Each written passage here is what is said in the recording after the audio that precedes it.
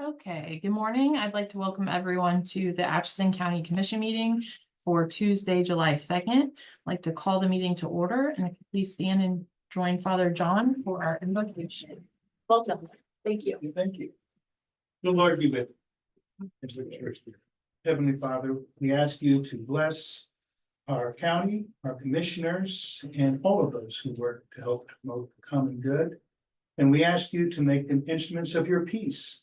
Where there is hatred, let them sow love. Where there is injury, pardon. Where there is discord, union. Where there is doubt, faith. Where there is despair, hope. Where there is darkness, light. And where there is sadness, joy. Grant that they may not so much seek to be consoled as to console, to be understood as to understand, to be loved as to love. For it is in giving that we receive, it is in pardoning that we are pardoned, and it is in dying that we are born to eternal life. Amen. Amen. Please join me in the Pledge of Allegiance. I pledge allegiance to the flag of the United States of America and to the republic for which it stands, one nation, under God, indivisible, with liberty and justice for all.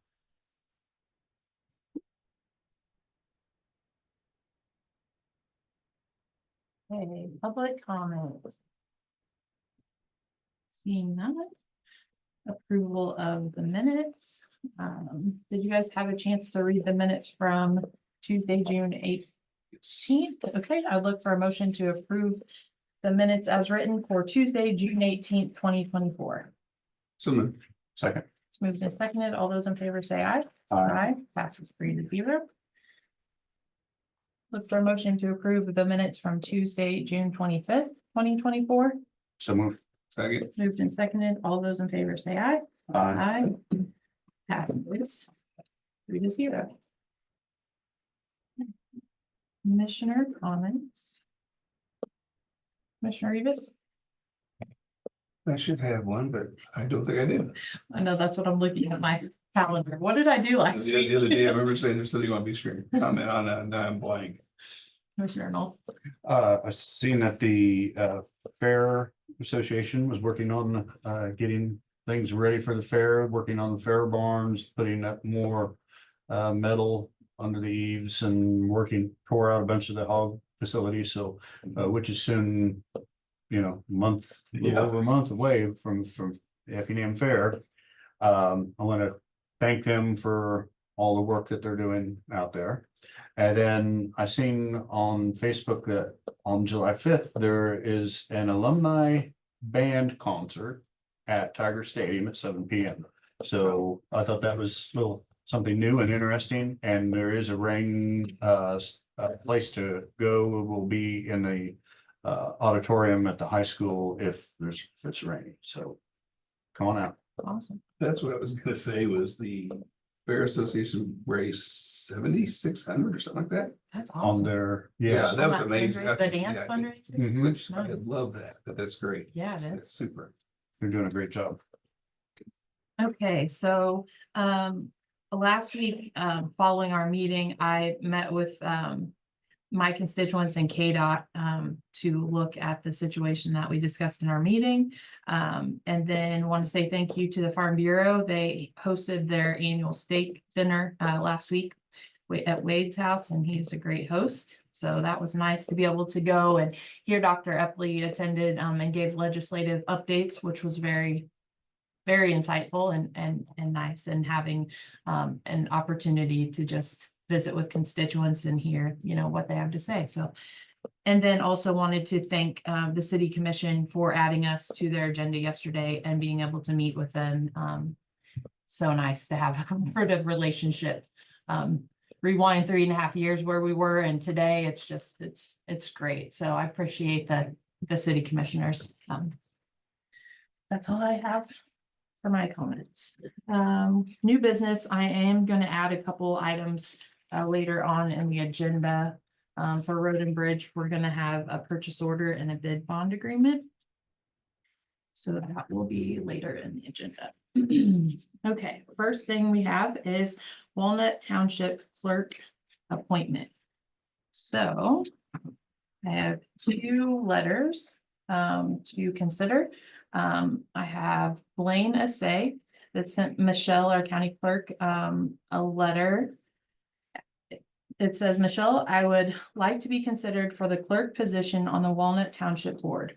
I've been a resident of the township since 2012 and was a member of and chair of the Airport Board for 2 terms, and I am currently serving my 3rd term on the Rural Water Board. I am a retired engineer and am interested in working with others to bring back the decorum and professionalism to the operations of the township. Oh, sorry. Yep. There you go. And then I also have a letter from Mary Jane Sowers that says, Dear Atchison County Commissioners, I'm writing to express my interest in the clerk position at Walnut Township. As a lifelong resident of Walnut Township, I have dedicated many years to serving our community through various board positions. My extensive experience and deep connection to our township qualify me for this role. I have been honored to serve on the Walnut Township Rural Water Board for 2 terms, totaling 8 years. Additionally, I have been a past member of the Walnut Township Board for over 12 years, during which I have held a position of Secretary Treasurer. My commitment to the community service is further demonstrated by my tenure on the Walnut Township Fire Department Board from 2009 to 2023, also as Secretary Treasurer. Moreover, I have dedicated 38 years to the Walnut Township Election Board, serving initially as clerk and later as supervising judge. These roles have provided me with a comprehensive understanding of our township's needs and operations. My experience is governance, financial oversight, and community engagement has equipped me with the skills necessary to contribute effectively as the clerk to the Walnut Township Board. I am passionate about promoting transparency, accountability, and collaboration within our community. I look forward to the opportunity to discuss how I can contribute to the Walnut Township Board. Thank you for considering my application. All right, well, I will make a motion to appoint Mary Jane Sowers as the Walnut Township Clerk. Do I have a second? I could support either one of them. I think either way we go, we're in good shape. So I would not, I'm for the other candidate, so. Okay, so do I have a second? it might be good to change things up a little bit out there and someone new. I know Blaine, he'd be very good too, so. I'll support Blaine on this, I think. And Mary Jane's still gonna be a resource. She'll still be involved. Okay, so I don't have a second. Is that what I'm hearing? So I'd move this, for Blaine to say to be clerk, right? Is there a thing? Yes. Yeah, Walnut Township Clerk. And I would second that. Okay, all right, so it's been moved and seconded for Blaine to say. I'd like to have a discussion. My recommendation was based on several phone calls and stopped me in the streets of people in Walnut Township promoting and supporting this application of Mary Jane Sowers. I did externally go out and try to get input on Mr. K.S.A. Hey, we have an applicant, he talks about professionalism, like super excited in trying to get that. And I have not found anyone that knows who he is. So I guess for me, I was recommending that we would do Sowers based on feedback of the township. But I think it's definitely very important to let Mr. K.S.A. know, like, he should get out in the community, right? And like meet people, because that's exciting. Like, I think his letter, hands down, he would be a good candidate. I was just going based on constituent feedback for my choice of where I'm at. So anyway, so moved, seconded. All those in favor say aye. Aye. Aye. All those opposed, same sign. Aye. Passes 2-1. So, I think they were both good Oh, candidates. they're both very I'm good. appreciative of both applications. the frustrating part of this whole thing is that we've now appointed all 3 office holders. And That's unusual. so this needs, with the election, it'll kind of ratify a couple of them. And we don't have to do this again. Yes. Okay. But then he counts it. Okay. Yes. So next on the agenda is the Atchison County meal allowance. Mark had sent us information on this. on June 14th. And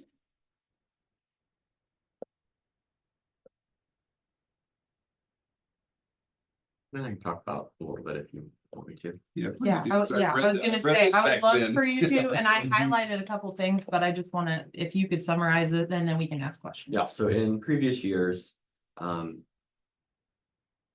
meal has been $15 per occurrence or $38 per day. For several years. And what kind of sparked this conversation was there's been a couple department heads that's come to Michelle's office because they are turning in the receipts for accounts payable and all that. And so they just want to make sure they're doing the right thing and following the rules. And there's been some meals at some places that's not lavish, that's been over 15. So, and we're talking like 15 and a half or 16, just to get a decent meal with a soda, for lunch, not even like dinner at a steakhouse or anything like that. So at the organizational meeting is when those rates are set, that the commission sets those per year. It's not in our handbook, it's based on what you guys decide. And at that meeting on January 8th, you guys decided to table it until budget season. With that though, I believe every department that knows that they're gonna do training or go out of town for training, they kind of already budget what it's gonna take for expenses and stuff, and some of their employees eat at the hotel for breakfast. So that way they can have a little bit more for lunch or dinner or something like that. So I don't think it's gonna change the department's budgets really, because they budget for what it's gonna take anyway. So it's just what you guys think is adequate for meal expenses.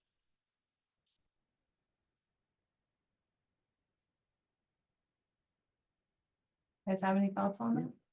So.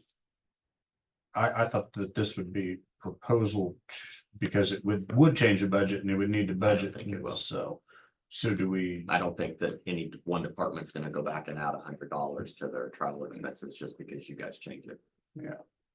so So based on the information you sent us from the state, this is $59. Mhm. And so, and the percentages show $8.85 for lunch, or sorry, $8.85 for breakfast, 15%, $20.65 for lunch, Mhm. and $29.50 for 50% of it for dinner. So, does anyone feel like that's out of line?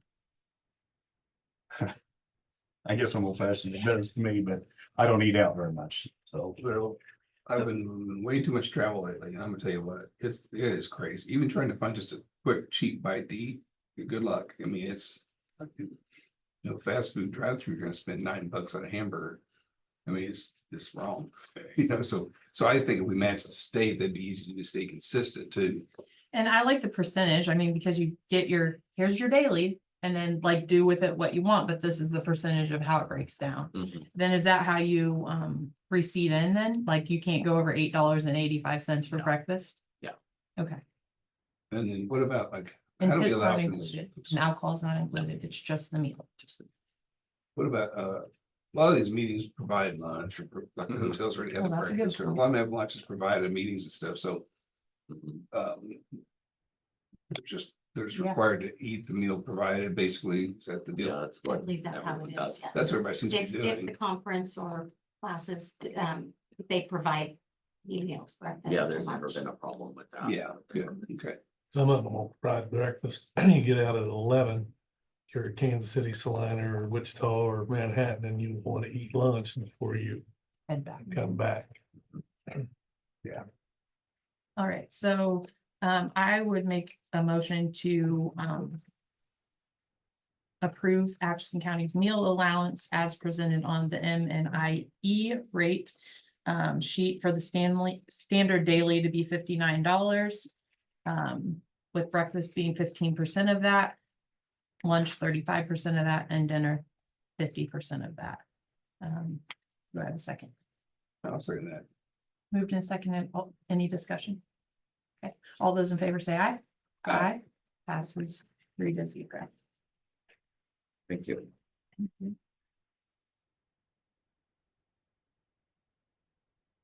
We'll let the department know. That change. Okay, so next we had talked about last week on ARPA expenses. When we did we allocated money for Memorial Hall to look at like their overall needs and all the things. Tuck pointing was one of the things that was recommended to us. And we received a masonry quote in December from Memorial Hall trustee in the amount of $269,398.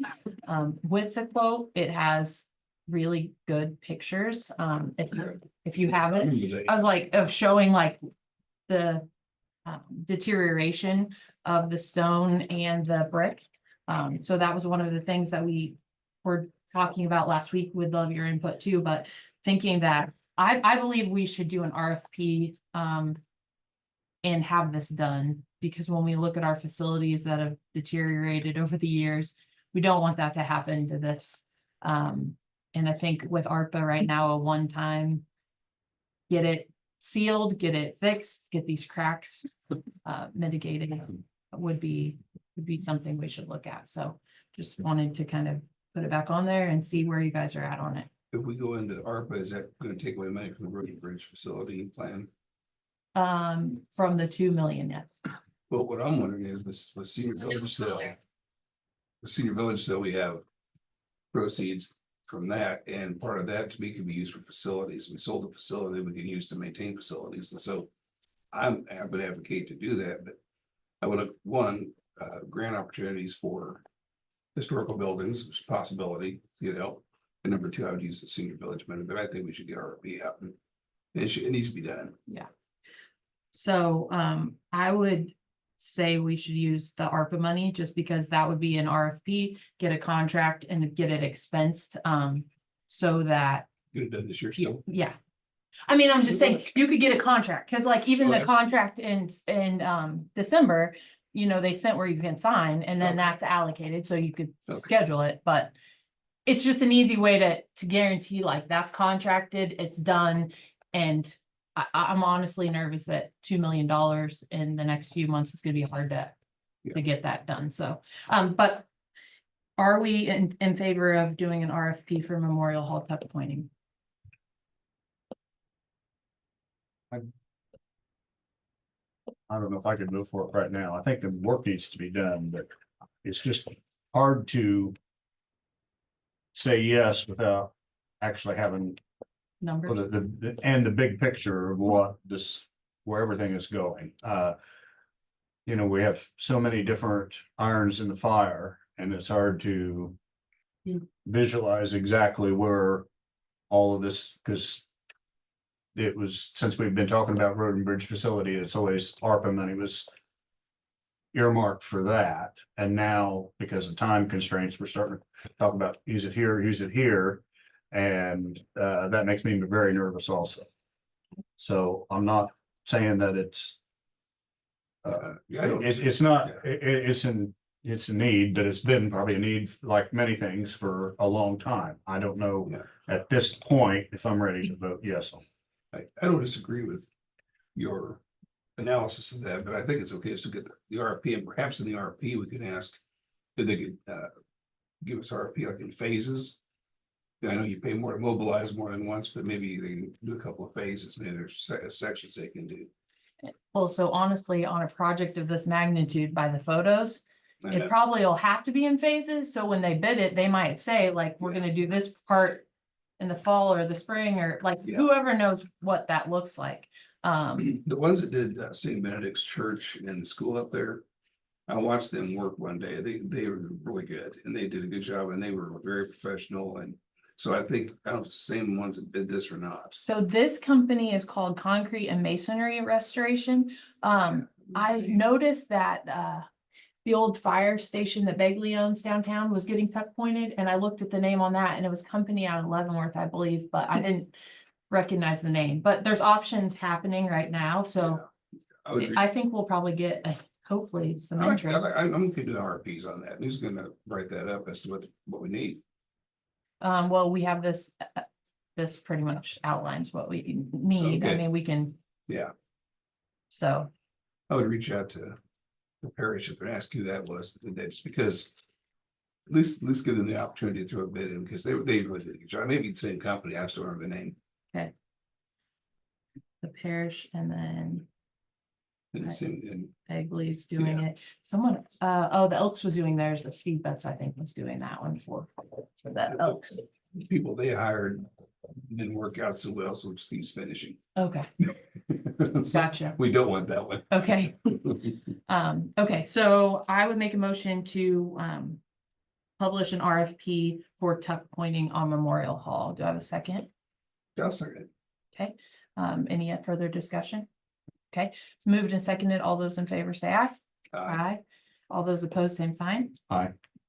Okay, motion passes 2-1. Okay, also, during the budget discussions last week, we talked about doing an RFP, for the county counselor, as a contracted position. Now, moving it to a contracted position as the job duties have decreased with the sale of senior village, lease purchases, bond counsel, hiring, a road and bridge engineer. Another thing after last week, I wanted to propose, when doing this is, I don't know that we need to keep the county counselor updates for the end of our day.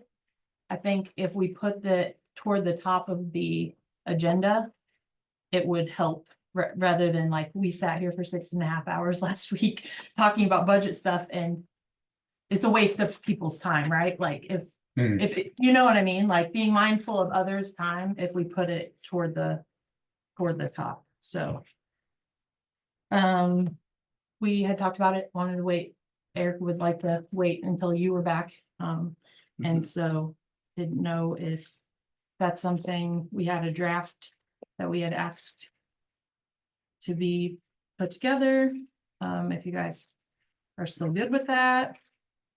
Well, I'm not comfortable moving forward yet with that. I think probably for at some point to have an executive session with non-elected personnel, discuss Okay, the position with county counselor okay, before I would move forward with that. okay. Okay. And how long would you like? It would be the next meeting or two, whenever. I mean, I don't know, 30 minutes, I don't know. I would say 30 minutes. I think that thinking this over, a lot of, after having a discussion with the county attorney about difficulty in hiring lawyers, that I think that we could end up not having any interest at all very easily. So, and I think that was one of the things for me, right, when we're talking about budget and numbers, that was of kind of a peak for me of, okay, part-time with 20 hours, 84,000, and she was getting contracts for full-time, 72,000 for full-time year, annual. And so, again, She doesn't have one now. well, but that was her choice. That was her choice. But just what is required, bullet pointed, what does the contract look like? What's and getting bid. Okay, we'll have 30. executive session on it. Okay. Pat, did you have any, I know you reviewed it. Did you have any? Well, I sort of did. I had Okay. a problem with my laptop and I Oh, have a new one ordered. There were a few things in there that I think weren't really completely accurate. Like, for example, one I'm remembering at the beginning was the expectation to be present at meetings. That one looks like you're looking for maybe somebody that's completely remote, or you consider somebody that's completely remote. I've always considered being here to be one of the expectations. So I think you would need to clarify all of those expectations before you would send it out. okay. I had a few other notes, but I'll have them for you next week. Okay. Perfect. Thank you. Okay. Sorry. 10:45, appointment of we're running ahead of the schedule. Appointment of non-lawyer member to the Judicial Nomination Commission.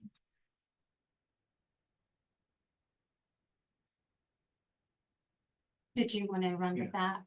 I know Well- you and I had talked, Yeah, I think we ran over it and I kind of explained it last week. I would think this might be something that you want to go select somebody rather than typically you ask people for letters of interest. I think this might be a position that you want to go select somebody where you're picking somebody. It is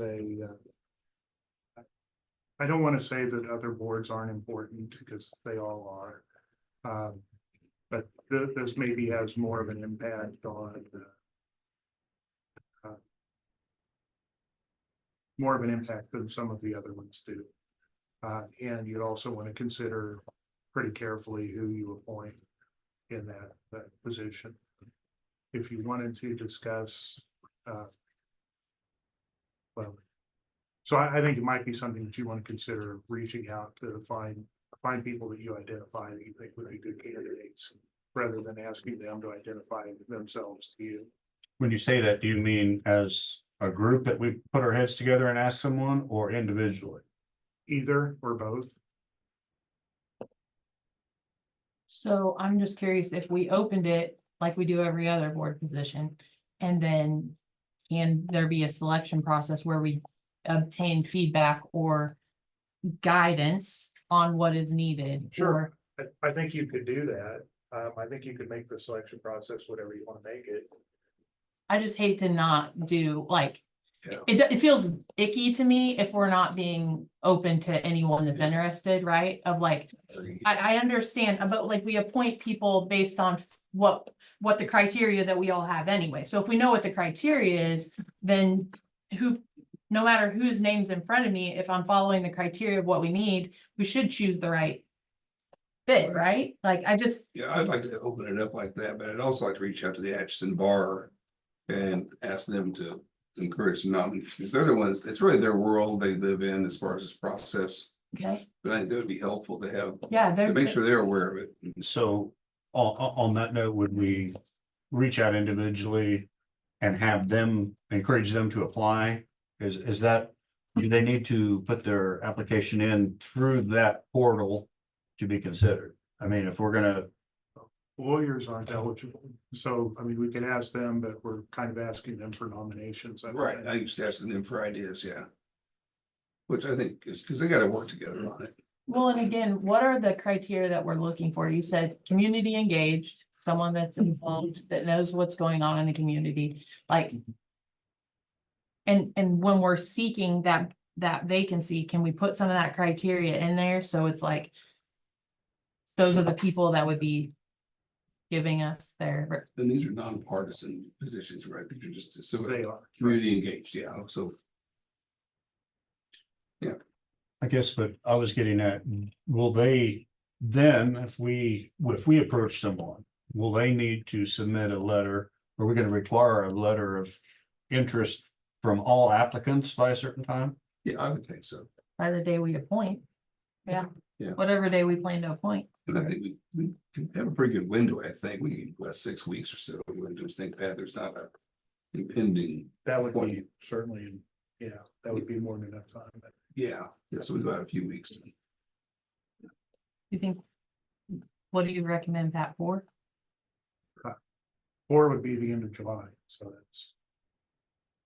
Yeah, whatever, it's just not 1 week, yeah, it's a little time. Don't know, we need some Yeah. time. Yeah. And Yeah, feels good. By July 31st, and then you take it up August 6th. That'll work. sounds good. We do a public notice and then maybe we can make sure. Can you make sure that gets steered towards some of the local? I'll get with Michelle. Okay, yeah, that'd be great. Oh, and I'll get it out to all the bar. It's one or two. It's, well, there are two, but there's only one of them that's open, right? Okay, There are two positions though. But the that's other- what I want to clarify. So this one open, okay. there, every 2 years, someone gets appointed by the commission for a 4-year term. Okay, But this one just was appointed, but is not gonna be able to okay. finish the term, so.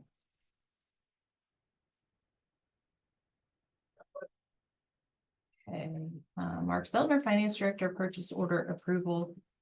Invoice for Atchison Senior Village prior to sale.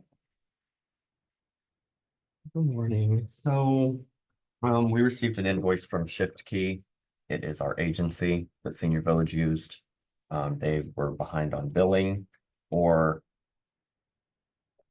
actually, I think what happened is they sent it to the incorrect people. So those email addresses that used to be used by Senior Village staff, they no longer work anymore. So it kept going, and either wasn't getting a bounce back email, or the facility wasn't explaining it right or something. Anyway, so we have February 25th through February 29th of CNA, LPN, and RN agency costs. The total is $5,517.98. Whether you want to pay it or not, but it is services that they did work. It is legit. It is. Okay, so I'd look for a motion to approve the Atchison County purchase order out of Senior Village in the amount of $5,517.98 for services performed as recommended by the Finance Director. So moved. Sorry, Moved and seconded. All those in favor say aye. Aye. Passes. or if you thought about reaching out to any other agencies just to verify that. No, I can. I can do that. Bad idea just to reach out. Yeah. 'Cause That the agency dealt with the Yeah, I one can do thing I that. think would be easy to. Get lost, suppliers and all that, that's all pretty clear cut, I imagine. Yeah.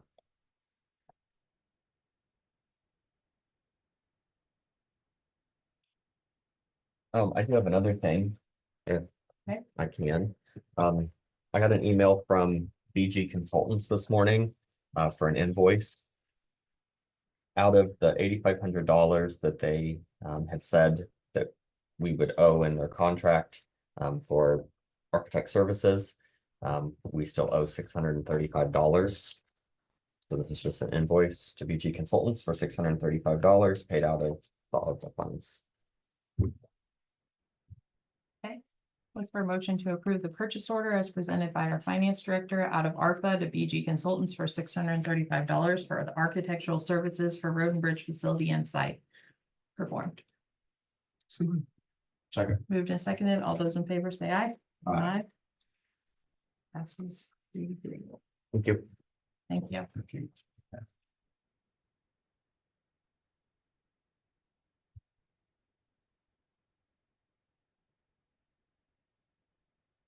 We are about a half hour ahead of schedule, but I believe everybody's here for the 11 o'clock discussion.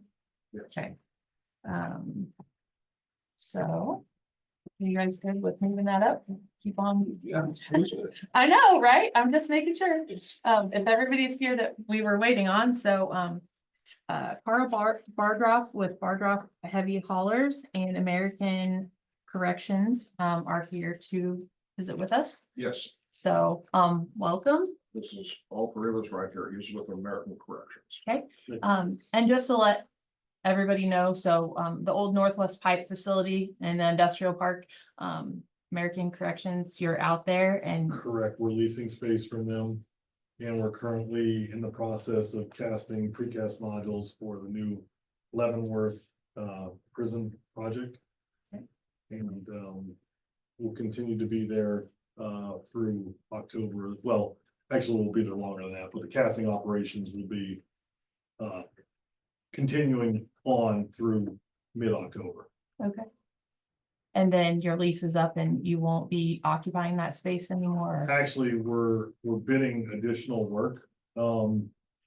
There's several projects that geographically fit very nicely with this location and Great. and I'll just say this isn't me. This is sincere.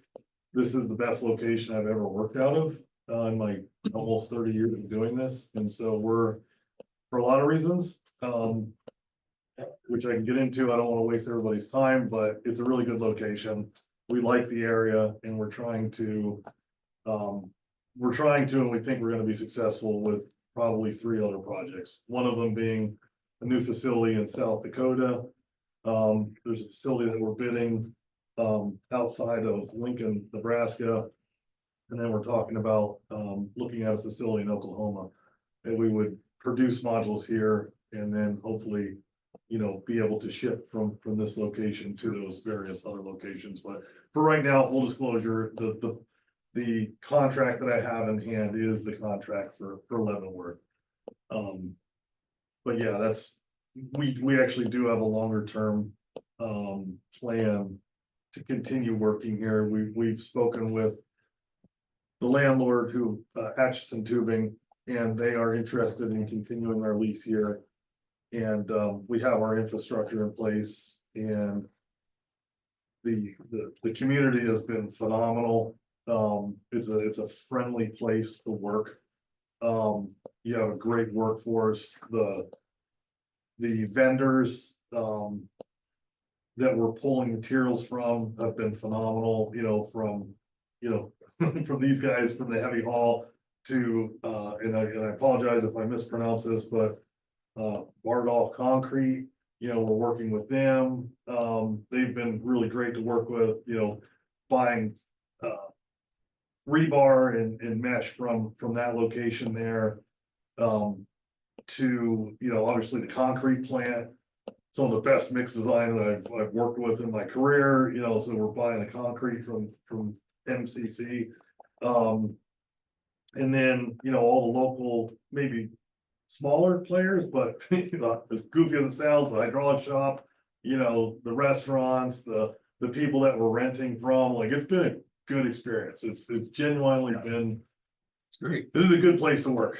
I commend all of you in just having a good community. It's nice. It's nice to hear that. Yeah. Yeah. You're not the Chamber of Commerce guy over there. Yeah, and that's coming from the heart, because like Yeah, I said, I I've appreciate it. worked all over the US. And I will come back here before I'll go anywhere else. That's neat. Thank you. Yeah, Yeah, that's awesome to hear.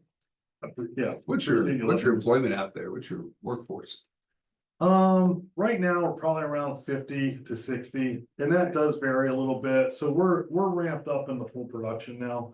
So we have, and I invite anybody who, if you have any interest, love to show any of you through the casting facility and to look at the precast modules themselves to get an idea of what we do.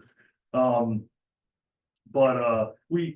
our process involves bringing steel forms in to cast these modules, and for this particular project, there's 3 steel forms, and that they take a little bit of time to manufacture and then mobilize on site and assemble and get into the production process. And so early in June, we mobilized our last of the 3 forms. So now we have all 3 forms casting. All the fit out operations are occurring here. So after the modules are cast, there's like I said, there's a finish operation where we water blast the inside of the modules, we patch them, and then we apply a paint coating there. And then we outfit the modules with fixtures and furnishings like the plumbing fixture, mirrors, the glass, the doors. So it's the intent is that when these modules leave here, they're just being picked up by a crane and put into place. And that's basically what we do. That's what I've spent a career doing is, it's a concrete module. So it's somewhat similar to a trailer, in that, except, it's not a trailer, it's a really heavy duty concrete module used in a corrections type environment. But with us doing what we do, we can be performing our work while simultaneously the work on the site is progressing, so that when it comes together, they have a building much faster than they would if they were building it all on site. So, Yes, that's fascinating. Yeah. yeah, I'll be out. yeah, that's awesome. And we're working I'm actually renting the building from Linda Butteroff, next door to Butteroff Concrete. So that's where my offices are. Okay. If anybody wants to come out, just stop in. I'm here pretty much full time. I am going home for the 4th of July. I haven't been home for a couple weeks, but, other than that, I'm pretty much here. I'd love to show you around. Open invitation. Awesome. Sounds good. All right, well, you want to go? Here And we are. Yeah, here we are. So now we got to figure out how to get the modules. Well, Right. I'm sorry, Carl, Well, no, go if ahead. I could just add that, I am in a little bit of I have a problem. I'm just being honest with you, because when we bid the job, we didn't know that the bridge was going to be taken apart. And so that has presented a significant challenge for us internally, which is why we're here today. So I'll apologize off the bat for having to come and ask what we're gonna ask. Like, that wasn't the intent, but I'm kind of between a rock and a hard place, and that's why we're here today. So just with that, Carl, no, you. You What want we're to ask, might be asking, better for the mic, you want to sit up here? It'd be great. Okay. The mic picks you up better. Carl, come on up here, because this is my son who kind of, he's my boss now. Okay.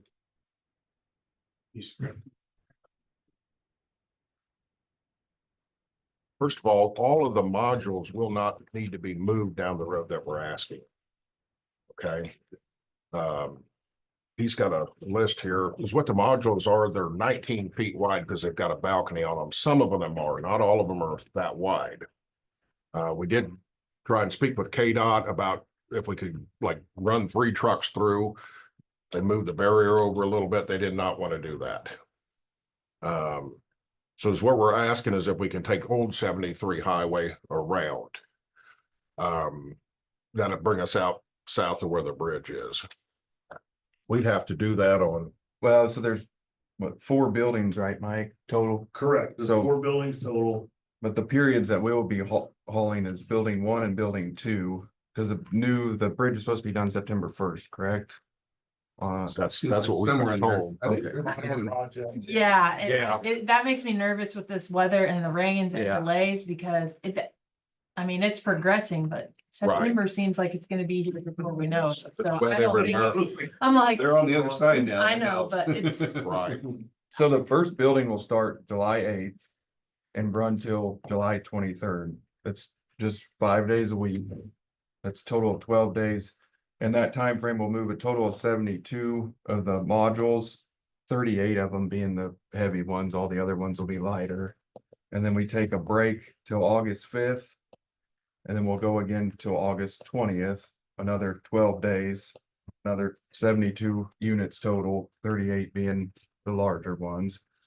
And then we stop all hauling and take off again September 23rd. So we won't be on that route as much, I think, as what everybody thought when this all begun. Looking at the schedule. How many loads? Well, they'll 144, I believe. Okay. That's what I thought I saw. and then the rest of them, the bridge will be done by then and we'll be back out on the highway, hopefully, and not messing with Atchison County no longer. And all our axle weights are legal. In fact, they're way below, what you can Kansas. actually legally run. It's multiple axles. We've got some trailers that are trunnion trailers, so they've actually got 5 axles on them, but they got wheels that go all the way across. Right. So it's a trunnion type trailer, they call it. I think we figured up the axle weights were only like 14,000 pounds per axle, so it's spread out. It's legal to run in Kansas. I mean, we've got Kansas permits. If we cannot go that way, and the Department of Corrections, of course, is under a timeline to get this done. Kansas wanted to route us all the way out to Perry, Kansas, all the way around through Tonganoxie, all the way back up 73 highway. Yeah, it's And I tried telling ruin Kansas, I'm our like, timeline for this job. Plus, the shorter you can move something like that, the safer it is. You know what I mean? You're not exposing the public to, over 100-mile route. How complicated would it be just to go across the Missouri River Bridge? You can't. Not. You can't. For one thing, they have never rated this bridge up here in all these years because we get permits every day. You cannot route it across that bridge. They have not got a weight rating on it, so they won't give you a permit.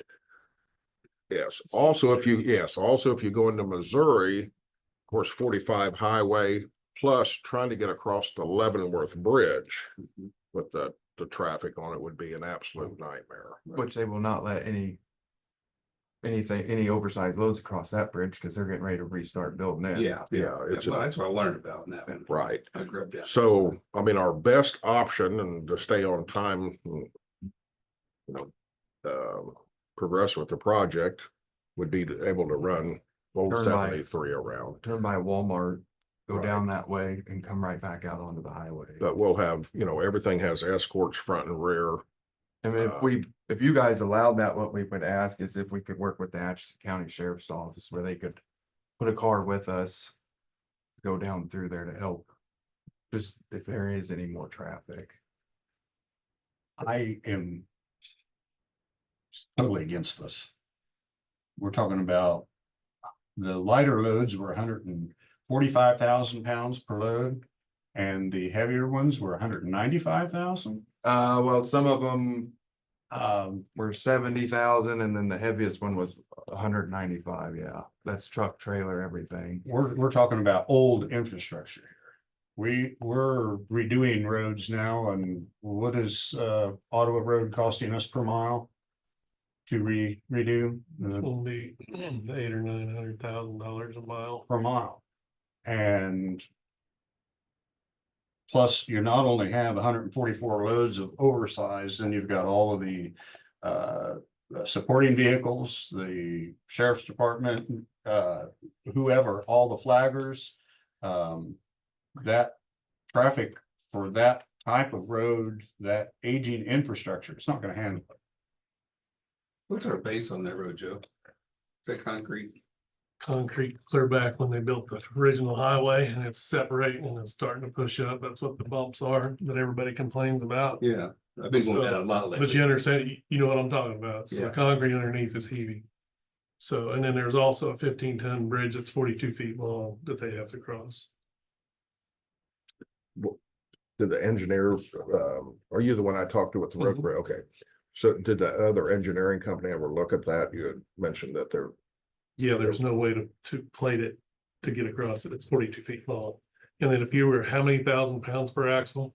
what Would did you we say come up to? 15,000? 14 Around- I believe. Yeah, it was like Okay, a so heavy- you're 40, so you're 50,000. 42 feet long. How many axles are gonna be on that bridge at once?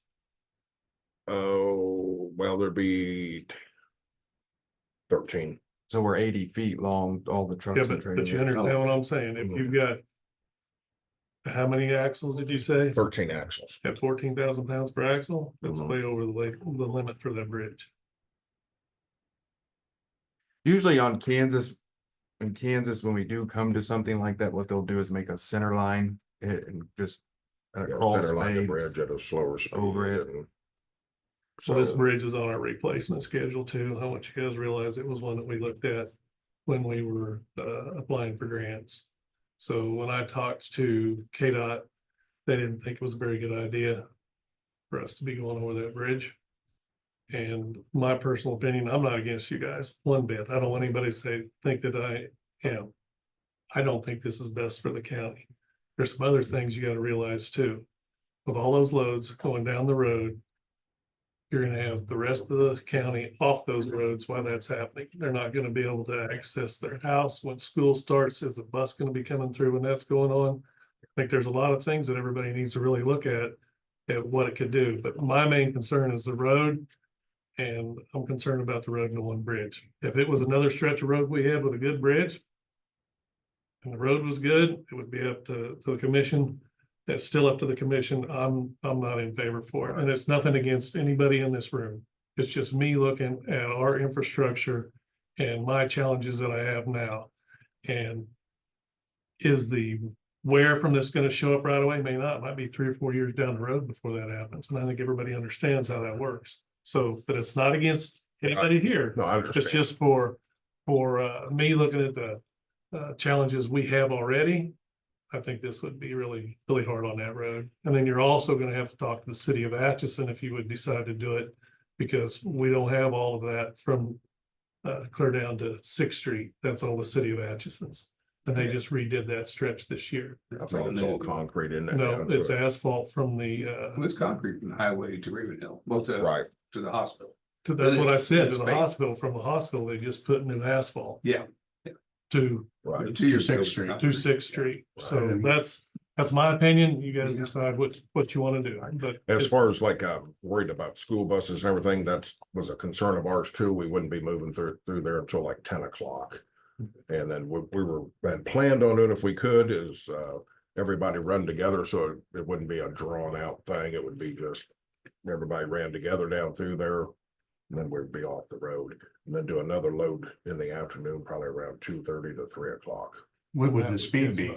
Well, I'm sorry, What's the speed on? usually, you know, 25 mile an hour 25 down through mile an there. hour, you know. So, I So down New I just can't see that this just would be a just the good bridge thing. under construction is your only challenge. that's the only problem. That is it. And the modules are, Yeah, what's the your, trailer that we're actually hauling on is 12 foot wide, which So it that spreads the that weight out. spreads the weight out quite a bit. Yeah. Like I said, it's legal, you know what I mean? We're not asking for like a super load permit where we're going above and beyond. But, the problem with it is they've got the barrier down to 11 feet. They did not want to move the barrier over any because of the guys working there or whatever. There's Right. certain things that they couldn't do, they said. So, this is what we wanted to do too. That is a controlled, you know, access. They've got stoplights on each end. Just shut it down or whatever and everybody go through there at once. But, they had looked at it and were worried because they didn't have enough room to move the barrier over. So, I mean, how are we even considering with the bridge limitations? I mean, shouldn't that just completely knock this out? We do this a lot for Evergy. And there's a lot of times an engineering firm will come back in and actually look at the bridge and say, I know it's rated for 15,000. Here's what it can actually do. And a lot of times they'll go ahead and let us cross the bridge. Well, there'd be a difference between a single crossing or one or two, but we're talking about 144 of those heavy loads. Right. You know, anytime you have repeated constant pressure, it's not a one-time deal. Right. So I That just bridge, can't, I wouldn't even consider it. that bridge will be, when's it scheduled to be replaced? You know, or What No, we do is we evaluate the bridges and it was on the list here of ones that we applied for. So we felt like it was in enough shape that it needed to be on that list. So we have bridge inspections done every year and everything. even if it was steel plated, I guess they wouldn't consider it or. Well, what is a steel plate really gonna help on the overall weight when it's 42 feet long? We've been in on haul routes with Evergy and everybody else on a small Mhm. bridge. Right. There's things you can do, but one that's that long really limiting what you can do to span that. Right. Can I ask a couple questions? Are there any other alternative routes that would be applicable? I mean, you know your roads better than any of us. Like, are there other routes that can detour them around that bridge in a efficient manner? I guess, I mean, do you want to send them down Ottawa Road to Potter and go through?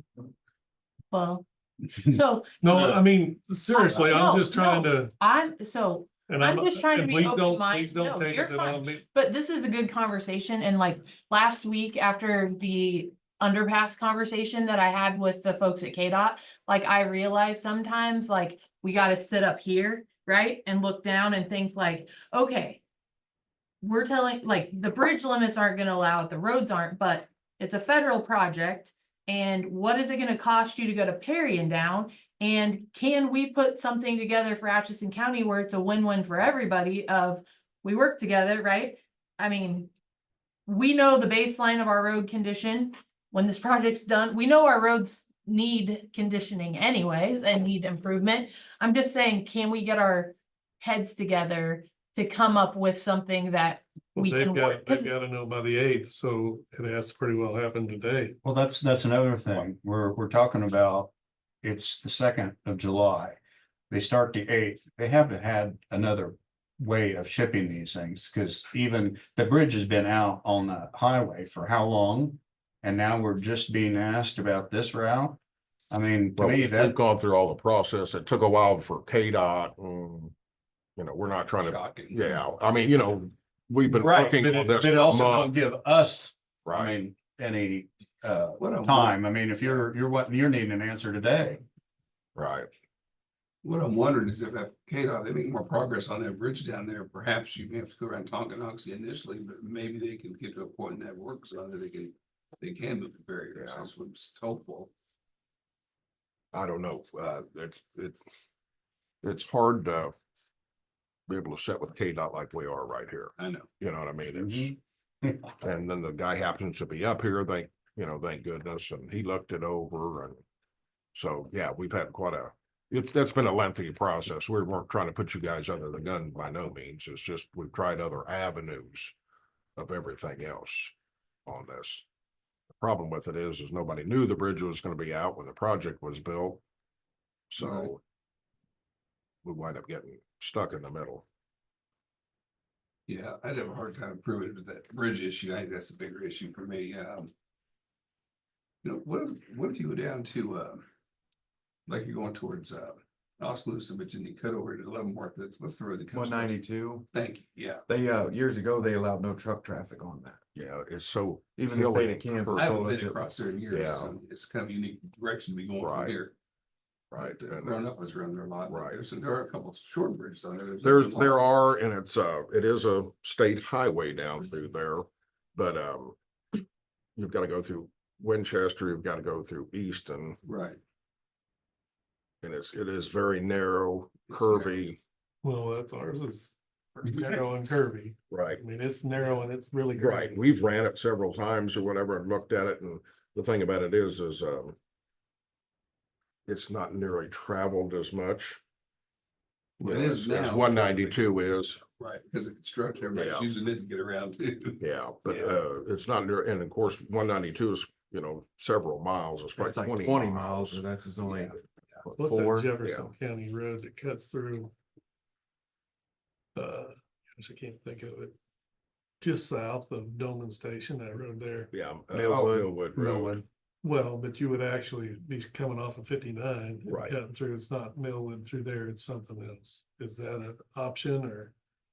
Yeah, that's in Leavenworth County. No, I'm That's- talking about Jefferson County. If Oh, you is go, if you go to Nortonville and you go south, like you're going to Oskaloosa, and you first road that cuts through. Yeah, Rogers Road, Rogers Road. Okay, Oh, Is yeah. that an option? but that's, That's not our county, but I mean, is that an option? I guess I'm just trying to, yeah, I don't know about. I don't know what their bridges are like. I know their road is a lot better road than what we have, right. but that might be an option if they would be okay with it, but because I don't think we want them, I don't think we can get through Rooks Road and through that little bridge and over to 234th. I just don't think, and they can't turn in that corner. It'd be horrible to turn. Where would that be out here? Like you're talking about running one of the side access roads up here in Atchison? Yeah, but I just don't see how that gravel road would handle that either. I don't think you can get through the bridge. You know, right No, there, I'm not where- familiar with it. but Is that the one that would come out up By by the St. church? Pat's Church? yes. But you would, Yeah, I just don't think that gravel would I work. bet it wouldn't hold up. So Ottawa Road, we've got the new bridge way out south on Osborne, I guess. And it could handle a load. But the road's horrible. I I mean, know, that's my 20 question. miles an hour. Yeah, 20, so what's the base under that? We've done some quarter drilling. horrible. Okay. So there's no That's why we concrete. keep patching it. But But I mean, so is there something we can negotiate with you guys as far as dollar figures to put toward? We're replacing the road, like we got cost share, we're doing 2 miles and we're gonna keep on keeping on. I mean, money talks, right? Like, Right, we're well, sitting here saying, that would be no, up to- no, I but mean- can we get something to where we know the condition now? And I mean, I don't know, I'm just Right. trying to throw out ideas of starting a conversation of, we know the condition of the road. It's gonna do nothing but deteriorate after this. but we also know where we're heading. I mean, I don't know, I'm just trying We're to, also getting into harvest time for part of that. That's a major yeah, that's grain true. route. That's too. a true story. And so Sherman's gonna be the same. And way, that is one especially thing if the too, bridge I know goes. it sounds crazy, but I know we look heavy with all our axles and spread out, we will do less damage to that bridge than any grain truck. Yeah. Them grain trucks are way more heavier per axle than we are, and they are doing more damage to that bridge than we will. I know They'll it be sounds running 20, crazy. You know, it's easy but- for them. I mean, I was in tow service forever. That's why I'm familiar with everything on the Atchison. We were in there all the time and I would make grain trucks. You know, I towed across the scales. We're 110,000 on 5 axles, Yeah. you know. So Nobody's nothing ever- against farmers, but that's just the way it is. Nobody's ever over there. loading. That's right. Yeah. I know the farmer that comes out of my field, I see his grain ticks. I'm like, wow, if I tried that, I'd be under the jail, you know, so. But is there any way that you could pay like a tariff for each load that went down there? And that would be, again, Right, this man here is the one that's paying the bills, right. but we've got the Department of Corrections breathing down everybody's necks too. That man was not able to make it to the meeting this morning. Correct, yeah, the FPOP wasn't able to make it today. Yeah, it was serious enough that he was wanting to come to the meeting and talk from the Department of Corrections, so. Well, if that bridge fails, not only, I mean, halfway through, you're still gonna be in the same boat with the rest of the loads, plus we're gonna be sitting there with an inoperable bridge. I don't see where plating is gonna help a bit with that span. I mean, I don't know what else could be done to that, even just to mitigate that portion. We've got, we've actually got it out on, we've actually got a portable bridge that is span and it's been rated by but you'd have to put approaches on each end. So I'm just saying, it would be different than steel plates. It would span the complete bridge, but you'd still have to have approaches on each end that tapered for normal traffic to drive it. If that makes sense. So it sits on top of the existing Yes, sir. bridge? Yes. Get beams under it. Oh, yeah. It's It's been rated. rated, well, for a 30-foot span, it's rated for 86 tons, so. Yeah. Which is plenty. I mean, we rent that out to Evergy and to wind farms and that sort of stuff. So That's up to the commissioners what you guys want to do. And then, did we ever, this is very minute, but it is part of it. We got the check for the permit. We still have not got the $300 check that goes with the permit. okay, That's something that that could had be to taken be, care of today, but I didn't know anything about that. Oh, I thought once you guys approved it. that we no, had to pay for it. that comes with the permit. Okay, So just so you guys know, but this is a commission's decision, so I'll let you guys decide what you want to do. I know you guys are gonna be redoing the road at one time. Is there any way that, you know, we could? But then again, this is up to Mike, pay a tariff per load to go down it. You can apply it towards the repair of it.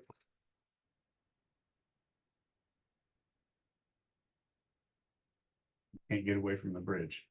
I What if we mean, put a bridge jumper out there? You mean the expandable bridge Yes. over the top? So Yes, how sir. would local traffic navigate? They could still go over it. They would just have to put up some slow signs or something and. Right. Yeah. It's more of a ramp. doesn't it? Yeah, I mean, that'd save your bridge from all the grain trucks at the same time this year. Give it a picture of one of those. the jumper bridges. Yeah. I think it's just Google jumper bridge. But We do in this, the one that we've got, I mean, I think I've been over one. it doesn't have, what they usually do is put it down and put gravel. I mean, we could have one that had actual steel approach to it or something if we had to. It looks just like that was 12 foot wide and, 40 foot long and, but it's all steel plated on top. There's no holes anywhere. You can ride a motorcycle So across we it, a got to narrow bicycle that across bridge, it. still one main bridge. Picture of ours. Found a picture of one by itself. Oh, here we go.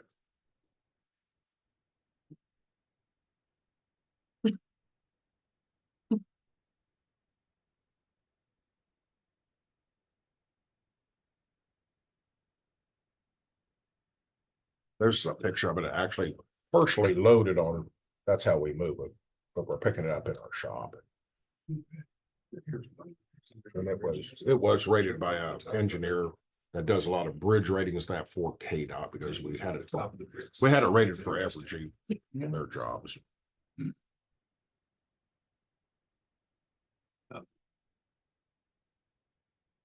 So I mean, that'd be an option too. We did the jumper bridge and then we'd have to have some kind of agreement on damage to the road because that is a lot of loads. And yeah. We probably Which could- I think we could put something together, I mean. That way it protects us, right? yeah. There'd be additional costs for some signage and all that and. Right. But it's the sheriff, did you get your own pilot car? We have all of our own pilot cars, okay, certified pilots. Yeah. So, Understand that. yeah, we have all Does it of want to that. front end back on that? Yes, So your speed? Yeah. yes. Yeah.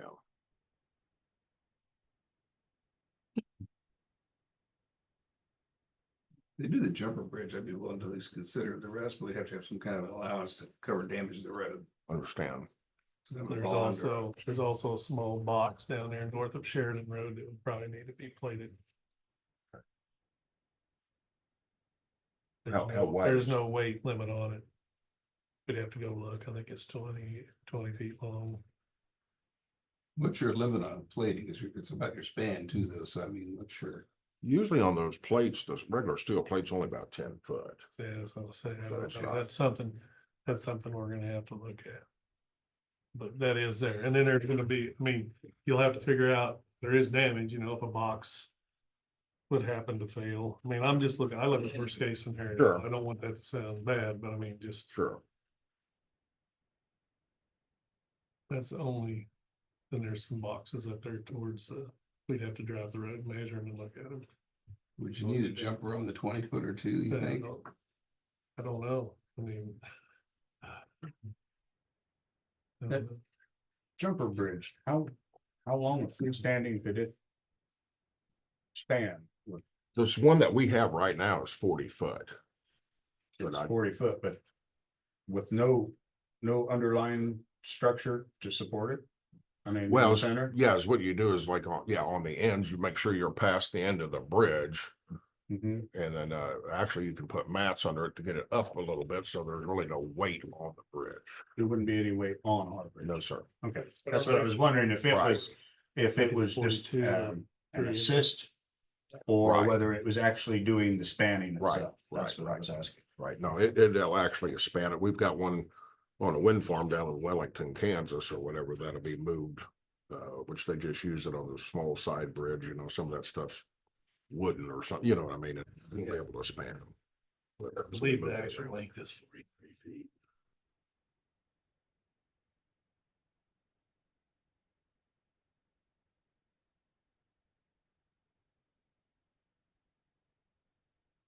If you put like a per load price or something on that, I mean, Mike, are you against something like that? or- No, I'm not against it. Yeah, obviously, we gotta see what the price is compared to going all around. Sure. You know what I mean? But no, I'm not opposed to that at all. Okay.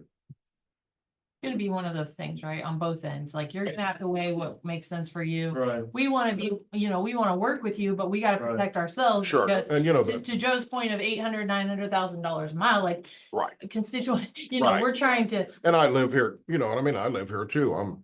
That's why we're Yep. here whenever we Right. but it's. don't want to be the bad guys, I you know what I mean? certainly don't wanna do anything that, Yeah, he plans on being here for a I while. don't wanna destroy a bridge, I don't wanna destroy a road, I really don't, I would. Well, I Just- appreciate you not a guys good even, day. even listening Yeah. to us, honestly, cause I get it, like, I'm not, And it's turned into a nightmare for it's just us turned into a because, nightmare, so. it's so much easier to go down 73 highway and you got a couple hundred feet that you can't go across, so here you go. Probably in October, you're gonna be okay. Oh, yeah, Like, so Hopefully. it's really just a Hopefully September. September, I'm hoping. right. Structure Bridge be length done. is Well, yeah. 43.2 and span length is 41.7. 41.7. Span of the structure is 43 feet 2 inches.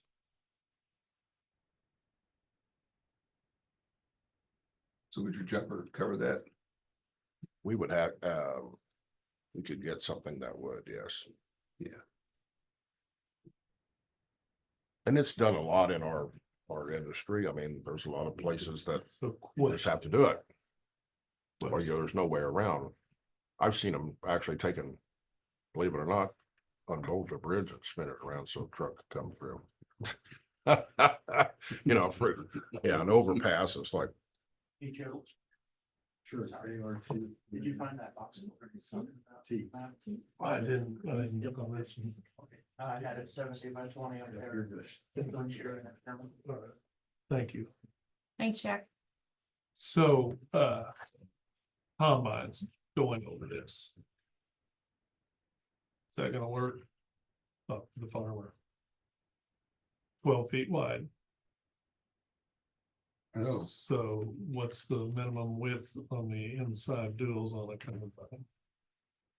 I have no idea. it just depends on the combine too. I mean, 'cause Yeah, I some know. got rice tires on them or some got duals or. I know that wouldn't work on the one that Mr. Brock's had was wider than that. But see, I think we're okay if they overhang the outside dual, but will the inside duals, are they 12 feet wide? I don't know, And so they're wider. because if, yeah, I don't know. That's something else. And some of them I've got super singles or duals, so, you know, Most of, yeah. but I don't. And I don't know I'm what the calling a width- farmer, my combine is completely different animal than what we're talking about the big ones. So that's something to think about too. And I do understand the weight and everything that goes over it. This is just a different. If it had to be wider, we could probably get something that was wider. The normal ones are 12. But that's just something for everybody to think Right. about. Yeah, I didn't hear the 12-foot wide, that. Yeah, because the bridge is 28 feet wide right now. How long is the road closed to install the bridge and how long is it closed to uninstall the bridge? I don't The know. bridges that we've got, I mean, would have, honestly, I'd have to have, we'd have to call a guy that. It doesn't take long, is what you do is come in with a couple of winch trucks or whatever and actually set them there in place and. Yeah. Pull it Couple together. days? No, not even that long. Oh, part of a day. Yeah, Okay, that's right. That's just one of the close the road while you do that, so. But then you Right. transition up onto it, but have to be. and honestly, something like that, if we've got to that point. We could actually put it together at our eastern yard, transport it up here, so. It wouldn't take long at all then. Okay. But it would be there for 2 months Yes, sir. at least. At least depending upon when they get done. That's sir. Do you have a road count or traffic count on that road or anything? We would I'd have to go look at KDOT's. We don't have one right now. Do you have that? Yeah, I think I still have it from that bridge selection. Hold on. Well, keep in mind it's higher now too, with people going around. Right. And then when harvest starts, it'll be because they take that road anyhow. When would harvest actually start? That I can't, usually it starts in September. Some of them A do. lot of, if, on a real dry year, 108. last week in August, but, 108. what was that? 108 was the count. for But now sure. it's gonna be more. Mail route and bus route. It's probably darn near double that right now. So it's only, what, 108 cars per day? Average daily traffic is that's what we had. That's before they closed the other bridge and started working on it, so people are cutting around there, so it's probably double that. They yes. can't wait for 5 minutes. I think people are waiting. Right. I travel it every day and I haven't seen too many people diverting. I mean, the Really? light's not Yeah, long. It Yeah, doesn't. right. You gotta figure an extra 5-10 minutes. You're fine. It's Yeah. not, You're right. I hope it stays that way till the Right. duration, because it hasn't been bad.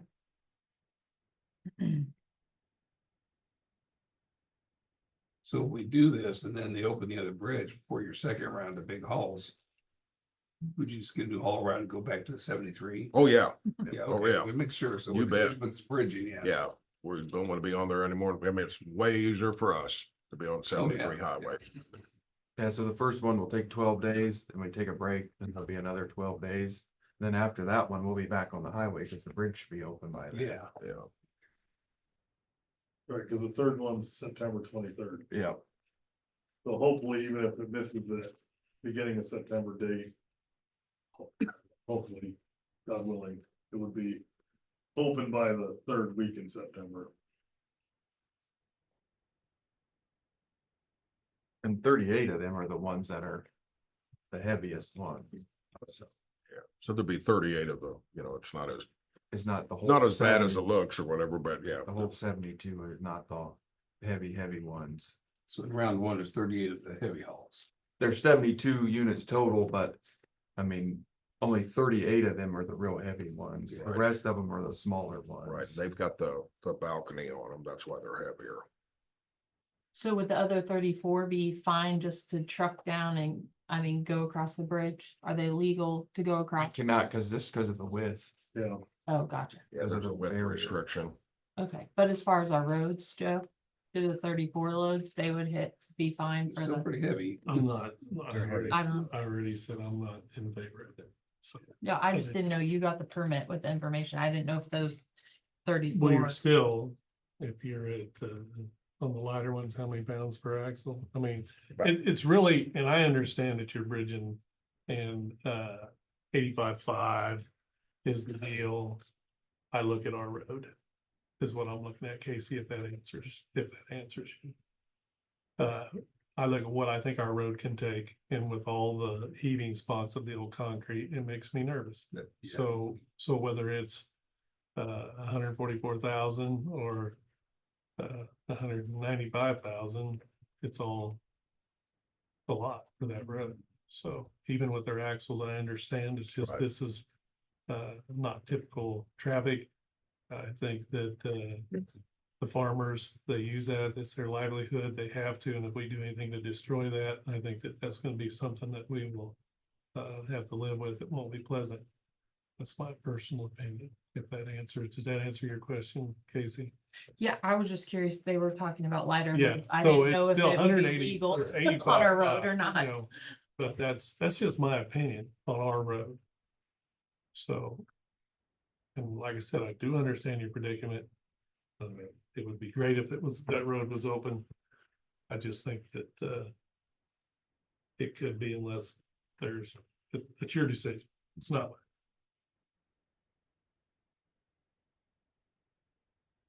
Well, we know the base under it's not very good and it's very old concrete. So I mean, the bridges, we solved the bridge problem, but I'm worried about the road. I'm with you on that, Joe. Not that I want to be accommodating, but I just think we're taking a chance to have a big problem.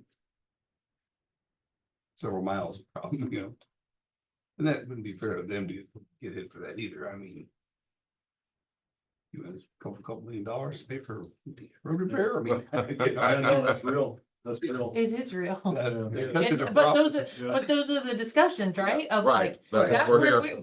that's the side of the table we're on, and let's try to, Right. We've been you working- know your equation of what makes sense Right. to avoid going to Perry. The So kids going all the way to Tonganoxie and then back over and back out. Yeah. And all the way through town. And at the same time that they want to start doing that, they want to start redoing the downtown Leavenworth. They're milling the concrete. Leavenworth does not have a traffic or a truck route. You come straight through Leavenworth. And they're So ready to that'd be start repairing that. real Yeah. quick question. So, I know The that really well. The Perry route, how do you get from Northwest Pipe there? so you'll come back 73, duck over the railroad tracks by Max's station or whatever. So, Go out 59 all the way down. so to the- there's a bridge coming out from KDOT on 59 That'll be first year. After the It's first January. year. January. Okay. So they'll be done by that. Then you guys will get a job at Topeka.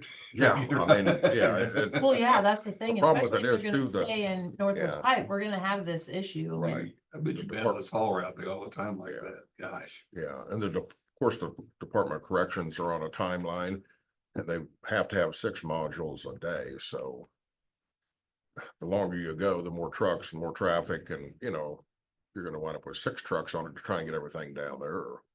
Yeah. So it'll be a nightmare. Have your federal people talked to the state people at all? Try to That's my question. I don't know if.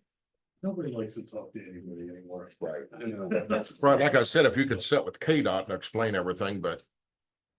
They're not as accessible, I guess you could say. They happen to be up here and looked at the bridge. I think you had made the comment. But you've been very helpful. I appreciate it. Yeah, I Uh, do appreciate you letting us just. but they had looked at it and were. nobody wants to make a decision. So it's hard for them to, say, yeah, we'll do that. Which, believe me, we kind of exhausted that deal before we came to you guys.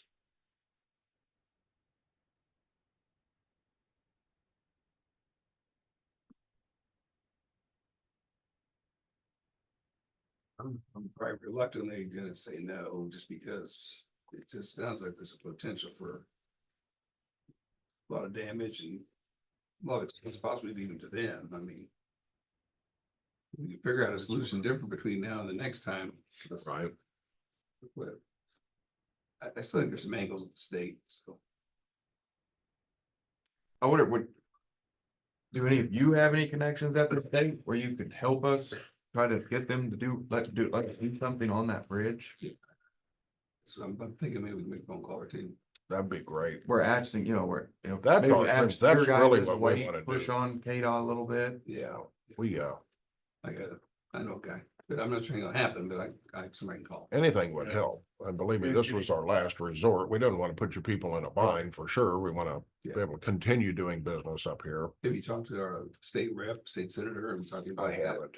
Okay. But that would be, Might try that too. I mean, and do you know anybody really that, yeah, we all. Yeah. If we could do that and, Or point us in the right direction. yeah, and We don't know what we don't know. Yeah. As it relates to, Right. maybe some people that could help us. Because we're really talking about for sake of a foot and a half. Yeah, that's You know, all. moving a barrier a foot and a half. Yeah. I keep going back to that. I know, it's just, Yeah, but like I said, that's a thing too, where whoever the person to talk to is probably a field person and they don't really want to right. And another thing we had go out explained their to way. KDOT, if they could move them over a foot and a half. And we'd be, say, 9:30 in the morning, we'd go Yep. through there at 3 with 3 trucks and come back at 2:30 in the afternoon, be there with the last 3, and then we're done. So it'd be Yeah. like 10 minutes out of the construction worker's day where we're coming through there, where they just Right. stop what they're doing. We come through. They might and not even take- have to stop. Yeah, You know what I mean? The Yeah, only if they're on problem the is like other some of side. them with the apron Right. is 19 feet wide. It would be on the work side, but and KDOT did say if we turned that deal around to the driver's side, they would let us go through there. But I'm like, but what about the other 20 miles of traffic coming towards us? right. So it needs to stay on the pasture side just for, Explain what you just said. so the modules have the walkway off the one side, the 6 foot. It's an overhang. Yeah, Oh, because it's okay. 3 stories. So KDOT's like, well, can't you turn that to the driver's side? And I'm like, we can, but then we're fighting from there all the way to Leavenworth with that on the driver's side with oncoming traffic. So if we leave it on the pasture side, it's hanging off, going over all the signs, you ain't got nothing to worry about. This would give you an idea. We Okay. preloaded one of them up there. That'll give you an idea. See that? Oh, yeah, yeah. See how it's hanging off to the side. Yeah. And it's way up in the And air. it's a It's lot not, safer, be hanging off the passenger side. Sure. Yeah, Especially- you couldn't come on, meet oncoming traffic. Well, yeah, then the truck would have to be over on the shoulder, which is super dangerous. On your Yeah. return loads, is your truck still over width? I mean, when it's empty, coming back for the next load? The trailers are The 12 trailer. foot wide, yes. Well, but that's still, it's kind of within reason. I Right, mean, I right. know how wide that the actual, like if there was a superstructure that was just as wide empty. Oh, as- okay. No, the trailer itself is actually 12 feet wide. but when they were working on the first side of that bridge down there, we were coming through there with those trailers and nobody had a problem with it. It's Because- just now that the other side, they've narrowed it down a little bit. Or I guess, I don't know, one lane's wider than the other, or Well, I meant. Oh, I was thinking of the overhang when it was all new, that side, it didn't cause any problems. So they poured their concrete on the first side. When they reset their barriers, they went back so they had room to work to tie their steel into the other side. Mhm. So at first it was over. and Further. If you look, you can see they've set it to give themselves room to work. if the construction company would have done the southbound side Yeah. first, when none of us would Right. be here. Right. Oh, that's a good point. Yeah, Right. so it's Yeah. their fault, none of ours. Yeah. Everything's been against us, so. Yeah. Well, or you can back your truck all the way down. Yeah. Yeah, well, we've done stuff like that. Well, just over the bridge. I'm not sure we're gonna turn around when you get past there. Then we would have traffic blocked, Yeah. but Interesting, okay. how about? Well, I know you need to make a decision or whatever, but we really want to go down 73 highway. So if there's any way that you guys could help us by talking to a state representative, KDOT, whatever you can do, Okay. it would make everybody's life so much easier. And you guys would be heroes too. Yeah, So- dumb question. When you're loading that truck, you're showing the overhang sticking over the right side. Mhm. What if you hauled fewer at a time and loaded it, you load in the other direction, so the overhang's like over the cab or? I mean, Maybe you have 30 fewer to feet load. wide then. Yeah, it's actually wider. So it's with the width, it's Yeah. brings it out, okay. I Yeah, wasn't because sure it's that- rectangular shape. I know it's hard to tell in the It's picture, but yeah, rectangular, Yeah. okay. yeah. I'm thinking. And see, you have to, because of that overhang to balance the trailer out too, it actually has to move over a little bit on the trailer. See what I Sure. mean, to set, Right, center of so, gravity, yeah. which that actually kind of helps us. We're hanging off the driver's side just a little bit But not now. as far as the passenger side. Right, Not as far on the, because what in the passenger side, you're really only hanging off 6 foot. Because the outside wall of the module sits flush on our trailer. right. So it's not as crazy as what everybody thinks at 1910 wide because of, You're being- 12 foot in the air. yeah, 12 foot in the air, you're floating over everything. And like, some of the people at MoDOT or KDOT they just didn't understand that. Yeah. So, And it's hard, because we can't sit there and just, like, I'm sure you got more out of that picture than the whole meeting, I mean, a picture, they just are hard to be accessible to. It's a holiday week, so you know how that is. I'm gonna be on the road this afternoon. I'll have time. Let me make a couple phone calls and see if I can at least. I appreciate screw somebody that. loose. Even if it comes to nothing, I appreciate you guys working. with Right. me, But you just sitting down with us and letting us talk it through. I don't blame you at all for your decision. yeah. And we still want to be here no matter what, Right. but it's like, we have a legitimate problem. We're looking for help. I understand you guys don't owe me anything and not looking for a handout. We're just asking for help where you can give it to us. That's all. Right. Okay. This makes me want to move to Atchison County because I've been commissioners in Leavenworth are like insane sometimes, we almost did a couple of years ago. Oh, yeah, it was, yeah. Oh, yeah, it's another world down there. Oh, it is, believe me, it's I've just been not following it for good. years. Yeah. Yeah, we All don't right. wanna take up any more of your time. Okay. Yeah. That's great. Whatever you guys could do. Yeah, thanks for hearing. Wish we could have. Alan's being humble, but in 4 months, he's probably gonna be our state representative. So you probably are the best person for some connections. Appreciate you taking your time to make those phone calls this afternoon well- for these guys. Oh, you So wait we around, Alan, tell them who you are. I nobody. That's why I'm not calling. No, All right, I'll step out with these guys for just a minute. Yeah, please. Sure. Thank you. great. Thanks, guys. Okay, guys. Okay, nice to Thank meet you. you. Nice Casey, to thank meet you very Yeah, much. bet. Thanks for being so open-minded Yeah. about no, everything. I appreciate 100%. it. That's what. Whatever they can do, should be. help. Thank you, guys. Thank you. Thank you. I'm gonna give them some information. but Yeah, just perfect. don't- Yeah, don't- we're don't wait on good. me. We We're have- good. We have, Yeah. Whatever we have Corey wants, I'll say yes. Oh, my. Scott wants, I'll say no. Okay, well, I actually do have a couple things that I was added to the agenda. So I have a purchase order from our road and bridge superintendent. That is for professional fees, or it's coming out of professional fees, I'm sorry, for $8,400 for the Ottawa Road Project Procurement Engineering Services.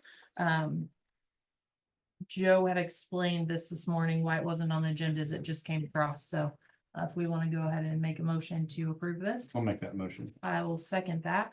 And all those in favor say aye. Aye. Aye, passes 2-0.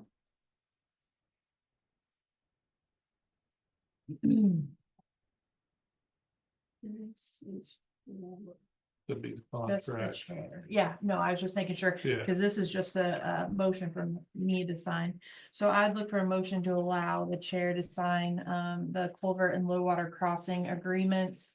As presented from our road and bridge superintendent. To answer the question that we looked at last week on the bid bond, is that was just overlooked, so it was a mistake, of why the bid bond was not done on this. So do I have a motion to allow me to sign these, agreements? There's 4 copies.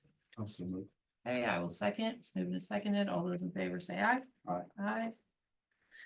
Passes 2-0, and I will sign these.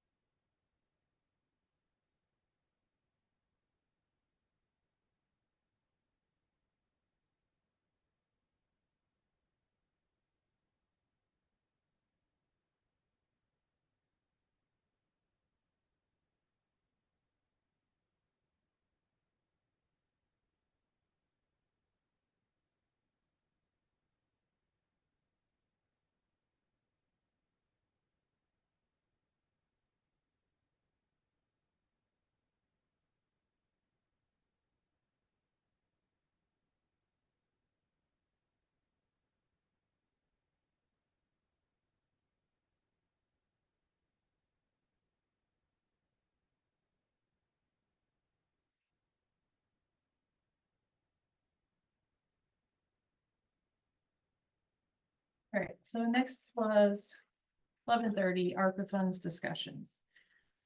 So when we went through our budget, um, last week, sorry, I'm trying to find.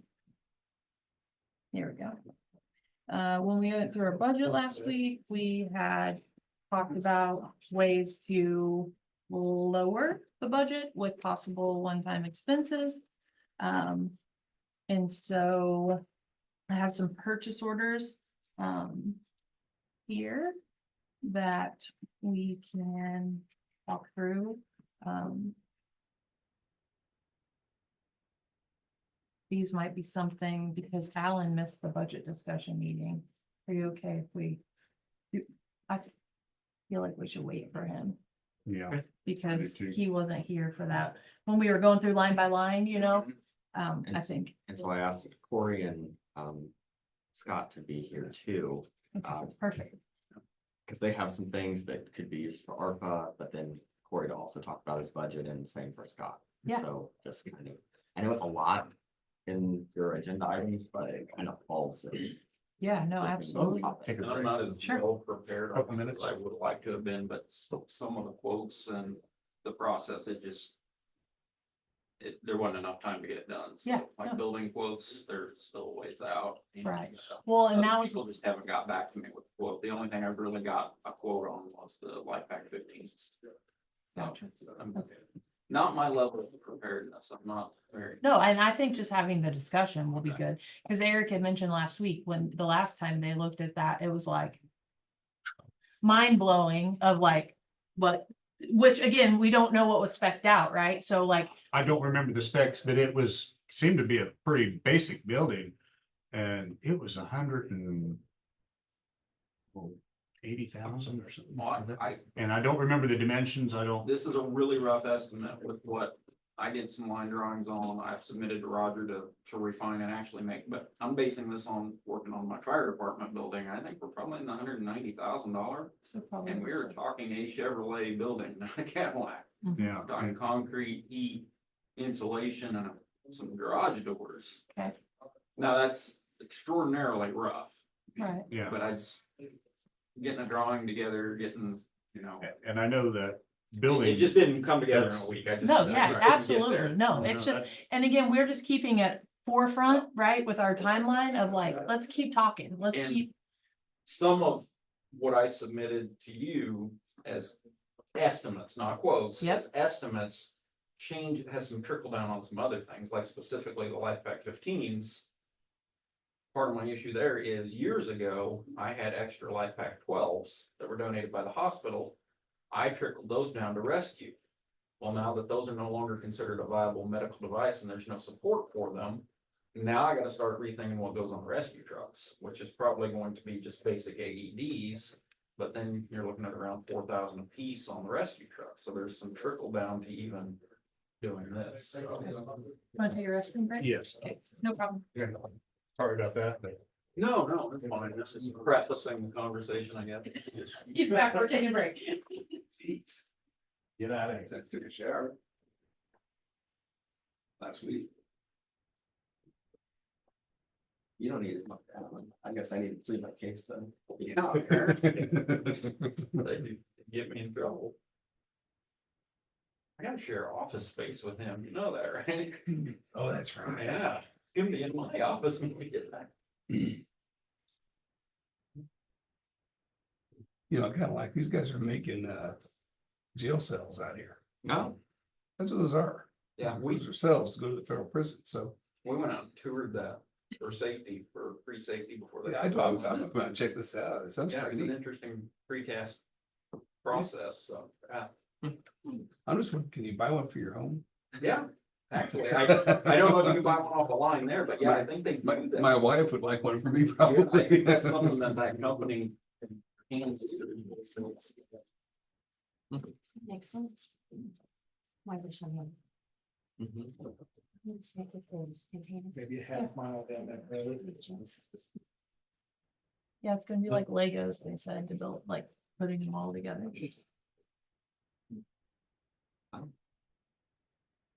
I hope they stay in Atchison County and keep producing them. That'd be That's great. great. That's wonderful. 100% wonderful. And it's nice to hear his feedback on the community, like, we feel that, right? Because we live Yeah, here and yeah. love it, but like, as an outsider, to hear he feels the same things, it's nice.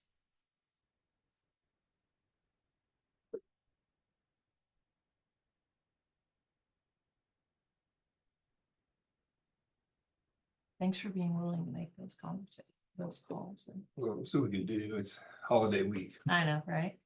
Yeah. Maybe irrelevant, but It is a whole week. holiday week. You know, when the 4th falls anywhere in the middle of the week, Yeah, no. it gets squirrely. So just to let you know, last week when Eric and we went through our entire budget, so everything line by line, and we identified areas of reducing the budget overage with like one-time expenses, possibly with ARPA.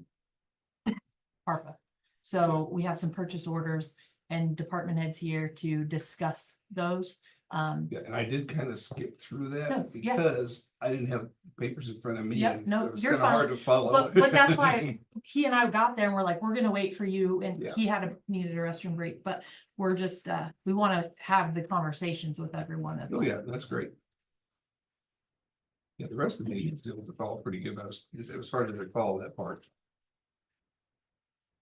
And it's nice, cause like the first one, there's a range, right, of like your machine, which one, so Yeah. it'll be good to have you, like, to have the conversation, so.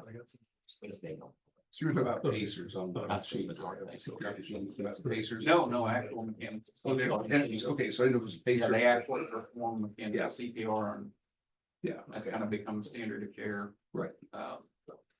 Human CPR, people initiating CPR, they tire rapidly. Right. And the studies show that any reduction in the efficiency of CPR reduces positive outcomes. So the standard of care is a machine that doesn't get tired. Yep. The other thing is when humans get tired and have to switch, we lose all the blood pressure we've built. So you have a refractory period in there where even when you put somebody new on the vest, it takes time to get back to that level of efficiency. So we do have mechanical CPR machines. They're just archaic and donated. Leavenworth County donated them to us years ago. And so that's one that we've been looking at. We've actually been looking at that since I took over, other needs to take the rest of it. How many of those would you need to?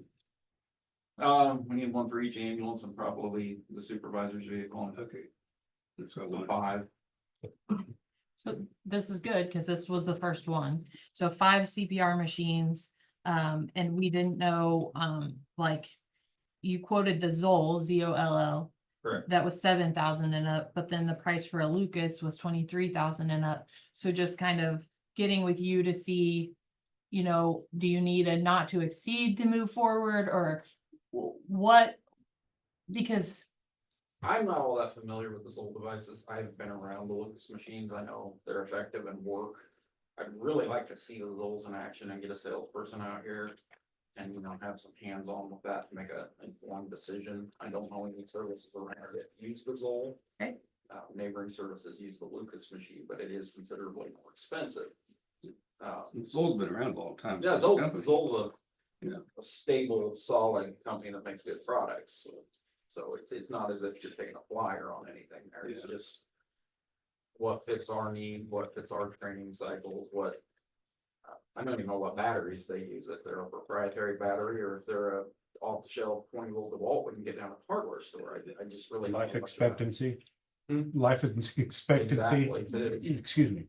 Sure they have a duty cycle, I'm sure they have a number of things. The other thing I need to know is the disposables on it. I think the Zoll uses some disposables where the Lucas doesn't, so that may add up over time. That may be the difference, yeah. Yeah, so I really need a little more time with those 2 devices to say, this is the choice for us. And it just, like I said, hadn't come together in a week. okay, so I'm gonna set that aside and table. I think that You'll get more information for us and come back. Let me ask one real quick question. So if you buy 5 new ones at once of anything, then they all get old at the same time. correct. So of your existing machines, you might want to look at that. Is it worth keeping these 2 or 3 inches, getting 2, then maybe 2 years? It might be a Yeah. staggered. Yeah. We've staggered the cardiac monitors for that very reason. Exactly, yeah. Okay. The next one was for physio control life pack. Oh, this is your point. Were you in here when he was talking about the life pack 12s? No. Okay, so maybe start that. I know what So- you're talking about. Yeah, our Life Pack 12s, which we have a plethora of because we had some from the previous ambulance services and then the hospital donated theirs to us when we took over the ambulance service. I had a lot of them and it got us by and we were going through the yearly maintenance and stuff. Well, what we run into, and we knew this was coming. They're no longer a supported device. The FDA doesn't consider them a medical device anymore. Essentially, they're an antique. And so that's put us in the situation where it's probably time we need to very seriously think about getting some more and getting those off the rigs. Where that affects us somewhat is rescue. Because I had so many of those devices, I was able to trickle those down to rescue years ago, and that's what we had on the rescue trucks. We do not genuinely need a full option cardiac monitor on the rescue trucks, but it does put us in a position that those are no longer a medical device. We are gonna have to put some AEDs on the rescue truck, so there is that medical capability for the rescue responders on that truck and for the rescue responders themselves. We wanna have that capability present. So, but there's still a Life Pack 12 in my vehicle, and we've got a couple floating around at rescue. So that was one quote I was able to get together and have a comprehensive look at, and this is something we did with our last cardiac monitor replacement, was a refurbished. And it worked well, it's been fine, you can't tell it from the new ones. I think it was a good choice for us. So I did quote from the same company 2 more. And that would get all the ambulances and the EMS vehicles with a modern compliant device. But we would have to look at the rescue squad getting some AED, probably in about the $4,000 range each.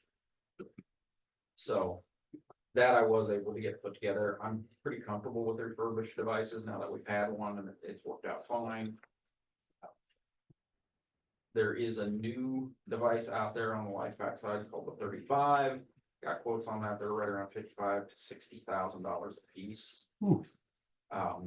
If they had some amazing advance in medical technology, they might be worth looking at. But primarily their benefit is they're smaller and lighter. So I don't know if we're in a position right now to be, say, an early adopter in that, for our purposes, the refurbished, slightly older device might be the more financially viable choice. So I did get that quote together. But in no way would you be giving up level of patient care. I mean, No, it's just the so- devices are heavier. Yeah. I mean, that's really all it comes down to. I think, I don't see anything in the LifePak 35 that's some gigantic advance in medical technology that's gonna save lives. It's just ergonomically. Yeah, it's important for the public to hear that it is. Yeah, no, we're not giving up any patient care by continuing to use the LifePak 15s. That's what we've got on the frontline trucks right now, so I'm very comfortable with that device. The training gap is 0. You know, our crew's already trained on it. It rolls right into service, so. Okay. I'm very comfortable with the refurb option. Any other questions for Corey? Okay. So I have a purchase order from our Atchison County Emergency Director to Master Medical Equipment for $36,090. This is for 2 Physio Control LifePak 15D defibrillators to be paid out of ARPA funds. Do I have a motion to approve? So. Second. Moved and seconded. All those in favor say aye. Aye. Passes 3-0.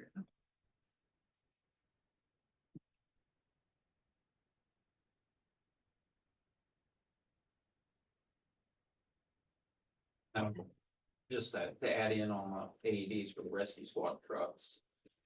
Obviously, that would be under my purchase authority, but I don't know if the commission would have an opinion or a guideline on should that be an ARPA purchase? Should we do that out of equipment funds? That type of thing. You got any guidance or thoughts On which again? on purchasing AEDs for the rescue trucks? I mean, you need, AEDs. I'm gonna have to go count and inventory what we have and what's functional, but at least probably 2. okay, They're gonna be in the $4,000 range to be compatible. I want them to use the same disposables as the EMS one, so we have one supply stream, so it'd be a physio control product. exactly, okay. But We can decide that later, I guess. I Yeah. mean, yeah. yeah, I'm okay right now. Okay. But just keep it in mind. The next one is for 2 storm shelters, if you want to talk about that. Well, that was one kind of spur of the moment, and when I was asked what needs were. If you remember, our storm shelter option in Effingham for the EMS crews was the Union Church. We can't use that anymore because of structural issues on it. Here in town, the storm shelter option is for the crews to go to the fire station. Primarily, first option is always get the trucks out of the path of the storm, go somewhere else, and then respond back if the storm strikes. We don't always have that option if the storm hits faster than they can get out and get safely. So we had talked about a couple of years ago, I believe, adding the outdoor storm shelters to each one of our EMS facilities. So if they did get caught off guard, they'd have somewhere to go. At that point, I think they were 18 months back ordered. So I did give you a range, again, those are estimates, not quotes, but it is something that I think is probably a need at some point. Give some safe shelter for the EMS employees if they do get caught in a situation where they have nowhere else to go. So that was one of the options put on the table as a potential ARPA purchase. Well, what was the quote? Not. And those are estimates, that's the quote, we didn't get that together in time for today anyway. But I can put together a more Is comprehensive. this for the structure or is this installed? I'm gonna just say for the structure, because again, those are very rough. Those are not quotes. I haven't been able to get a Oh. company to get back to me. That's a good question. That's me jumping on Google and looking at a range for right now. When you purchase those, are those self-installed? I Like, well, believe some are, some aren't. I think some Okay. companies install them, some don't. So I would have to have a little more time. Yeah. To put something together, but that was an option that I came up with. You have some concrete footings or something, I'm sure, some anchors, there's gotta be more, yeah. Yeah, they have to be anchored. I do know that. I think there's a lot of difference. Some of those are, I think, like put together things that are almost assembly required. Some things are all, you know, There seems to be a vast range. like a of construction. precast. And they're pretty big, but Yeah. there might be, I don't know how many persons you would one capable, the one here in town would need to be, It would need to be more, the one in Effingham would be 2. yeah. 3 at the most if we had a student or an orientee out there at some point, but. Yeah, and I apologize with the time frame. I just simply didn't get that one. As comprehensive as I'd like coming in front of I us. say, I don't know if the storm would come, all of us guys over at Jody's might beat you in there. Okay. At the Well, you say that, but in all honesty, if it had enough room, why couldn't community members if need be? Well, I was gonna bring that up. What does Effingham have now? Maybe it's a better question for emergency management folks out. For the storm shelter. Nothing. Nothing that I'm aware of, other than, So you know, maybe the big- Well, they don't being here nice to either. their neighbors and letting them come to their basement. But if that's something else, I mean, what about, is there gonna be a lock on it?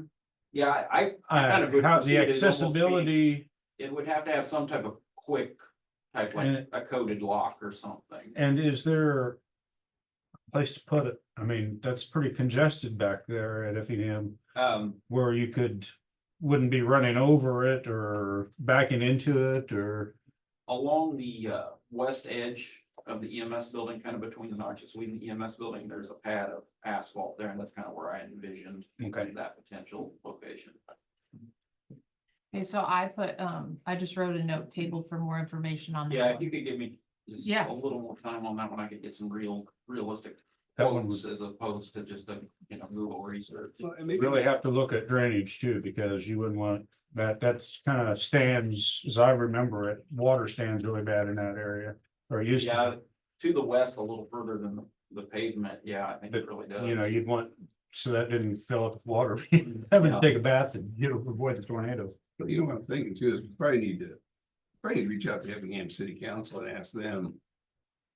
Is there a need or is there a desire to look at something? Because, there are events out there, like they had the fair fundraiser and you may have the fair. You can have an event where you have a storm come in, you couldn't get everybody in that, but what if the community needs a storm shelter? There's a desire to look at that and there may Better be to grant plan than to be funding. reactive and like, there's nothing there, so yeah, I that'd mean, be. at least because here's what's gonna happen is, oh, let's do this, we put that up, and then they're like, well, what about the rest of us? So at least have the conversation, I think, on the And front end. that'd probably be better for Mr. Stewart to have that I think so, yeah, conversation. I would encourage that, maybe we reach out to, You want me to tell it? Just, that'd be great, I just, let's find out. Not to push it off the ARPA, but there may be grants out there for that specific thing that he could acquire that I'm not even familiar with, so just to put that out there, that may not be a ARPA purchase, that might be something that monies exist to do exactly that. I'm assuming that school's in session, that the schools have plenty of places to go internally, but it's when So- school's not in session. when they added that, new rec facility, I forgot the actual terminology, but Right. at Effingham, they actually, the locker rooms are tornado Right. shelters, which when we took the tour, I thought that was interesting, because they didn't have a place, right, before. And then they figured in when they constructed that, now they have. And maybe that could be Shelters. our shelter if they have, so we could have access if our people need it.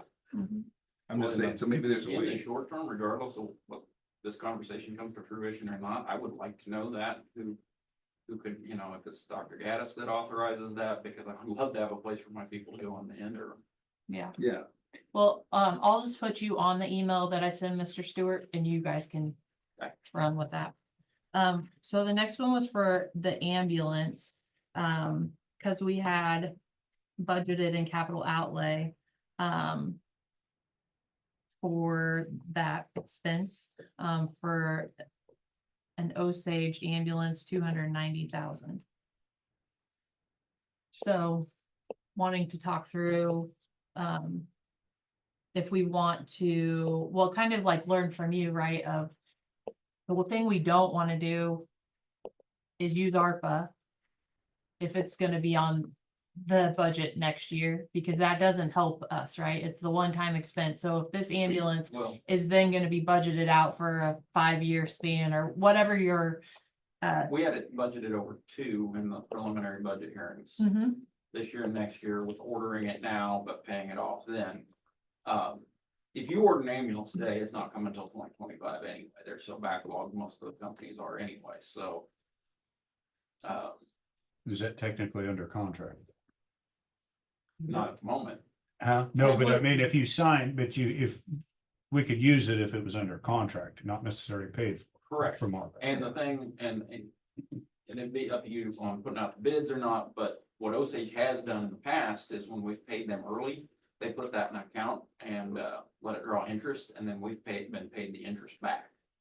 Oh, So that is one thing Osage does. Other companies may do it too. Market, you know, how much we got, but we got a decent little Yeah. check back the last time we did that. Mhm. And so it grew interest and we got that back. So that is an option on the table too. If you ordered this year, whichever company you ended up going with, and they would offer that. When it arrives, yes, you spent it, you've committed the money, you're under contract, so you've met your ARPA requirement. But then you get a nice little interest check back. Basically, they put it in an escrow account. so is Osage the company we didn't buy the last Last two have come from Osage. last two? Last one was the one that they happened to have the used module. So we bought the used module and had them finished out. The one before that was on bids and it was a brand new one, but they won that bid. And this one would be gas, Diesel. or so be a diesel, because you're getting rid of the gas. Yeah, we're phasing out gasoline, which I think has been really good. Yeah, the cost up front is more. The maintenance is a little more, but we're doubling our fuel mileage. Yeah, And and longer life. Longer life if we have to extend them, and when we do trade them in, they have more value.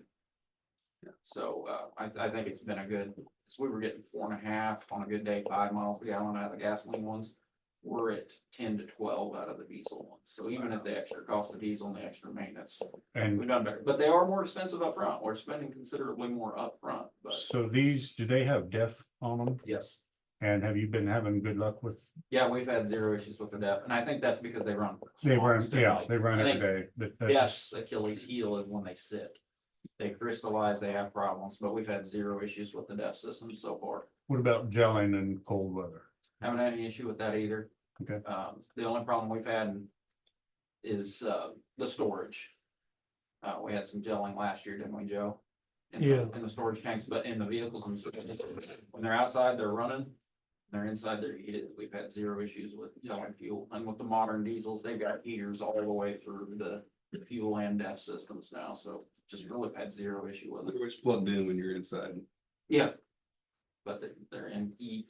Yeah. So. Not to say we won't, but thus far, since we bought that first diesel in 2019. Specific to diesel related issues, we really haven't had any. We plugged the fuel filter one time. That's about it. So this will be our third diesel, 4. this will be the fourth. 2019, 2021, 2023, and if we buy this one, 2025. So this would put all 4 ambulances in the same fuel. And what's the lifespan on one?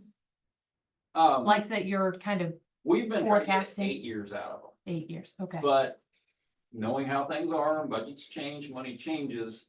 With the diesels, we could do 10 to 12, I think, without putting ourselves in a situation where they're unreliable. The gasoline engines at that 8-year mark, they're pretty tired. They're starting to puff blue and having problems. Okay. But we put a lot of miles on them. I mean, the 2019 truck's got 130,000 miles on it. And this would be one replacing, This would be bumping the gasoline ambulance that, we bought in 2017 down to the reserve unit. okay. Was it used then though?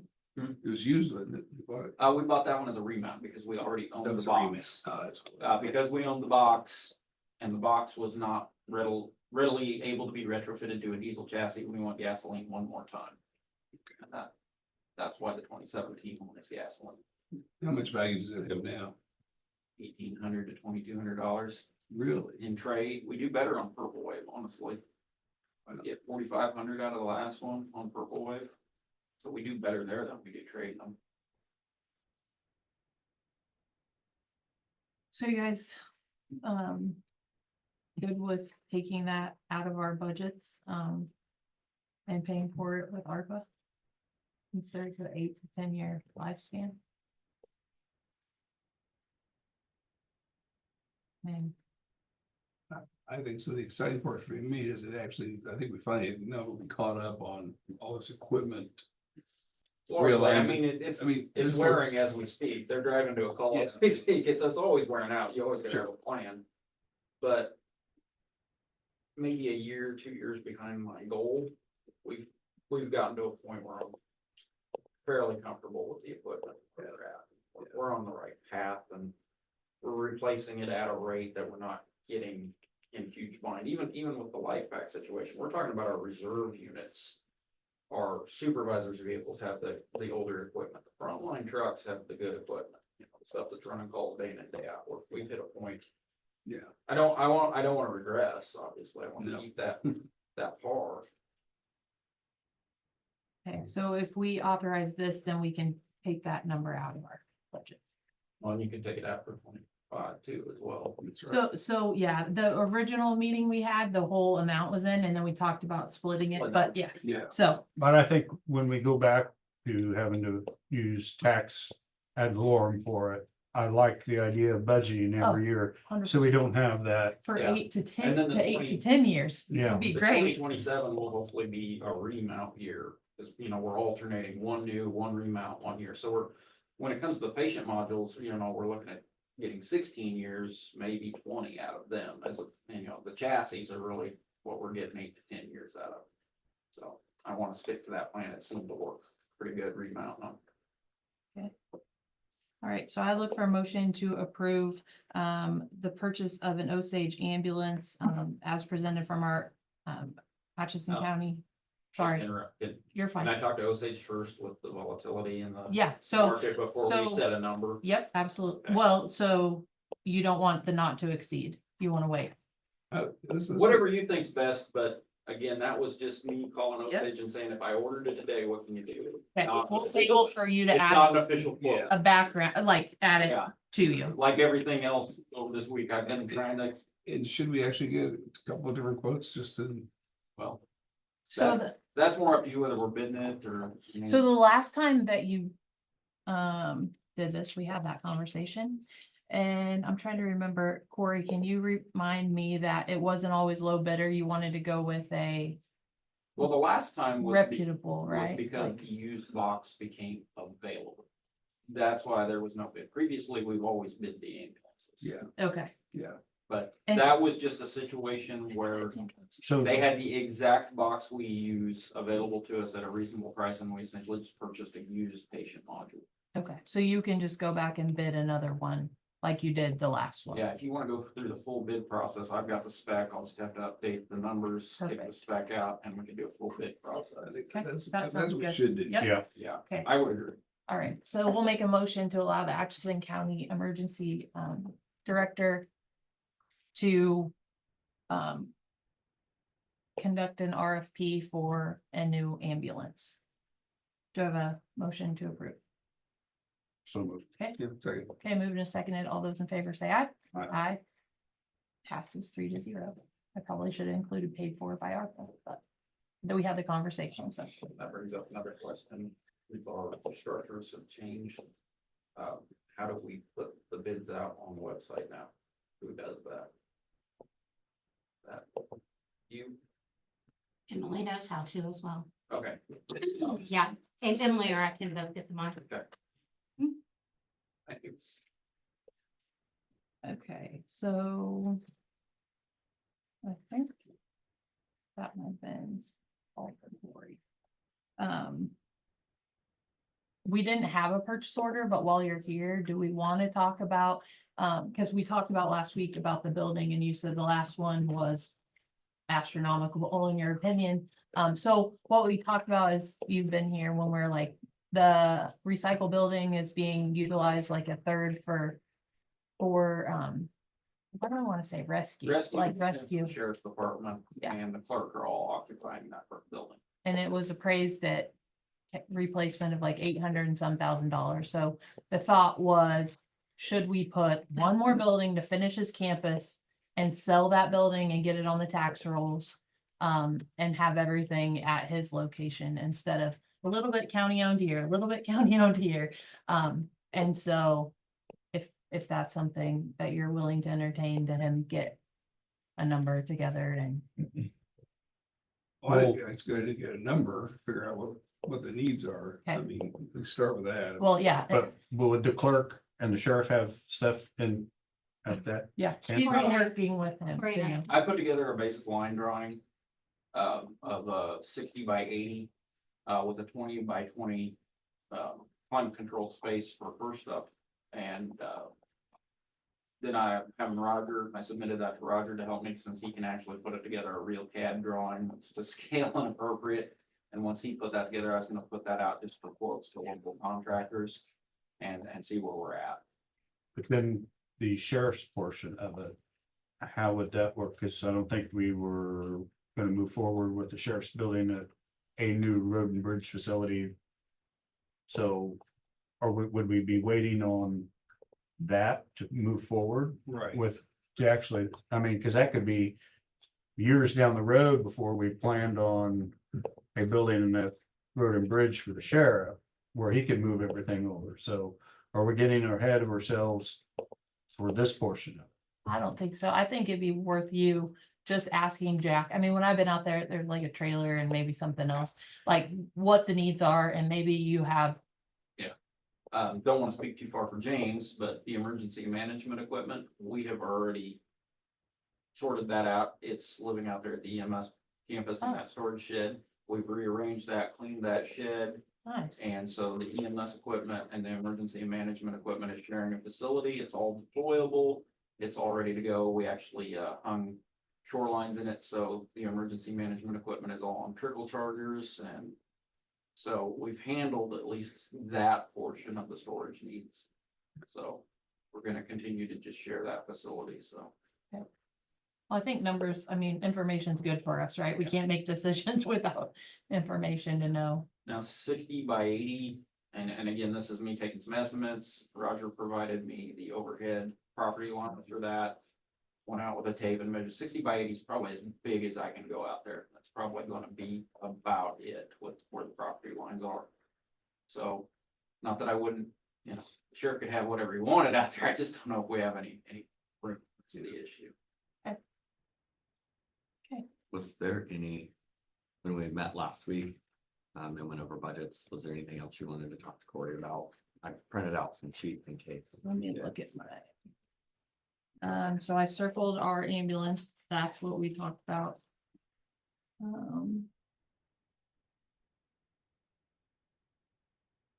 Oh, yes, did you have, so on your personal services, were there any vacancies that were? Actually, I have your original one, I could have looked. I do not have any full-time openings at this point, Okay, yep, you're, but I do Thank have EMTs that are in paramedic school. But that shouldn't affect us for 2025. They're not gonna finish school probably until 2026. I got one that hopefully will graduate soon. So while there won't be any full-time, there isn't any current full-time openings. There would be promotions potentially upon them successful completing, so there would be some changes that they'll obviously get paid more for being a paramedic or an EMT. So, but at the moment, no, we are fully staffed, but we're utilizing AEMTs where we would have used paramedics in the past.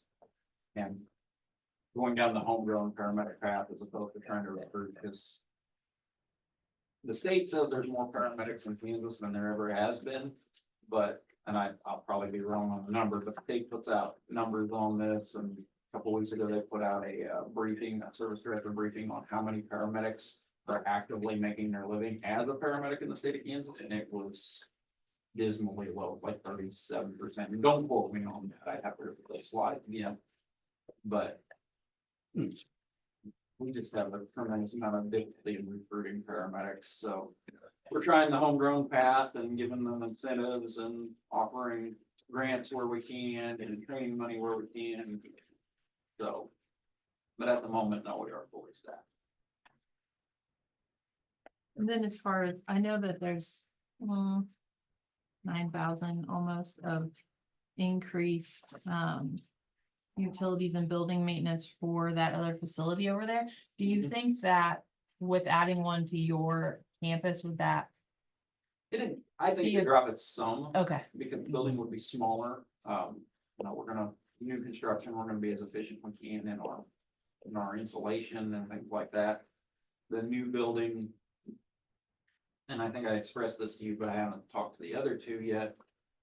I don't see any need for the new building to have bathrooms, showers, or those facilities, because if we're gonna be a camp, out there, the rescue squad comes back from a call.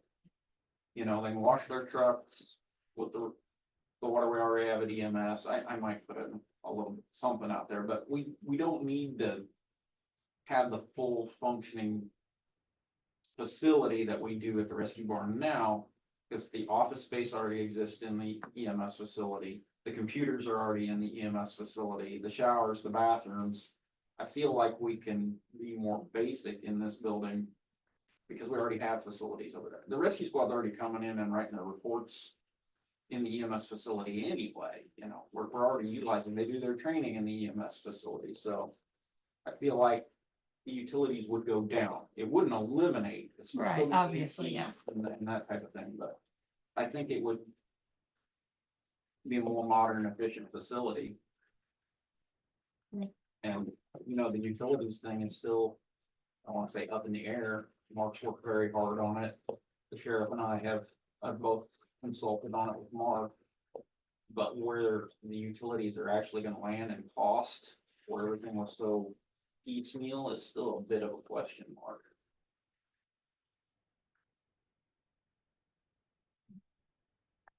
Yeah, those were the only notes I made last week. On questions. I don't have any further questions. Did you have anything? No? I'm good. Okay, Thank you. thanks. Yep. The next one was that we talked through was the county attorney's budget. There was server storage. Right. And I can speak on that a little bit, because I talked to her yesterday. If we're doing that RFP with encryption and whatnot, that RFP that I've read actually published today. Awesome. If we do that, she's fine with not getting a server, her own separate server and storage space. Okay, So we can probably eliminate that. that's great We news. may want to keep some back for licensing, because we don't know. In that original quote with G.S. they had licensing costs for that encryption stuff. I'm not sure how much that would be though. So I can't that's- imagine it's gonna be super expensive, but a couple thousand probably to save. And that's something you'll identify after the RFP. Is that what you're saying? When they submit their proposals, it should get included in that. Okay, perfect. All right, so we can eliminate this. How much was that for the server? 22,000. So that's good. Okay, emergency management. This one was for the emergency management ID card equipment. I didn't hear back from either James or Jack. Okay. And we're doing a follow-up with Jack, right? Yeah, on So- Tuesday. We can put this with follow-up. Is that good? Okay, so this is, for the clerk, election touchscreen, electronic voter machines that was budgeted. And again, you can speak on that, but it's not something that you'll budget again next year. It's a one kind of upgrade, right? Those will be, yes, eventually I will get more. Because I like to have at least 2 in all of the locations. I have a lot of people who want to use those. Before they used to be half accessible, you know. They're not really. It's just modern technology it narrows down the races on the ballot. And we have a lot of people that enjoy it. When it prints out, it only prints out what people are voting for. So they can see that in a glance. So if we use the ARPA to take this out of your budget this year, or sorry, for 2025, then your 2026 budget would have that in it. Okay, so it's not really I helping have, us. I then. have 10 locations that I have polling locations. So I have 11 machines now currently. Okay. So I take the one that I have here to one of my larger polling locations. So is this a requirement or is this a, This It's- is a request from voters because they like. So Say that again, 10 locations, I have 10 11 locations. machines. Mhm. Because I keep one here for Okay, advance. and your goal is to have 2 machines at each location? So it would be a total of 9. So can you get a better deal on buying 9 Can definitely. and being, and well, that question, but also like, what's the lifespan of these? Mhm. Because then you'll have 20. Mhm. What's like, so to Alan's point, if you buy all new, then they all go bad at the same time. Like, what is The that? others I bought, the first 11 were bought in 18. Okay, so you already have 11 and 18, Mhm. and the other half would be in 25. I don't know. I'm not in favor of an ARPA expense that's gonna come right back at us next year. Like, I like the thing that you pay for something and then you don't see it again, right? Or, Right.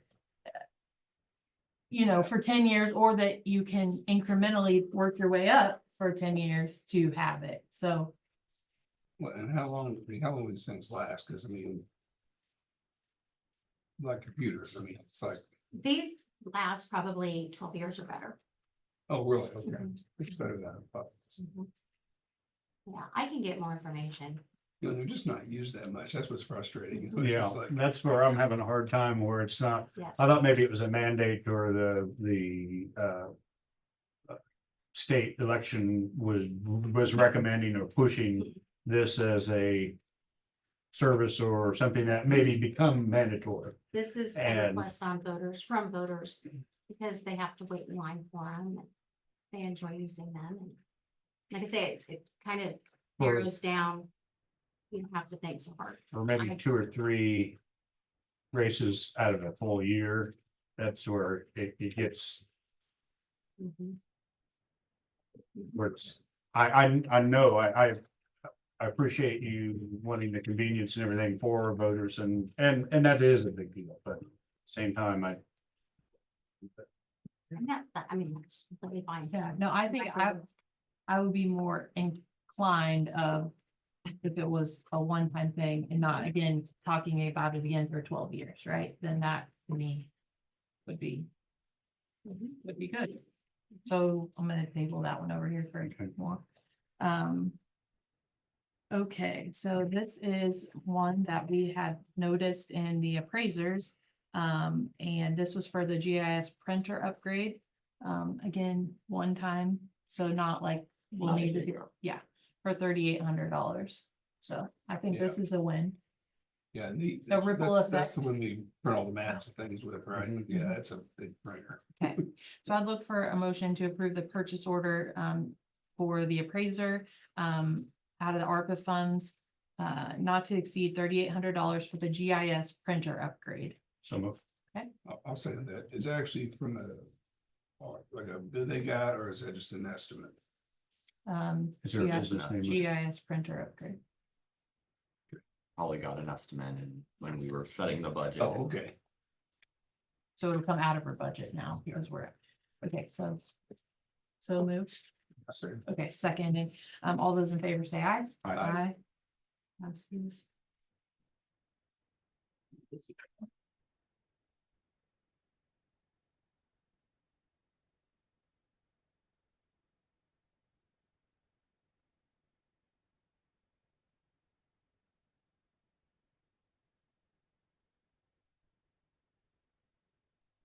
And that one's it.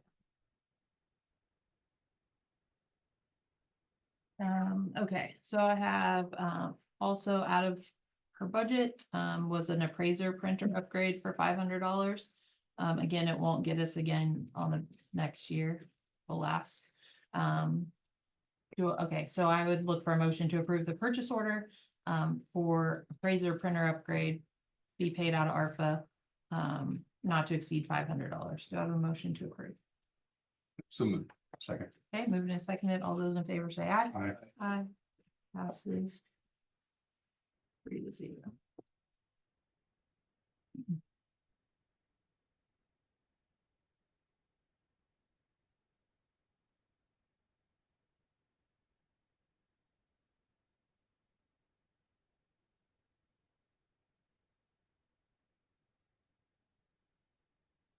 I'm gonna leave the emergency management one in this blue folder, if that's okay, just so it doesn't get.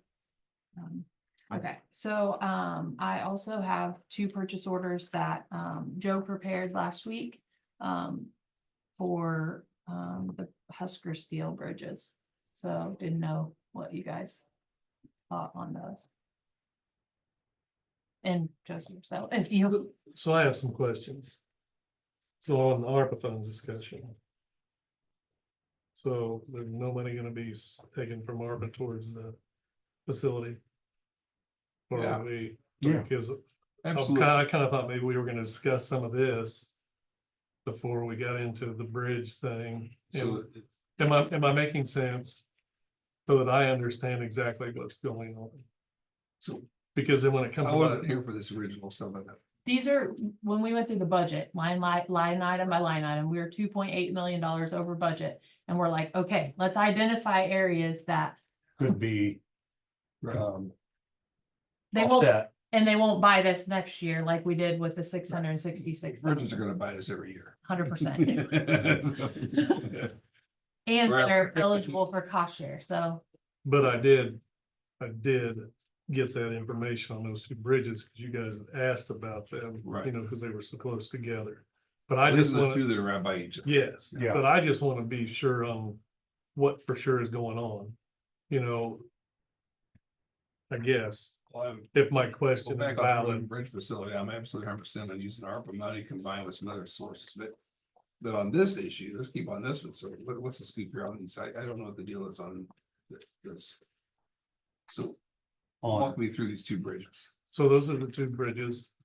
So when you guys were asking about replacing them both, and then there was discussion about using ARPA money for other things than possibly the facility or whatever. Let's talk about the bridges. Okay, well, that's why I got the money. If it wasn't for that discussion, I wouldn't be bringing this to you. Okay. Does that make sense? This was a couple of POs to just see what, like a placeholder. If you're interested in Right. spending it on a bridge, this is what a Right. Husker steel would be. And it wouldn't necessarily be in this location, a bridge that's this But those size. were the if two maybe that you another- guys have discussed, so Yeah. those are the two I got. So this is just food for thought. If you're gonna go that way, And these here's the money for it. If you're gonna go a different way, I just wanna know. these have a cost share. No. Okay. No, those are just what the bridges would cost. It's Okay. just so Right we- now, if we were going to information. replace them, and they would probably be started towards winter. Sorry. right, come to Charlie. I've got them right here. You guys have a copies of them.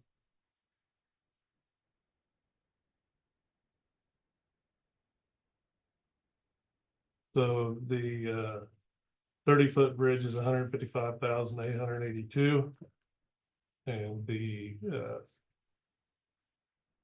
I think it's 50, let's see, here, all seven, but 196. is 196. For the 50-footer. Yeah. And those would be putting the concrete, having everything built and then brought in and set in sections like we did the last bridge. Yeah. Well, I know whenever we do those, doing them both makes more sense than doing one at a time. Right, but that's what it was. It was brought to me, so this Yeah. is just. What This is that here, project would yeah, cost. that's what those would cost, or a bridge similar to that somewhere else in the county. So that's where that came from. Pat, is it okay to intervene what you handed me this morning and go ahead and do that at this moment, like the addendum? That way it goes hand in hand with our discussion. Yeah. Okay. Did you want to speak on that, or you want me to just read it and? Well, I mean, we met last night with the, I was gonna say the city commission, but the city commission of the city of Atchison is also the land bank trustees, and that's who we actually met with, was the land bank trustees. We're the owners of the land from which we are anticipating buying property for a new road and bridge building. The engineers, we had initially done a contract for 40 acres. The engineers have suggested we didn't need quite that much, and so we had asked them to back down from 40 acres to 25 acres. And we met, and that was agreeable to everyone involved. So I prepared an addendum to a real estate purchase and sale agreement, or to that real estate purchase and sale agreement, and there are 4 paragraphs within the agreement that mention 40 acres, and essentially The first three of those just simply changed 40 acres to 25 acres. And then the fourth one, there's a waiver of right of first refusal that AAEDC has. And it makes clear that AAEDC will be releasing that right of first refusal to the north 40 acres. So they will still have the right of first refusal to the 25 acres that we're purchasing. And the other 15 acres out of that 40 that we are not purchasing. So this is the addendum that I've prepared. I did send it to Mr. Campbell. I've not received any comment back from him, but you all were there. Does it match your understanding of what the agreement was? So, Yeah, yes, sir. I'd And like to have 3 originals executed so that each party could have one. We can make more if we need to. And then once this is executed, this will go hand in hand with making a motion to utilize 250,000 of ARPA funds to purchase the 25 acres. So that'll be we're contracted. We are So, yes, we yep. would be. Okay. Well, we have to get the survey done. Okay. Yeah, but- And the survey will also be paid out of ARPA, so when we know that amount, we Right. can, okay, good. And on that survey, we'll probably discuss that a little bit. Yep, I have those 2 notes that I wanted Okay. to go over with Joe. Okay. I just thought, They want to jump in. to his Sure. point, what are we doing? Well, we have the land contract now amended, so I'd look for a motion to approve the addendum to real estate purchase and sale agreement as presented by our county counselor. We have a motion to approve. So moved. Sorry. Moved and seconded. All those in favor say aye. Aye. Passes 3-0, and you'll all have your own to sign with your name, and then we'll We can put. make copies. We just need to have a chair sign it. We all want to sign. Well, did yours have your name or just me? Oh, it's just me, sorry. Yeah. I thought you each had your own. No. So these are the 3 Yeah, copies, so we have them. I've got another copy. I'm gonna get it. Yeah, I don't. You want one? 7, 2, 1, 2.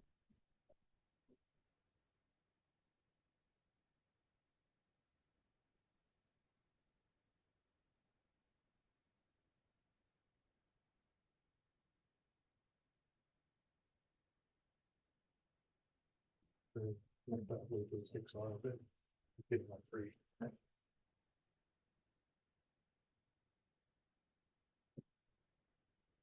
Okay. So those are, did you need a minute? I'll take them. Okay. Thank you. Yep. Okay, so. Sent myself a note. Last night at the meeting, one of the 2 things. Let's look on this wet sheet. 40 acres, 28, okay. If we can look on page 13, maybe that'll be helpful. Joe, we need you to get some clarifications on a couple things. So we want to make sure that there's access on the north side for our new road standards is a 60-foot road, correct?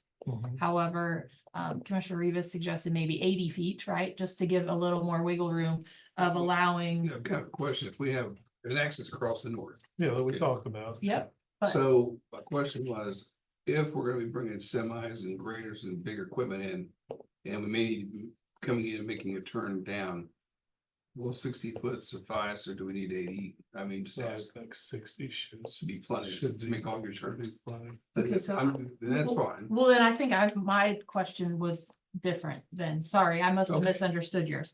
So what I need to understand is if there's running, so the property's kind of like northeast, right? Like going at an angle, if you look on this.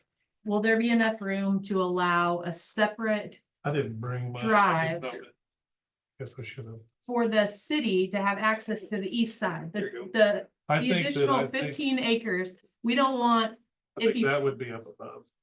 okay, so there will be room. So I think Because- up above where we talked about putting that drive through would probably be better than down below. I mean, because, Right. because, That's what I'm- because down below, we come straight into the office building with that drive. But ideally on the survey, I think it would be beneficial to everybody if they had a designated road to that back 15 without having to use ours or us use theirs. Does that make sense? No, you're drawing from the top. You should be right there on that. Here's Mead Road Right. Yeah. and, No, and here's our 12 and here's the, Right, and so the road should be right at the top of R12. right. right. Okay, here at your the top. finger was going up high there, so I didn't even So know. the road would be on us or on them? On On us. us, yes, to get to the other 15. Right, but Correct. now, the way I understood it was we were gonna leave that That's- blank. Our driveways were gonna be internally, Right. directly from Mead Road into our facility. Yep. With With a right of way, Then bare having- right of way at, Not up there, right Well- here. right there. okay, so Across here, because our property, well, the 40 would have been about, well, this. This will be It was a better all view. This will be a better. Okay. view. Okay, I think so- I'm understanding what you're saying then. okay, So right It here, would be a dotted line, like a right of way to come from Mead Road to this property, which will. Out here, I don't know where the line will be, because the new survey will have to cut that 15 acres off. so this is our north line. Yep. So where we had at this time, the culvert stacked, this would just be a bare right of way that goes all the way over to that 15 acres. Correct. Okay, and we make that 60 feet. Yeah, and Yeah. I think there was some Okay. ambiguity about how. That won't be our access to the facility in here. Correct. That will just be one There will that if be- they ever need it, they Yeah. have a There's a right of road way to to get the to the east. other. Yeah. They can build a road. Yeah. so. So I we just could, wanna- we could even have a fence up covering that if we have to move the fence later, is what I'm saying, so. Right. We either do the fence short of that or include it, just don't build on it. Right. I mean, because it may be 30 years, whatever matter. Yeah, it can never be It could even used, be but, your Now I- culverts, now I or your understand. culverts. yeah. I understand. We just have to give them right away to get to that 15 acres. Okay. And that I field still want access may be an access for clarification the on down the road. something. Hold on Pardon one me. second. The surveyor can take care of all that. Yeah.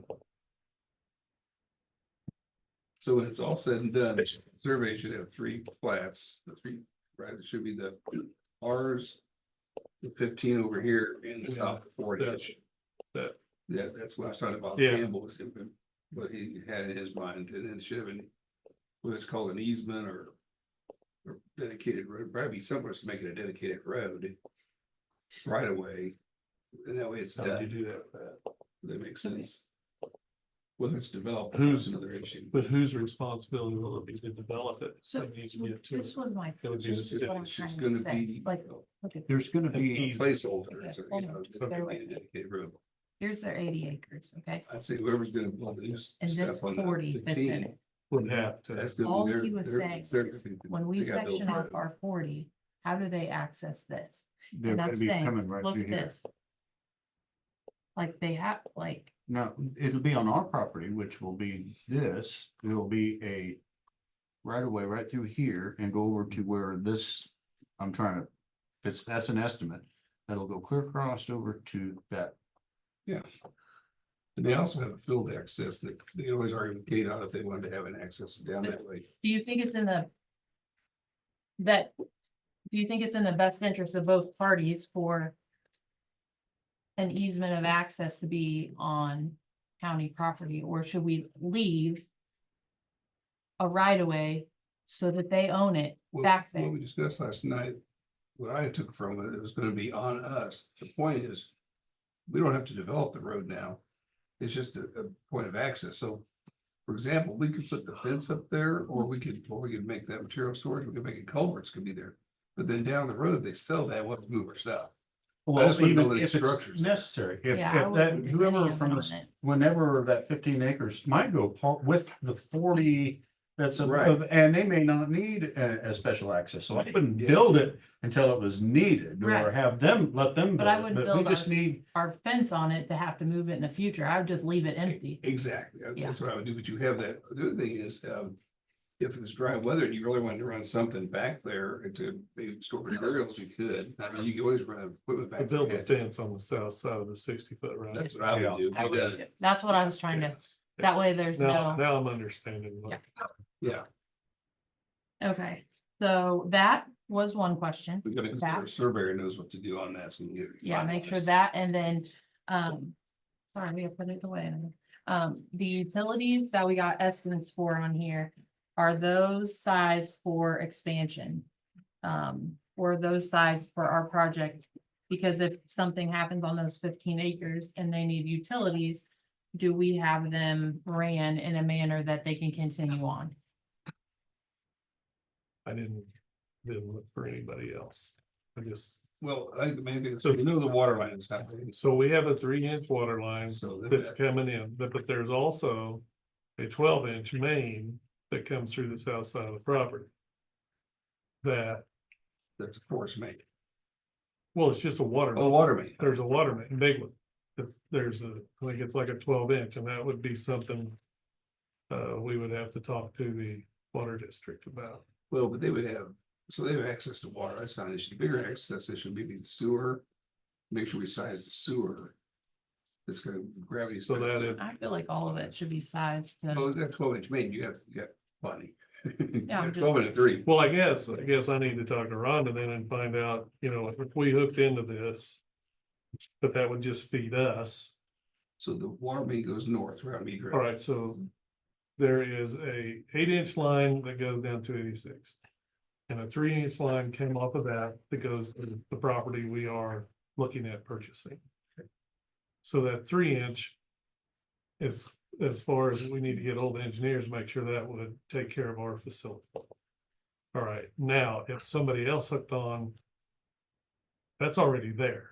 We haven't moved it in there. If somebody hooked onto that 3-inch, then it may not be enough.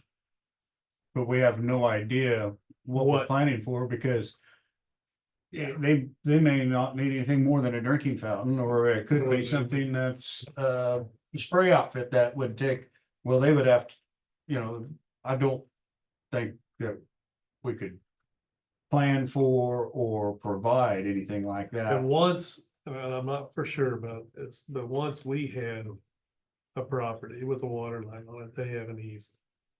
Does that sound right?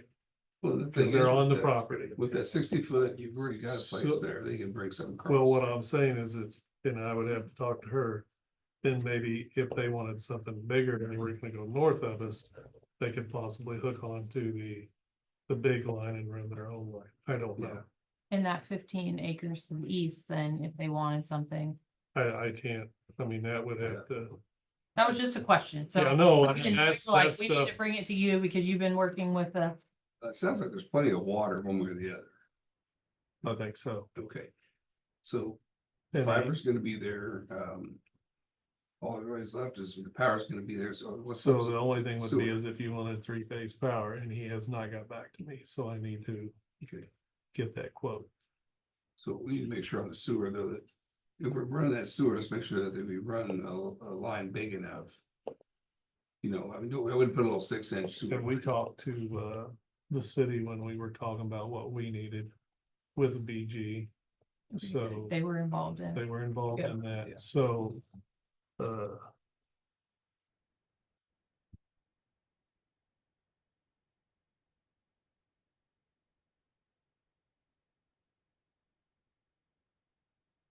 Cause what we were gonna do is we were gonna look into the force main, you're gonna go back across the road. Right, gravity. And then, yes, with gravity, and then come back in where they Yeah. were, so I don't know. So the 40 acres above will be able to gravity feed. The question is at 15, they may have to do a grinder pump, or they may have to go to the force. But that's just because it's just the lay of the land.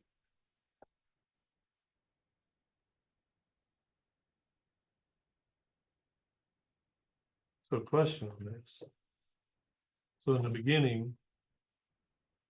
They were gonna help with some of this if we needed it or talked about. We'll have a conversation as we go forward. We're just Okay, numbers. all right, so. I'll We'll just- approach agency and see if they would help. All right.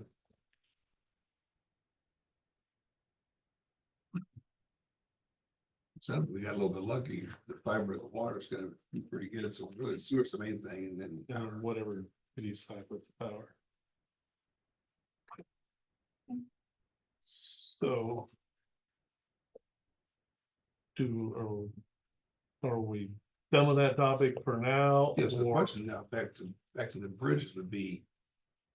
So the 150 we didn't spend on land, to me, covers a bridge, in a way, I mean, as far as planning ahead. So these just put these into the budget for to do it this year with ARPA, is that the idea?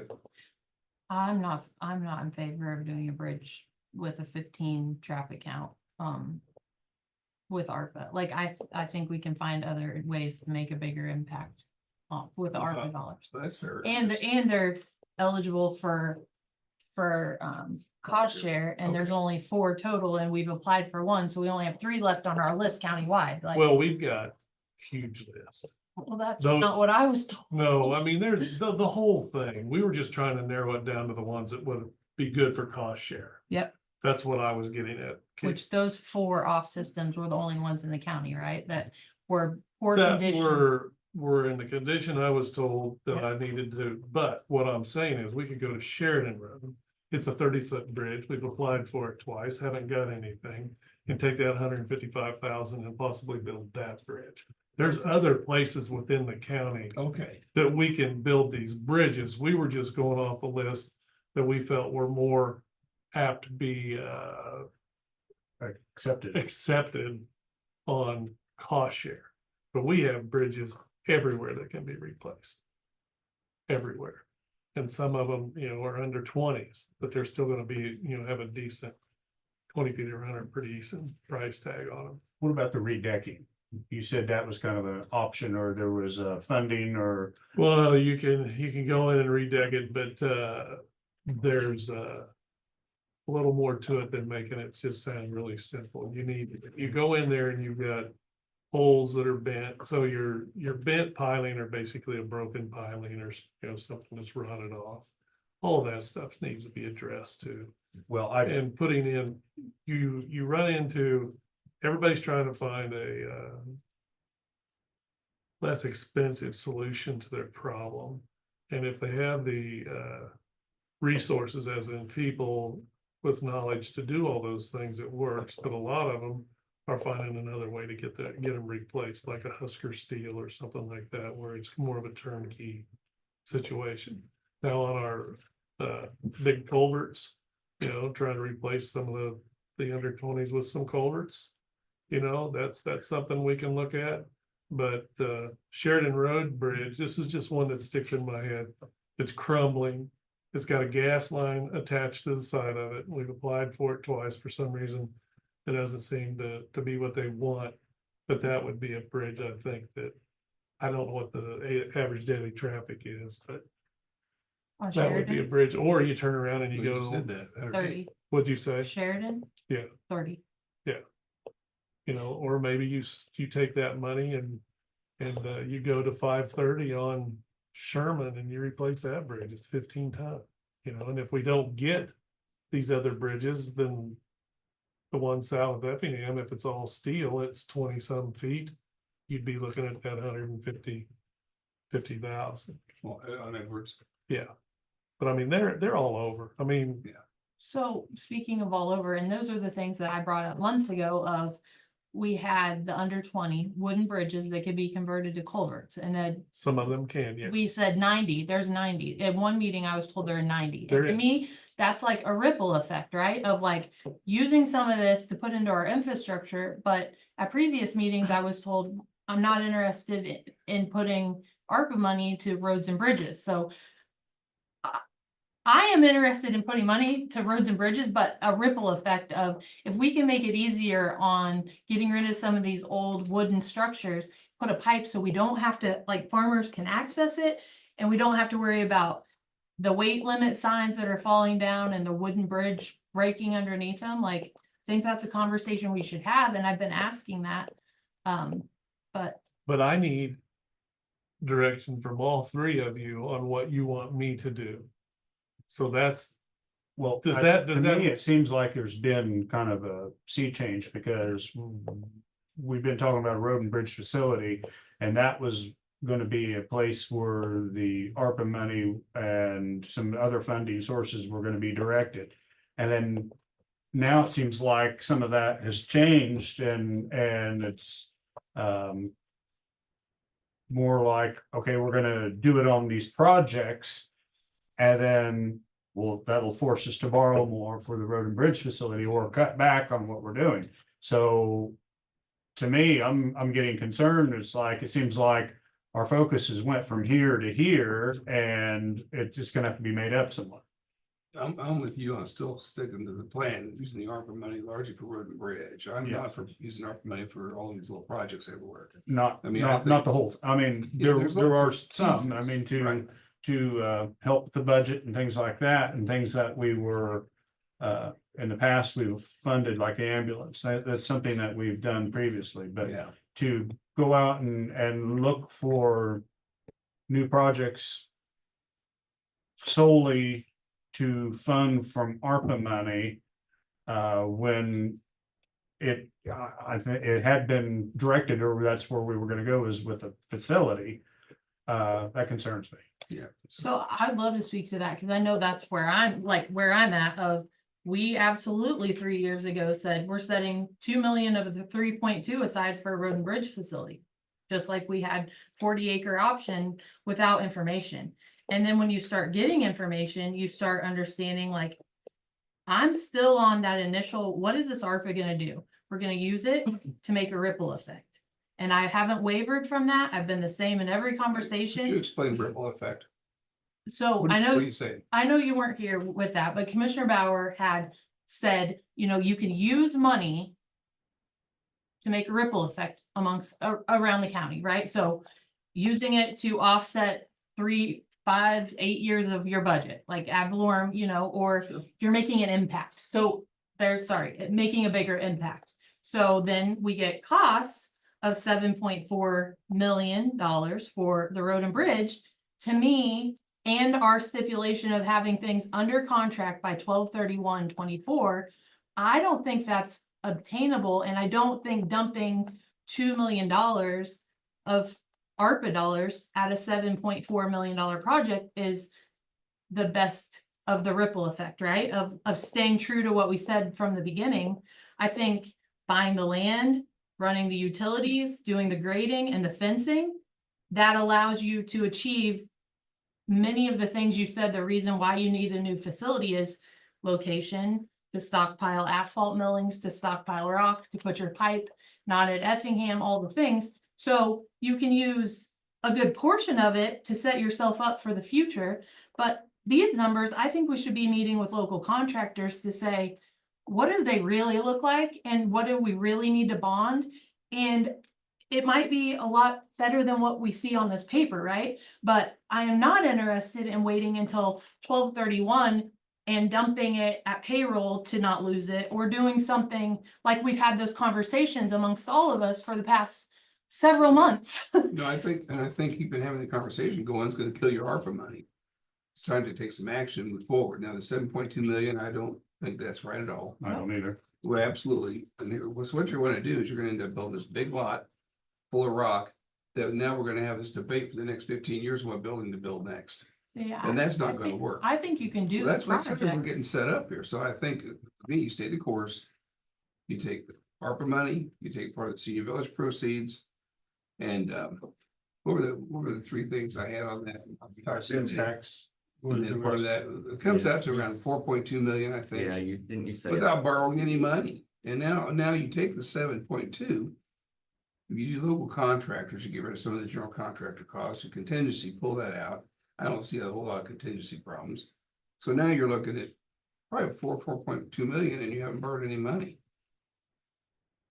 Right? So I mean, to me, you can get a lot done. And maybe you only build 1 equipment shed now, maybe you don't build 2. You're moving the salt dome, you're moving culverts, a lot of that stuff's gonna happen anyway. The Well, sheriff's building can be built later. That's a whole nother issue. I think the timeline on ARPA is what the constraints are too, of the 12/31. But we have time. Because, well, and we keep saying 2 million, but we took 666,000 from ARPA last year to lower the budget, and now Road and Bridge is at 860,000 increase because we did that.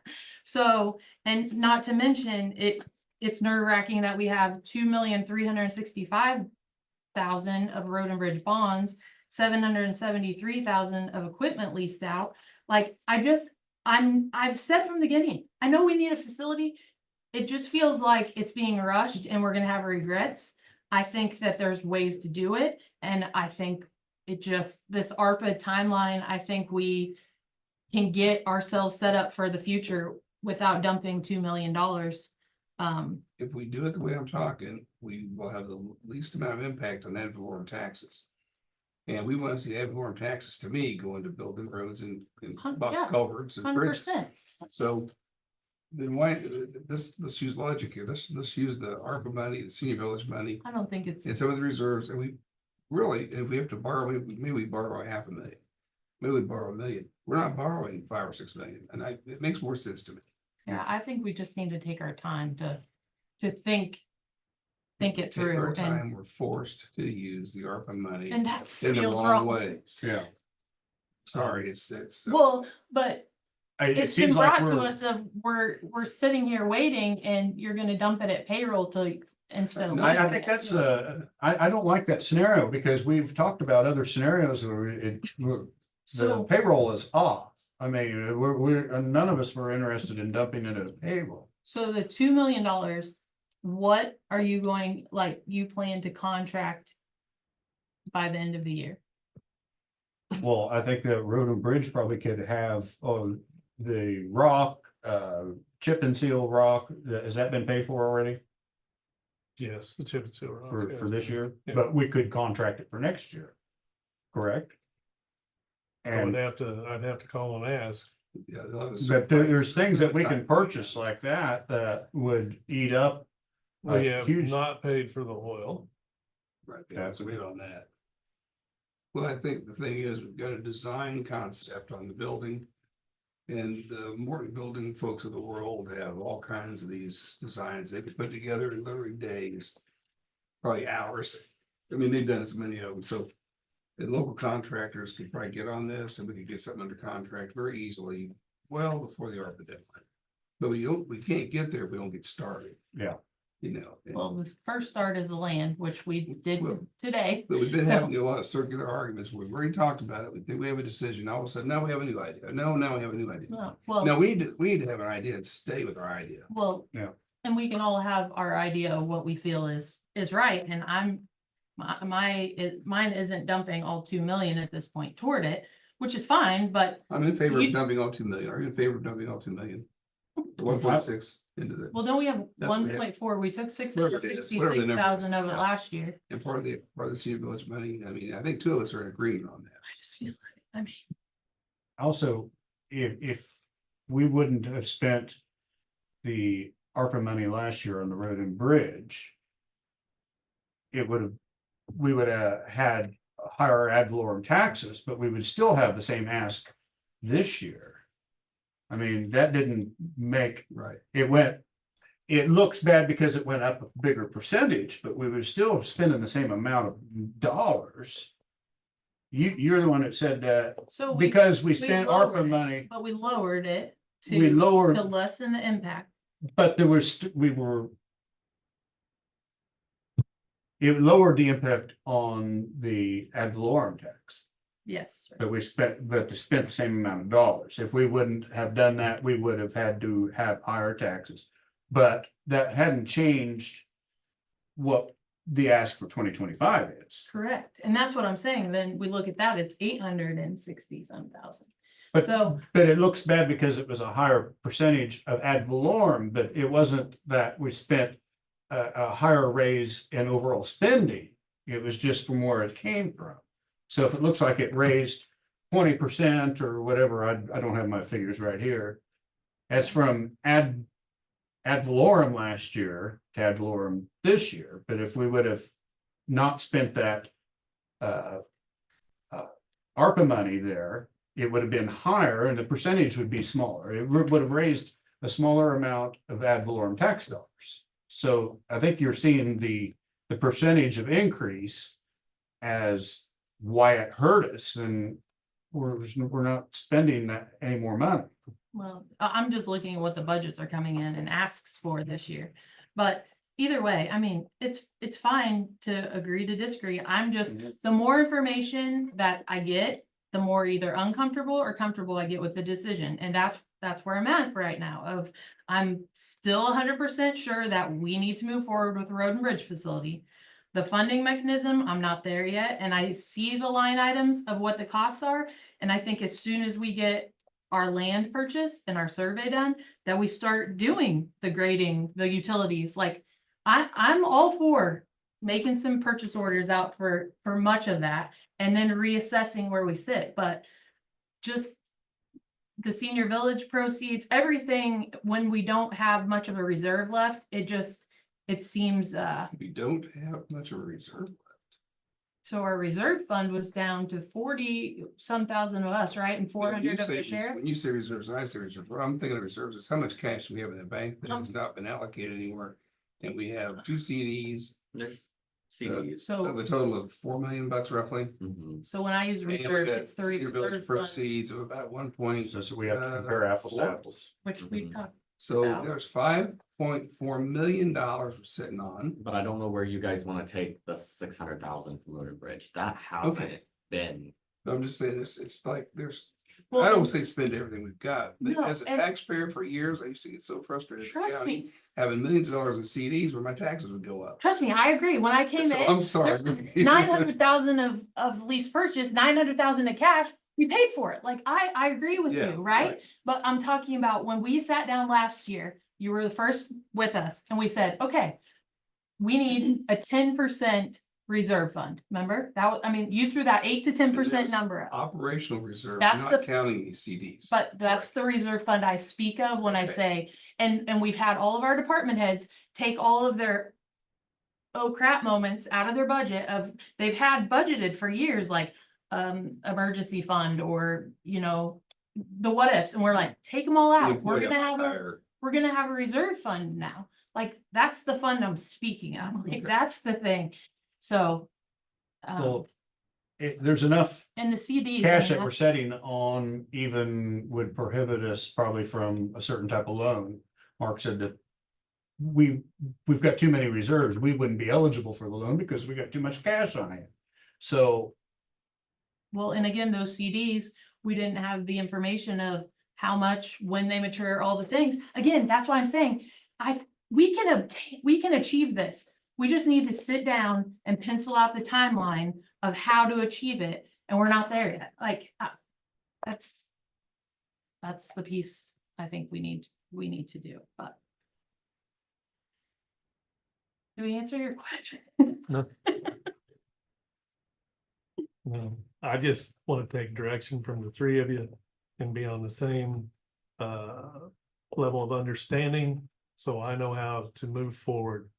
I try to do the best I can and come up with information for everybody and I just want to know what's expected of me, what's going to happen with my department, with it or without it, and I want to move forward and do the best I can.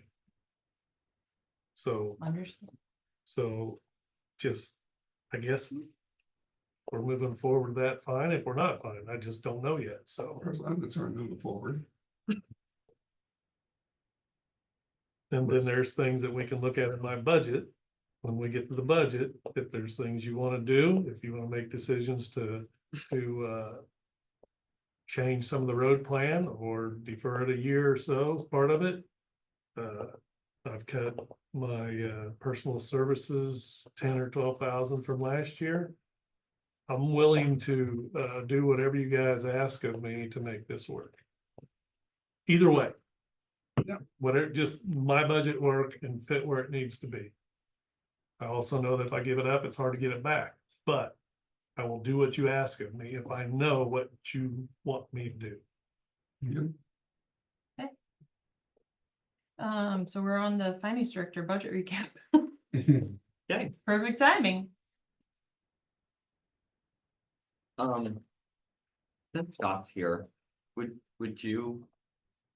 I'm not sure it's appropriate after that, but you wanna talk about any ARPA things with IT Sure. projects? Bring it on. I just had a couple things that I could take out of my budget if we did them this year. Here. I think I had a project for a switch out at Road and Bridge, actually. It's quite old that we're looking to replace. And then.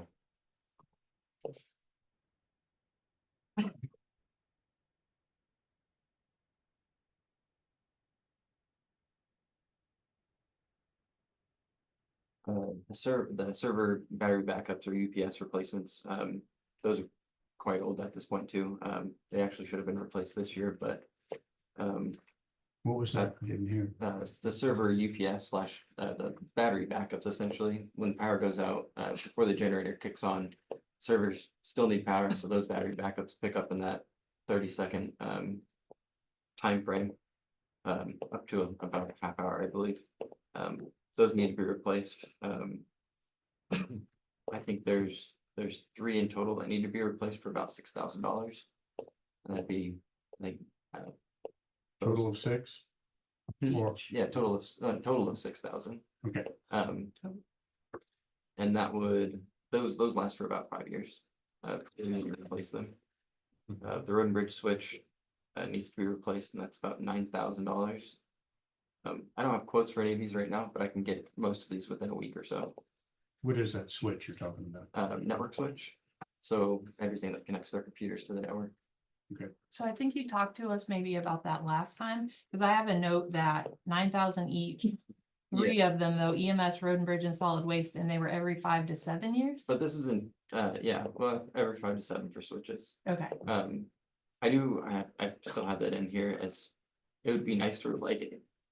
I'm talking in terms of taking stuff out of my budget for through ARPA. okay, so 2025 budget reduction, Right. got it. So what about the other 2? Have we already allocated for those, or are they? I don't think we're allocated for any of that. This is just, because that was ideas that I had and I was looking for direction on those. So with EMS and what was the other one? Solid Waste. Solid waste. So are those due to change the switch now, or is it? So They we could be, yeah. phase those over time. Yeah, I mean, it'd probably be better to phase them, so it's not just like, boom, Exactly. you have $27,000 to So if spend. we did road, which one is the worst? Is road and bridge the worst? I believe it's the oldest.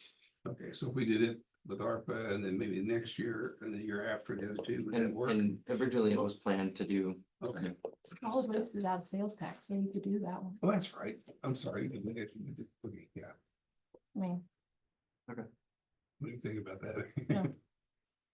And then the last bit I had was replacing copper links between critical systems with fiber. It's more of a hedge against another lightning strike. Because that was part of the issue with some of our servers going offline was there was copper links between equipment that let that path flow. okay, So so to me, that's a ripple effect. Like, if we can prepare ourselves from having that happen again, there it is. Do you have a price on that? about $1,000. It's really not that Oh, much. goodness, Fiber, yes. fiber's cheap. So Yes.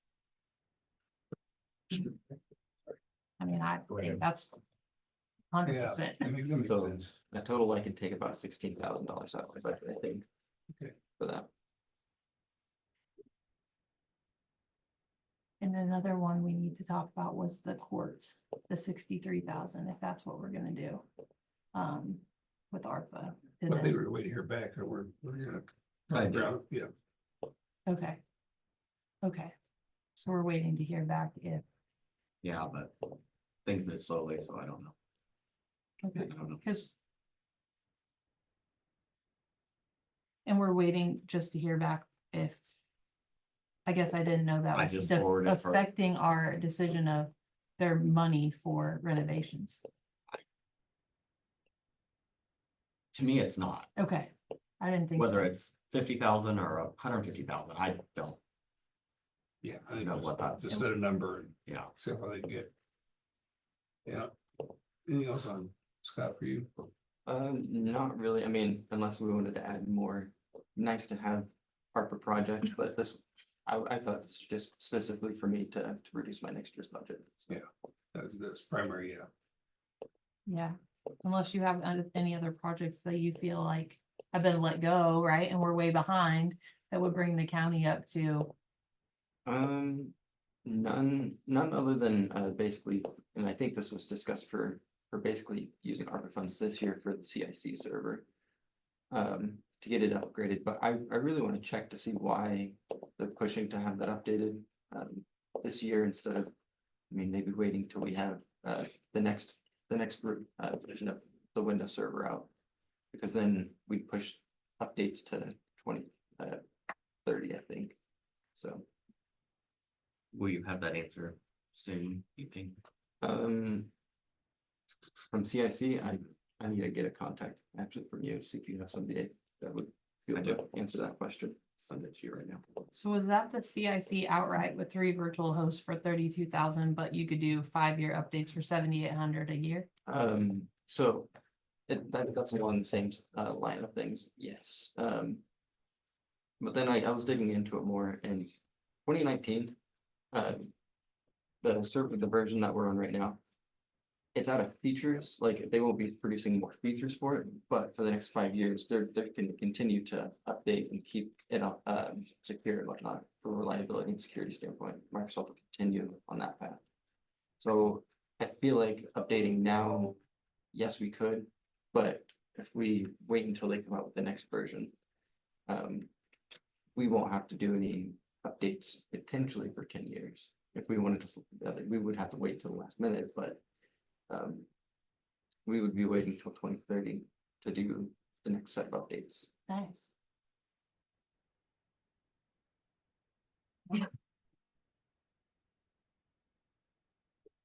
Courts, we were talking about that too. If we wanted to do the 63 or the 53. I would be willing to go 63 with the addition of Shelley's office. Okay. And it seemed like there was another thing on Office. And well, we had given direction, they can contact for their NAVRATs to add that into their budget if they needed furniture. Basically, it's giving them that authority to prioritize. You mean for them to add to the 2025 budget for desks Well, or whatever? here's 63 of ARPA that needs to be used or contracted by 12/31, so let that be your start to their renovations. I don't think I'd be saying add all of the desks to 2025. Because they will spend the 63 on the offices, and then. Oh, yeah, It'll I be- mean, we're but- allocating courthouse renovations, that's not desks. Like, Yeah, our money's, but the way that sounded was have NAVRATs and add that to the next 2025 budget. well, based on their email to us of, hey, this renovation is gonna take more than just this. And again, like our Right, but- conversation with them last Tuesday is like, if we're gonna do what they drew out here in front of Roger, like, here's the money to do it, they can prioritize how to Mhm. spend it by the end of the year, whether it's purchase air conditioners or whatever facilities for the bathroom if they need, when they change the direction of the ADA compliant bathrooms. I would, I the guess- desks would have to come out of that same 63, not add to 2025. Step one is find out what the cost is. You know, and then we go from there, but if they need to use your old desk for another year before they get the desk. Yeah. I mean, Well, desks weren't even a topic of conversation, and Brian was estimating 70,000 and we were allocating 53. So I think 63, they're still gonna be having to figure it out. Yeah. But if that's the Yeah. number we are willing to do, then we can make a motion. renovation, but I mean, Shelley's office and So we want to allocate 63,000 of ARPA to the courts, but adding Shelley, the 3rd floor of Shelley's in on that. So that was the original 53, we're just, the only new money is 10, correct? Is 10. That's what you That's right. suggested, right? That's And- Yeah, That's well, right. but I mean, I just will make sure that people understand it's not another 63. Right, well, no, it's already. Yeah, money I added just out, wanna but be we're clear. altering it so that we have a good, So courts including west side 1st floor. Not just shower. But there's more. right, yeah, that's just how they.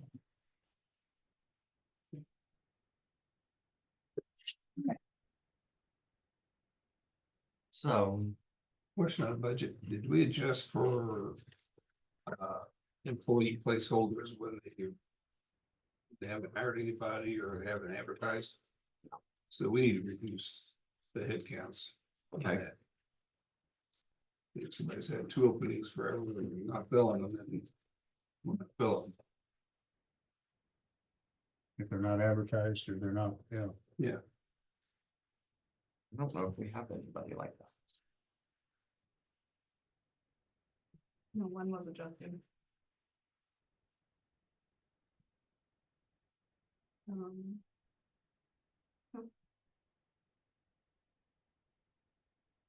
but we were talking about it earlier, there were 7. So I don't know if we've made adjustments or what. We talked about this one here. Yeah, that one, and the other one took it off this year.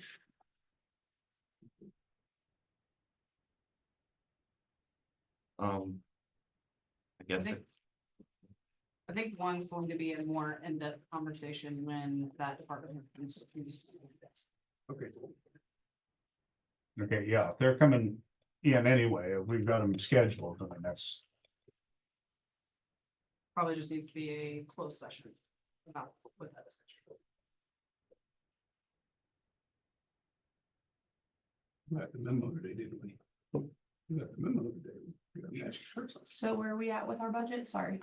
I don't know if you had said last week that you wanted to visit with Road and Bridge again. Do you want to do that now? Oh. Okay. Let me find our notes from last week. Well, please again. Well, so you had the whole county put together for us last week. I did. So that's what I'm gonna go off of, because Okay. that's where I put all my notes that we went through each one, Road and Bridge.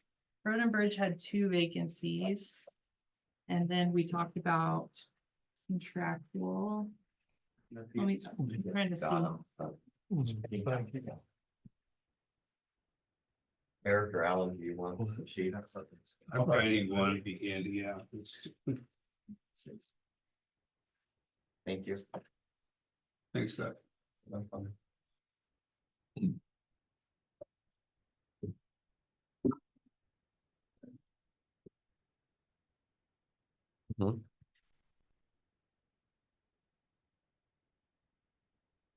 So those new sheets, I'm just gonna give them to you anyway, because it has the revised personnel. Oh, okay, perfect. So 960.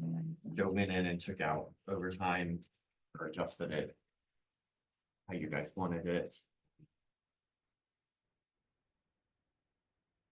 So those are the new numbers. And Alan, you were right. I will have some step raises to give to some of the people Yeah. moving forward. So, That aren't in here? no, it's in there. Okay. Everything's in there because Okay. I had it back to 912, but then we went through and then added that back in.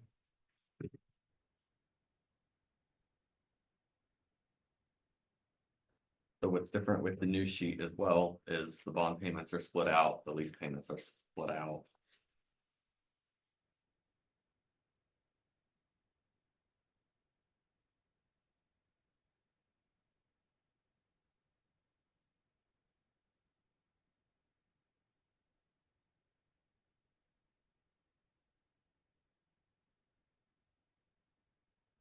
So if you want to talk about. So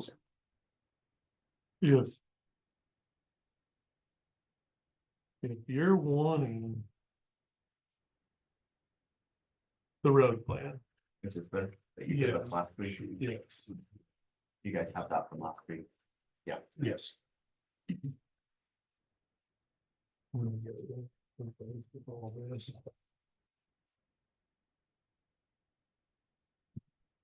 that would be the only place where we could actually cut and try to do something different. So with what we're trying to accomplish right now, everything will basically be done other than a short stretch of 218 that's part of the old highway there by Corp Sims.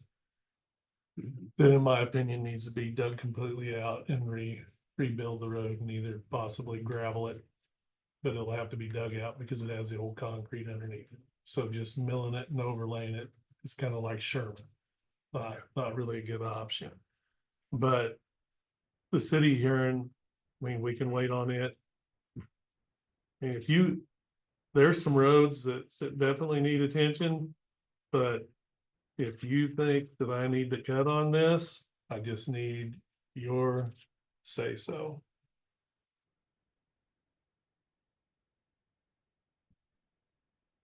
I don't think that the road projects with Ottawa Road needs to be cut. I don't want to cut anything, but I'm willing to do whatever you'd like for me to do. Will you recap that for me one more time? Because at one point in time, we had a conversation that you wanted to add some extra back in here for Ottawa Road, because there's 569 and then 100,000 of it. Well, when I was looking at that 100,000, is it actually 200,000? Instead of 255, Yes. Which project is it? Ottawa Road. That mile. I've got to find that sheet here. Because there was some, just, we were trying to figure out last week how that money.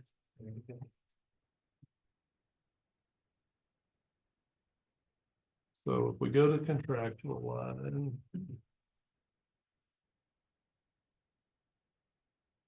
There was 155. Yeah. And 155 and the 666, does that equal to 799? That is right. But did we add? We didn't end up adding another 100, did we? I don't think so. So you No. need it to be 355 instead of 255. Where are you at? I've got several sheets. Yeah, contractual services. Rotation.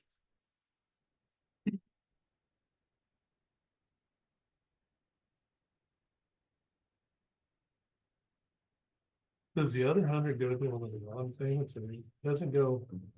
I was thinking we used it somewhere else, Mark, and I don't remember where. I think for this year we did for Ottawa Road. We did add it for Ottawa Road. You're right. We did add that difference for Ottawa Road. You're right, because last year, 2024 was 157, so that's about another 100,000. So my concern is on Ottawa Road as we go, that it's gonna cost us more every year. Does that make sense? And I don't know, you know, what our cost is gonna be. We have an estimated cost that's now already a year old. And I'm just concerned about it, and that's why we did add basically 100,000 into the contractual. Well, placeholder just to kind of cover. See, it. Just to try to. I don't have Ottawa Road. No, this is, On here. so this is, Oh, this is you're- on I here that thought you we're were on talking this. about. So it This was should be one of the 355? increases. Yeah. So it should be 355. No, last year it was 157 for this Now year, let me- 2024. So 255 is right. Yes. Okay. Sorry, Mark. Nope, all good. Just wanted to make sure. So that would give us for next year, like 819,000 to go towards Ottawa Road. You know, let me ask you a question on this. Yes. So. What I'm wondering is in essence, trying to keep our budget within line, but yet still getting some services here. How many of the roads that, you have micro seal out here, you have chip and seal? So, These are options, or these you do both? all right, so what, No, this was what I had from the other day, from. do you not have one? We can copy one. Yeah, I'm gonna make a quick copy of that. So this was all part of our 5-year plan. So we started and we go down and then we rotate back through and we start back through those roads again. So this 2025 would be our rotations back through the first time. Right. So, River Road is chip and seal, City of Herman, Huron's chip and seal, Neosho to the landfills chip and seal. Well, all of these are chip and seal because I left the micro seal alone. Okay. Because I think we're good, other than a spot or two. So within that area, you've got part of it's chip and seal, part of it's micro seal, All of this that's on this list is chip and seal. because it shows the prices too. Yes, yes, if you will. That micro seal is some patching. Okay, That micro seal there is for patching. Because I was trying to cut some costs and where we could, if I could do some micro seal patching instead of full depth patching, it would save me some money. Or some of these that are chip and seal that can be put off for another year. That's what I'm getting at. Okay. If you guys would like me to do that, I can go through and I can do that. I think we're gonna need that because I think when we cook the whole budget, I think we're gonna have to be looking for places to reduce. So give me a dollar amount.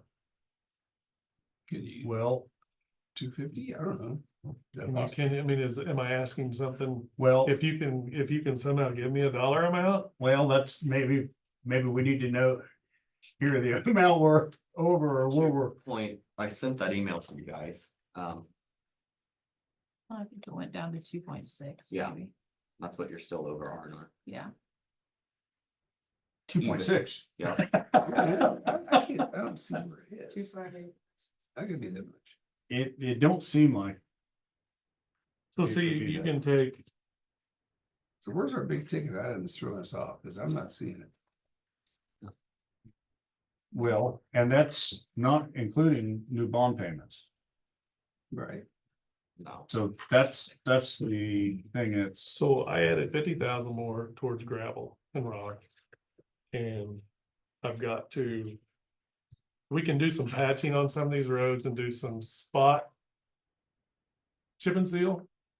But I'm gonna need to spend more money on my gravel roads. I agree with that. Our gravel roads, unfortunately. I'm not happy with where they are at and we have to do something. Has anybody driven River Road? Since they opened the bridge? No. Go drive that road. Let's go drive it. If Okay. you remember what it looked like before, Oh, yeah. let's go drive it. Um, It's about $50,000 worth of fixing. So I think that these roads that are on this list are so much better than they were when we went over them the first time. I mean, 326 west of here needs some work. It needs work. There's some Neosho, we did some patching on it this year. It still looks pretty good. It may need a patch or two. Greeley and 294th need help. So there's 3 roads right there. So I'm gonna say.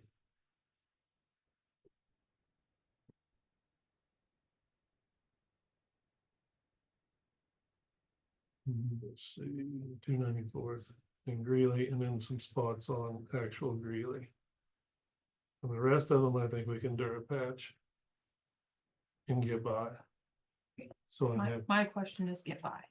So when I started here, I know, everything was get I by. know. And that's why we end up like we are. And I feel like you put together a plan of the future. And if we sit here and cut your plan down because we don't want to spend the money, when we just talked about how much cash we have sitting around, it's not doing anybody good. I feel like we put you in a failing situation and we know that everybody in this county looks at us and judges our performance by what we get done for them, right? Of like, so to hear the word get by, that makes me nervous because that's what we were doing.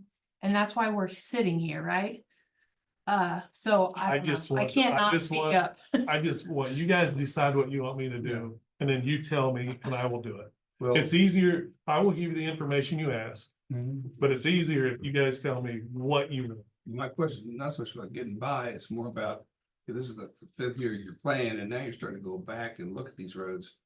When you made the plan, you weren't sure what they would be like now, so my point is just, if some of these are okay for another year before they have another chip and seal, if they need it, they need it. It's just a matter of what the need is. So here's what we did when we started this. So we went out and we tried the micro seal, and micro seal covered up a lot of stuff. A lot. There's a few spots in it that we need to do some work on. Our idea was to get everything run through and get it on a 3 to 4 year rotation. Also, while we were doing this, I said then hopefully it will give us time to address the roads that need the most work. And try to work on those roads as we're doing it. And Alan, you were here for the beginning of it, but am I correct? Mhm. Yeah. So that's what I'm trying to do.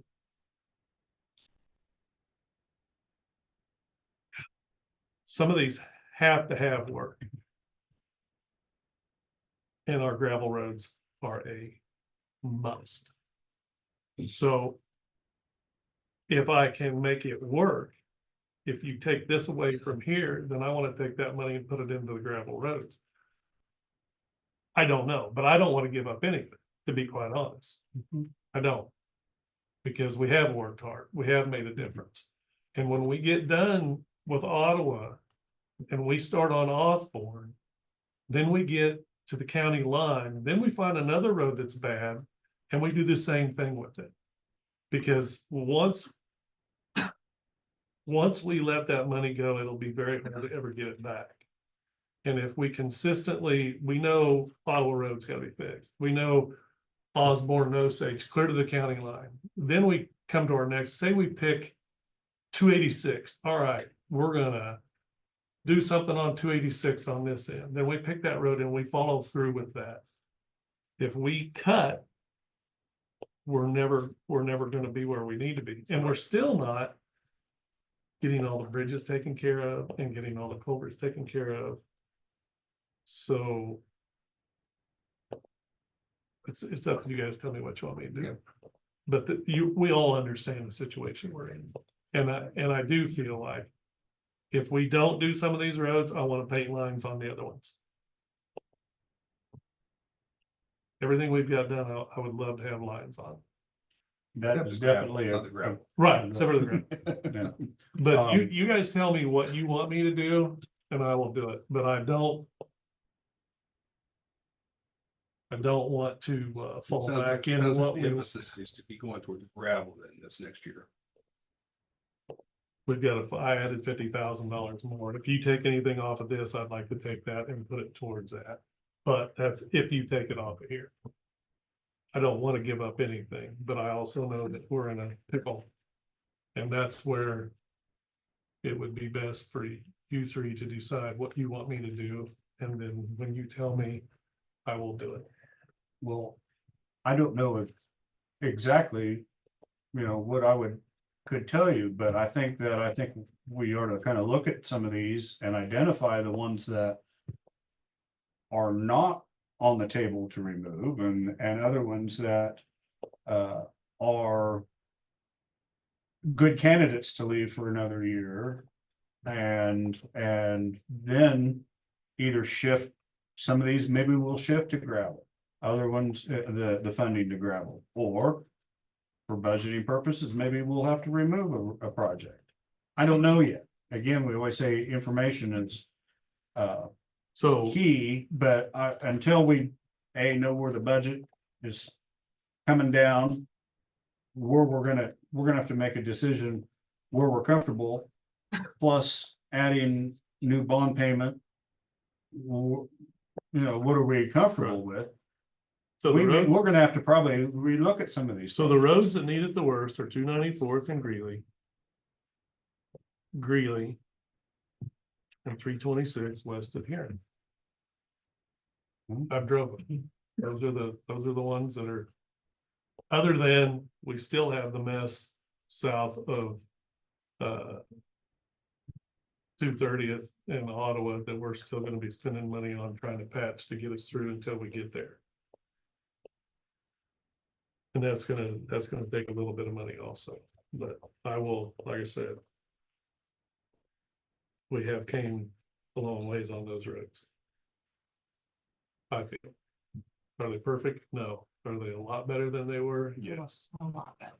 What do you estimate like on just roughly like with your gravel? So your average, not just your cost of gravel, but how much can you physically get done in a year? I mean, So we have never really attacked it until we went to River Road.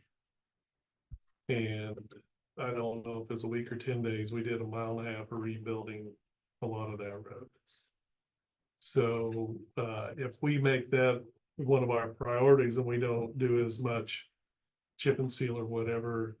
I want to pull the ditches. I want to get everything to drain. I want to pull it up in the road. I want to add and try to smooth the roads out some. We don't have, it's $100,000 on a motor grader to get it to where you can link up and basically build a road. But we have to get our ditches cleaned. It has to be a consolidated effort by me to get everything done to clean the ditches and build the roads up, because the roads are lower than the ditches. So we're gonna have to haul it off. And I mean, I don't know exactly what it's gonna cost. I can find out what it cost on River Road and tell you what that, Emily can look that up. It's all, we have every bit of that and let you know what that costs. If you got like certain gravel roads you would target, like you get your top 10, like your worst ones, the higher traffic counts and the worst conditions, things like that. They're all great.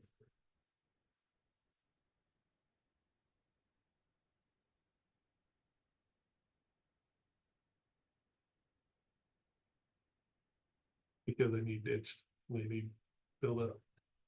And when we ditch them, you have two choices. You put it in the road and put a rock on it, to help build it up, or you haul all that off and start with some base material and build the roads up. You know, you put good packing dirt in there, and you put some 3-inch rock and then some scalings, you know, and so maybe 3, and you roll it and you pack it, you water it, and you build the road up.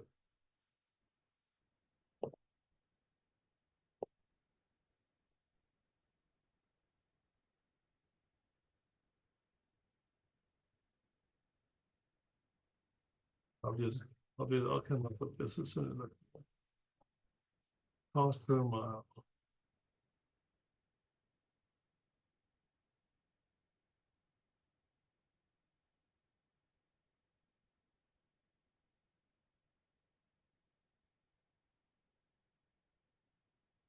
You're gonna come up with cost per mile? What's that? The ditch, is that what you said? To build the road up, I'll Build the come up with a cost per mile. I can find that. Pulling the ditches and the whole bed, building the Yeah. base. You got some that probably have a decent base. So it's there's some. Yeah, but they're just, you know, some of it, just, they need ditched, they need Yeah. ditched properly, but if the road falls off, then we need to do that. And Yeah. level them up the best we can. It doesn't have to be perfect, but a lot of it's ditching. Right. If we get our ditching done, then we can hopefully do some of the other spots, you know. You have 1 retriever or 2. One. And as soon as it quits raining, it'll be hooked up. And I did go get the other new haul tractor and brought it home and started using it. So nobody'd even looked at it. So we're using it. But you just the 3 of you tell me what you want me to do here and I'll try to accomplish it. I'm not in favor of you cutting your road plan you put together and you worked. I mean, you put it Yeah. together for a reason. We made decisions for the past 3.5 years for a reason. And I feel like altering from that just to lower the numbers at this point, because we don't have a backup plan this year of, it just, it doesn't feel, I feel like that would set you up for failure. That's what I feel like. I've got a different take on that. All of those were estimates on how long a road would last, what the gravel would be. So now we've made a full cycle. I think everything can be reevaluated. I'm not saying it. We should or shouldn't. Also, Joe's quite willing to change the road plan to shift it to gravel, so it's not necessarily.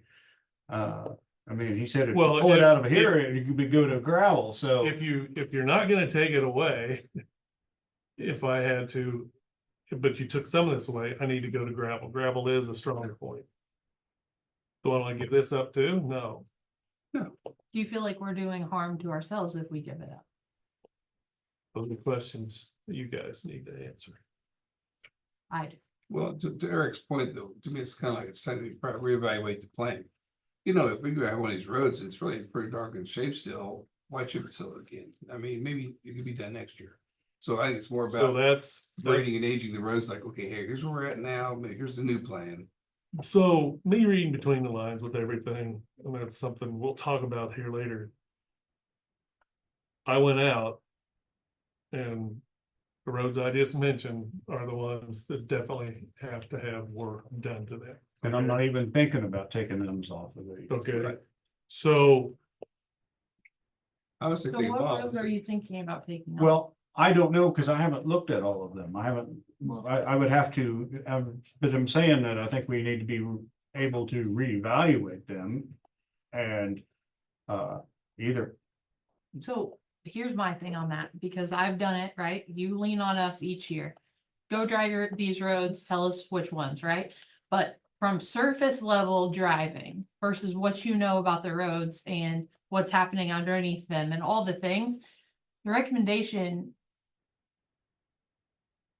There's a reason behind the and recommendation. here's something that I haven't talked to you about, you know, Osage from the county line up to Osborne. Is a little too poor for us to be chip and sealing this year. So actually. It probably needs to go on here and it needs, I don't know, it can almost be. A complete rebuild like the rest of it, so. Are you wanting me to go in and just keep patching the bad spots till we get there? You know, Why is it on here? because I didn't get put on here, but it was on 2024. Oh, okay. Oh, I see. It was for this year. But if you go drive it, you'll understand what I'm saying. Every time you go down there, there's more big cracks in it and stuff coming up. And we had guys out there with the mill machine last week there by Greg Smith's before it doing some work. And if you just go drive, as soon as we get done with this road project, we're back, we gotta fix those roads. If you go drive Ottawa all the way down to the county line, it's bad. It's bad. well, I think, And that's why, if we can get by with this minimum maintenance of that and keep our special road thing going, we have to finish that road. And I know I'm off on another tangent, but that's the worst stretch of road we have in the county. Bar none, other than the little piece of 218. That's the worst part that we have, in my opinion, in the county. And if we are fortunate enough that it doesn't cost more, when we get done in 2025, I want to try to have a plan for 2026. We're doing the next mile or the next 2 miles. And if we have a little bit left over, it rolls right over and we can put it right into the project. we're gonna have to identify some cuts, I don't think that. We're So- gonna be satisfied with 2.6 plus No. another bond payment of, what would? Bond payment be? But depends on what we do. Yeah, I mean, whatever that would be. So, I mean, So I just need some direction. right, but We heard you. yeah, I'm like trying not to beat the horse with it, but that's all I need. I'm saying this here, not necessarily here, you know, if we're not willing to, cut any of these and we need, I mean, we're gonna be adding more, not finding cuts.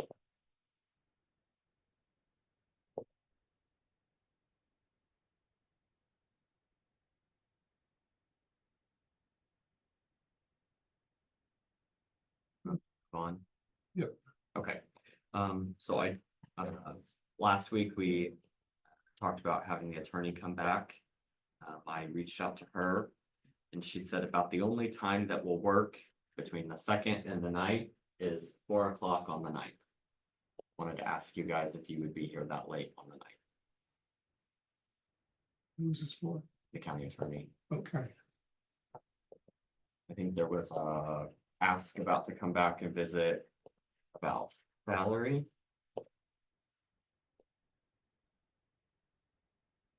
and talk about the assistant county attorney position and plan for that and.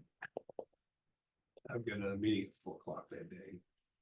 Okay. Is So, there any way we could have Mark ask those questions outside of here and then report to us? I mean, that's not the way we usually do it, but I'm just questioning out yeah, loud. that's what I had said too. If I asked her if she would be comfortable, if the commission did want me to be like the middle person, if she would be comfortable relaying the information to me to forward on to you.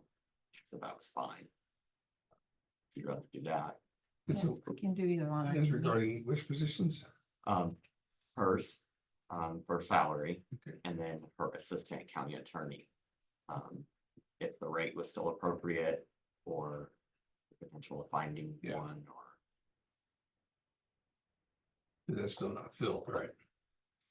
Well, the other question on that to me would be if she anticipates getting it filled for the full year, or it could be a year from now, it's only half a year, I mean.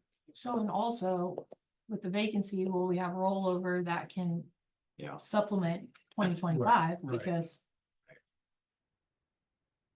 And that would be nice to know, because it could be that we're not above, right, on hers, that. Because we've been vacant so long It's that already 6 months. it's already budgeted, Well, it's called 7 or 8 by now, because they're not gonna start. I can look into that because that would be to see how a much saving grace as we far as, put into that for this year to Yeah. see if she can't get it filled, what will Yeah. roll over from. yeah, I can do that. thank you. Just brain fart. What about, could we have Pat pick up some of the slack, go back that direction and go into, I I know don't she think you- specified she would not want that. for her office, But She's got a specific situation there with the docket and everything.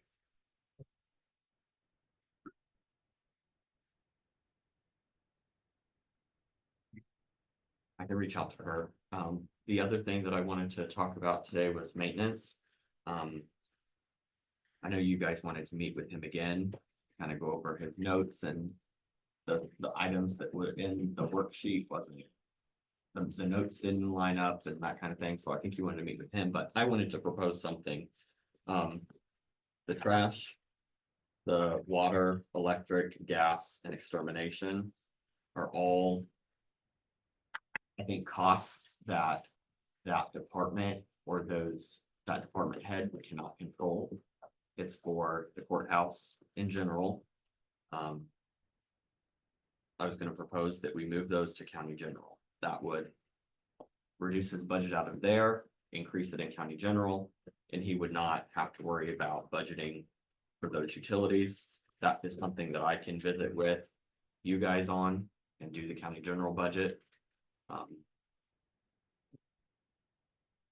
It looks like we can save about $2,000 from what maintenance has budgeted to what I think we should budget. All of the bills are paid by the county clerk's office as it is right now. So there's not any work that would have to be taken away from the staff because they don't do it now.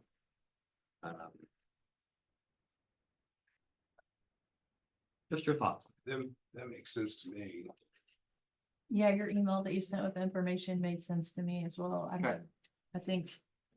Because that's the point, right, of like going through Yep. these budget worksheets to understand what we're doing, but the utilities are what they are. Yep. In the general, which then would allow you to see the big picture of what the costs are, so I think. So the maintenance budget would just consist of true maintenance items. The boiler, I understand like the boiler is the courthouse as well, but that's not a utility. I mean, And he Those has are maintenance still- contracts and Right. he's like that person, right? So Right. like, he gives us updates on what maintenance that we have to expect in planning for the future and. Right, same with the generator. Yep. Any kind of HVAC stuff, all the air Yeah. conditioners, Mhm. that makes sense. Just keep it all under maintenance. Okay, so if that's okay, then I would say I'll pull these out of the maintenance budget. I'll put them into county general. For 2024, it would stay how it is right now, because we've already budgeted for that, but for 25. And I'll let Brian know. And, I'll just let them know.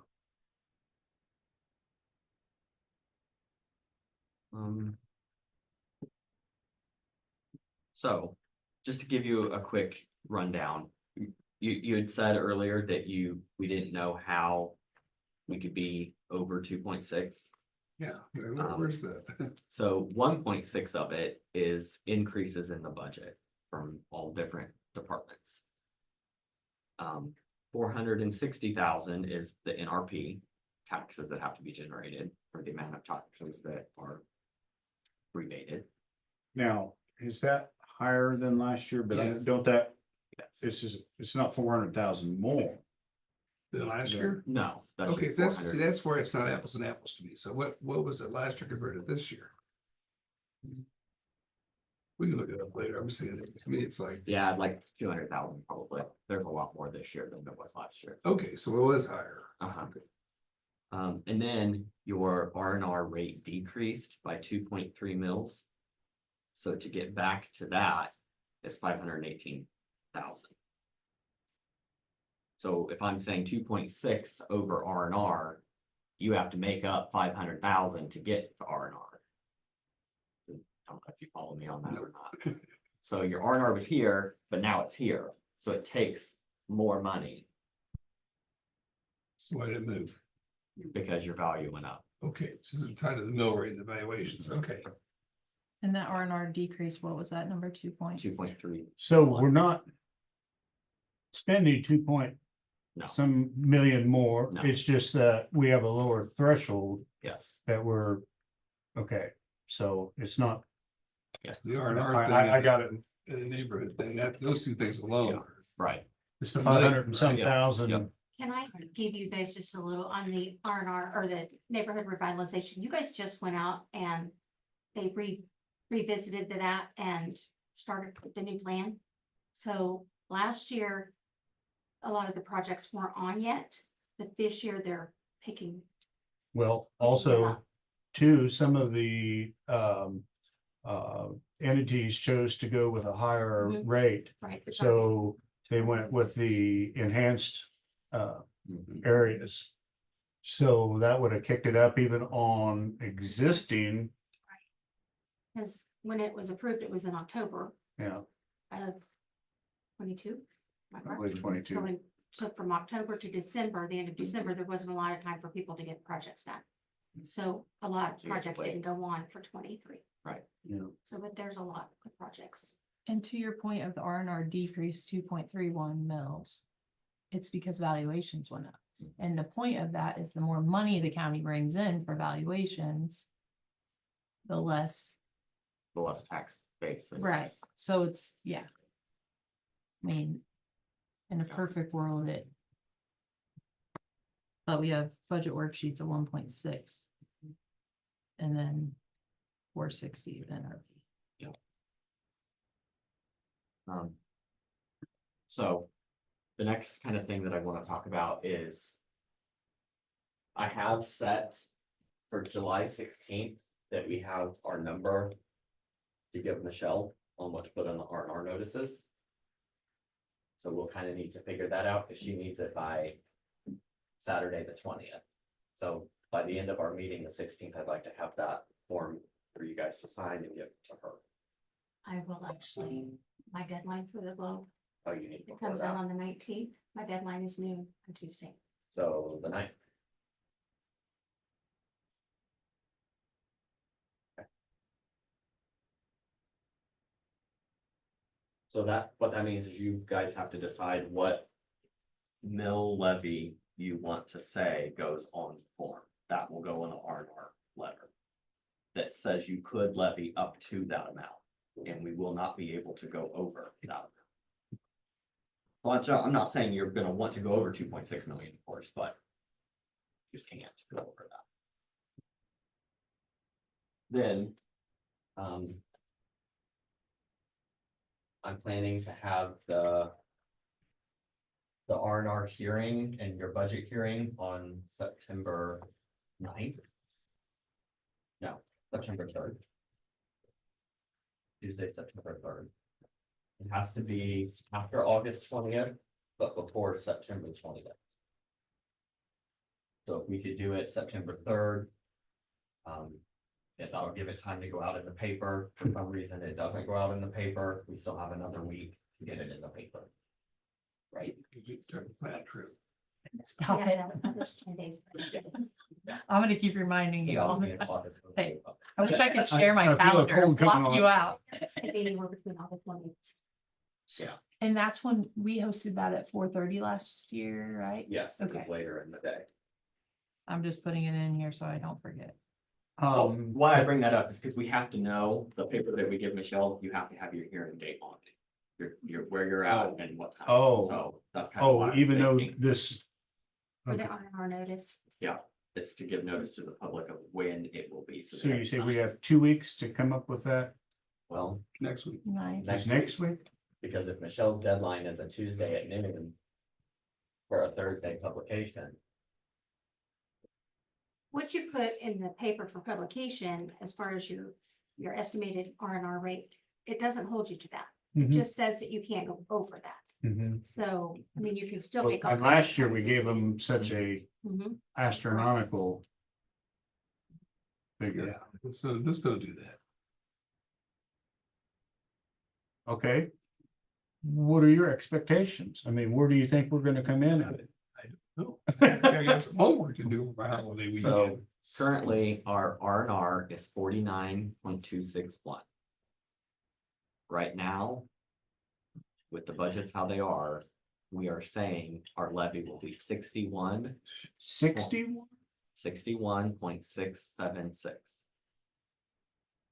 That's $224,000 for 1 mil.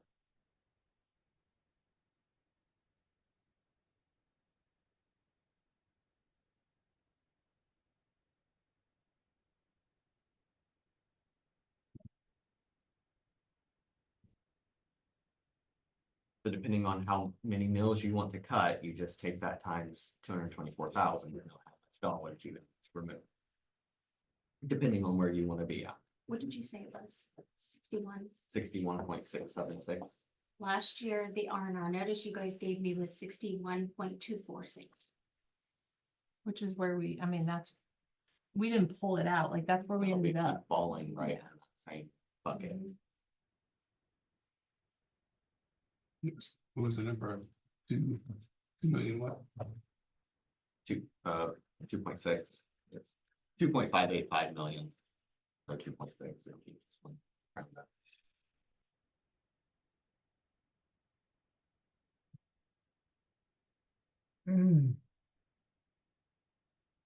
I don't have a lot of numbers to throw at you, but I guess with next week being the deadline, we really need to know.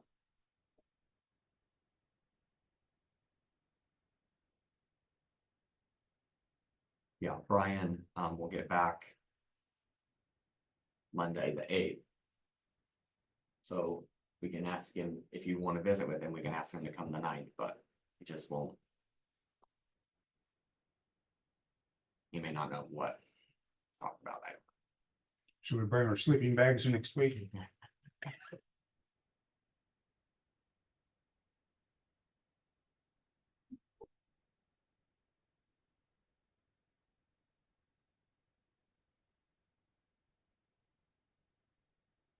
Is that? That's all I have. That's all you got? Okay. That's all. You use that so lightly. Unfinished business. I have one thing that I wanted to talk about because I didn't do anything with it until I'm in a meeting is that I got opioid review electronic documents. This happened last time too, but I didn't, as the chair, like it emails me. I think it's probably because we allocated to Corey maybe. But I just wanted to say it and make sure that we vote that it's okay for me to review, and I didn't click this because I didn't want it to automatically sign for me. Is it from the state? Hold on. I didn't click the link. It's just, Typically, it's Michelle and I that review the opioid report. okay, well then I mean, if you guys want to look at this, if I can delete it, great. I just didn't review documents because I didn't want to be any of the things. Kroger National documents. opioid participation, review the documents. Oh, Anybody want to look in? like behind you. Yeah, like, I don't know if I should just delete these or since it was DocuSign. I had to do this once before, like a year or two ago. Because I remember you had sent like, hey, did you get that? Did you sign it? And I was like, oh, I don't want to sign anything without making sure I say it in a meeting. See, I'm not for sure why.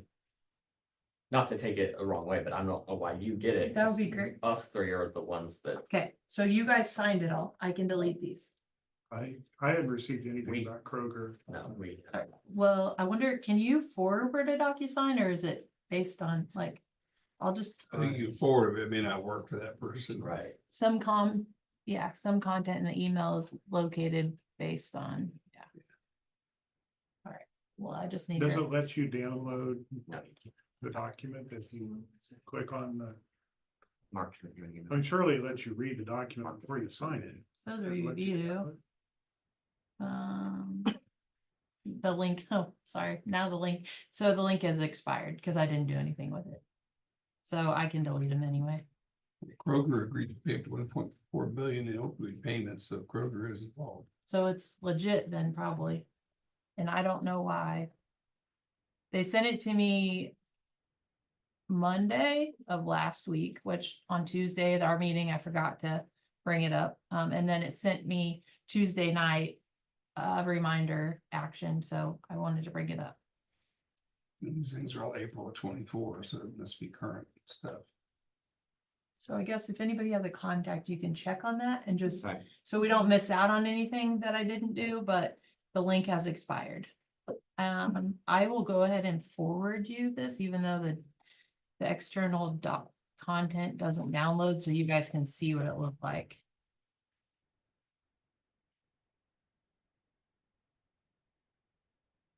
Okay, sorry. So I can get rid of those. Any other unfinished business you guys have? I think Mark's got some. One other thing that we didn't talk about in the list that I sent you, was the human resources salary. Sorry. I didn't know if you wanted to talk about it or bring it up. It's something that we highlighted. We had touched on it last week. That there's gonna be, she's gonna be passing her courses. And are we going to, We should probably have a executive session sometime and discuss that further. I just got an updated one, so should I review it and sign it? It literally just emailed it to me just now. That is weird. That is very weird.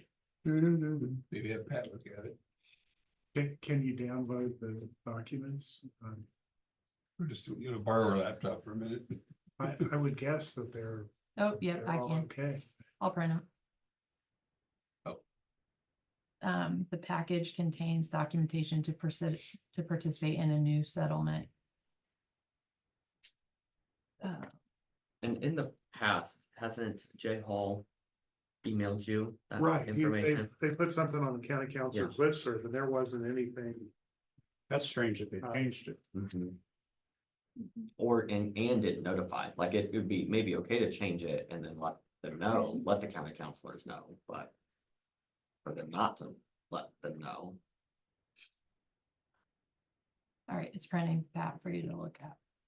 And I'm gonna look back at that last one because I mean, this is like deja vu from last year, so I wanna see what we said last year. Nancy. Yeah, she's really good. Yes.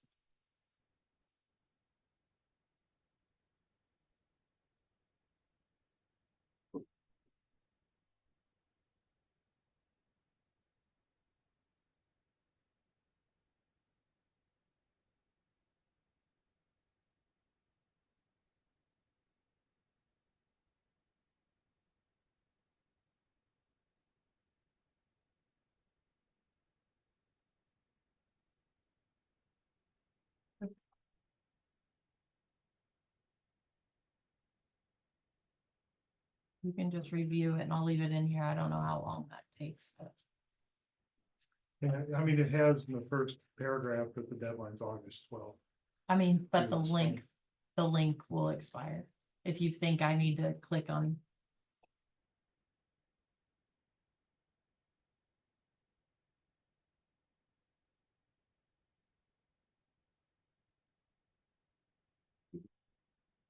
Lucky my wife said she's running behind. 1 minute, according to mom.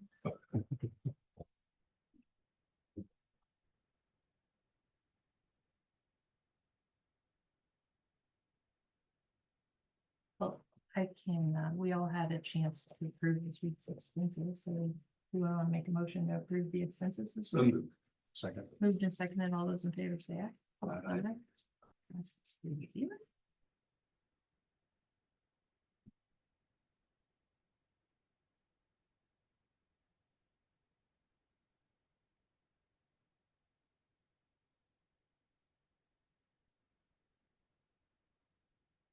Regular road thing get. Oh, okay.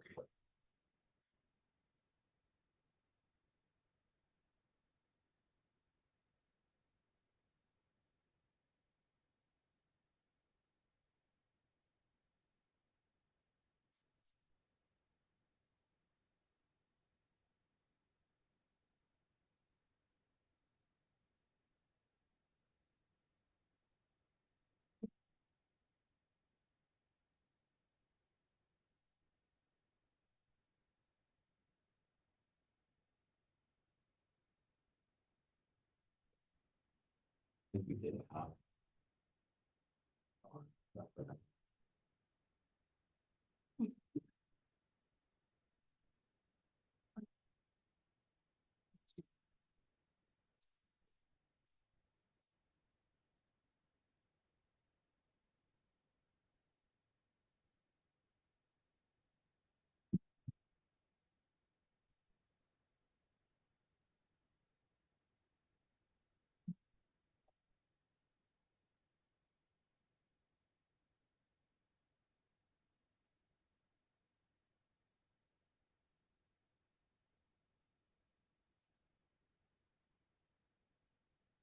Another thing. There's some of that.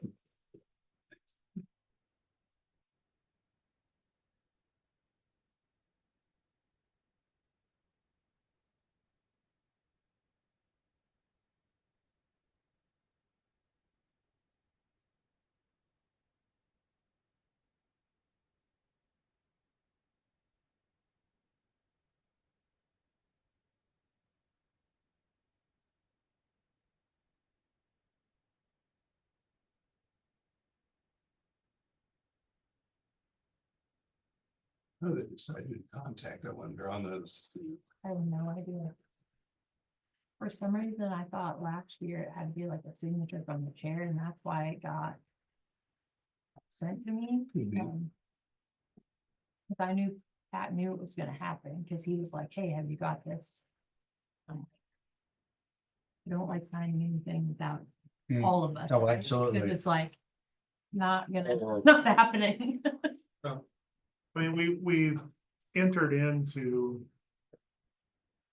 an agreement with the Kansas Attorney General and with many, many other municipalities that the Attorney General's office would handle the litigation. So we wouldn't have to be intimately involved with it.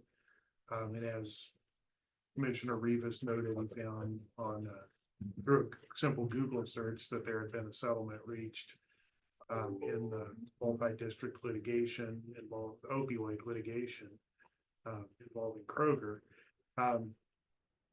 So I really am not sure that this would be required, but with that being said, the Attorney General apparently wants it because they're requesting that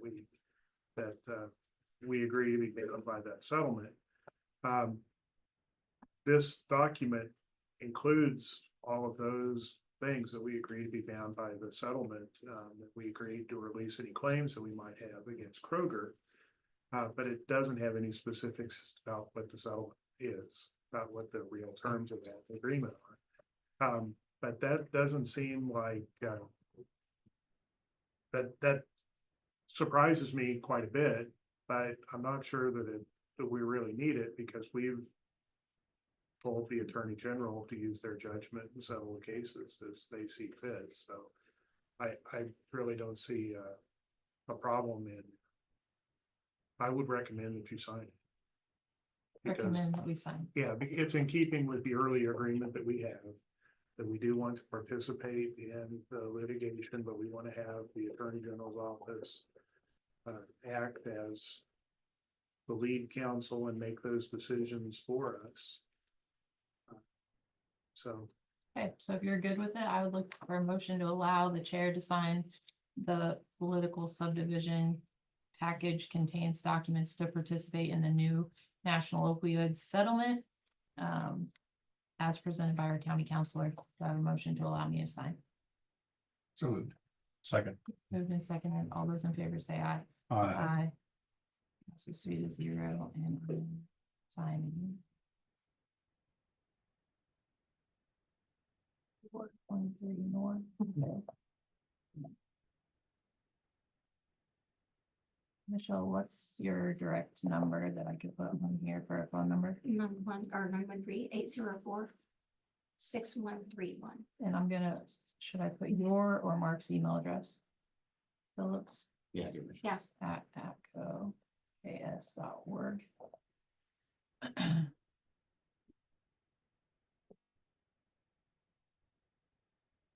Next.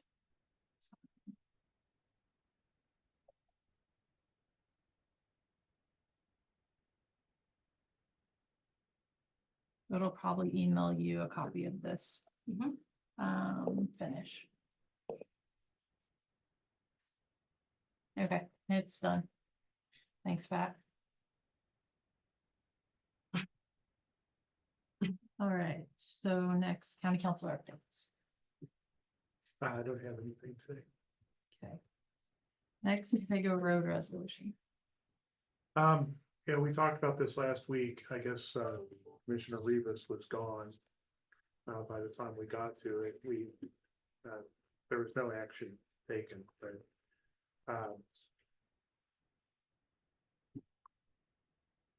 Commissioner Rivas, you were the one that wasn't here. I don't know if you had read that resolution from the. Yes. the- I listened to what you said in the meeting and yeah. And if there are questions, I'd be happy to answer them if you want to adopt it. I think we need to get it That's cleared fine. up, yeah. I think it's a good thing to get it. Okay, so Correct. one of you would need to make a motion to adopt the resolution and then vote on it. Or if there was discussion about the specific language, we can talk about that. Yeah, I would like to have a discussion about the language if possible. So the resolution, number was 2024-1542. And the resolution determined that there is insufficient evidence to demonstrate that Trago Road in the half-mile north of 210th Road was ever a public road. So question on that. I talked to the township trustee who actually came to the courthouse and pulled maps and records from the 1900s, starting in 1903, 1925, showing the road. So I was just hoping, and then a KDOT map showing it as a road as well. So I was hoping someone could look at them. Because we're saying there's inefficient evidence that it was a road, but he had sent me multiple maps showing it is a road. And again, I'm not an expert by any means, but when you get all the maps showing that it had been an open road. Where did that come from? From Gary Service came to the courthouse and researched it. And then I sent, did that with Roger and Michelle's records, right? Do their records, no. I haven't seen him in my office. Okay. sorry, Register of Deeds office. Oh, Where that's okay. he found all these maps that show it as a road, an open road. 1903, 1925, 1930. KDOT map is 2005 showing it's a road. And so just wondered, Well, I- Roger Denton was here a week or two ago talking about kind of a procedure for investigating roads. So if you want to run this stuff through that procedure, you certainly could do that. Okay, I just wondered, because it says insufficient records that we have, but then he can come to the courthouse and pull them and send them, and I'm like, I don't know the process, I don't know how to do it. The register of deeds doesn't have road records. But that's not to say that that's not some evidence that there was a road there. It likely is, but it's not a road record. Okay, But yeah, well, let's look at them because. I mean, we don't want to do anything rash either way, so. Let's get it right. okay. Okay, so we will, Did he email that to you by any chance? Yep, Did he bring I'll- you that? nope, I just. I print them for me. Yeah, if you but- email it to Roger, please, and Yep. maybe copy me on it, that'd be great. Got it. Okay, executive session. We have a need for a 20-minute non-elected personnel executive session with commission, HR, county counselor, and road and bridge superintendent. It sent me complete. Do I need to forward it to you?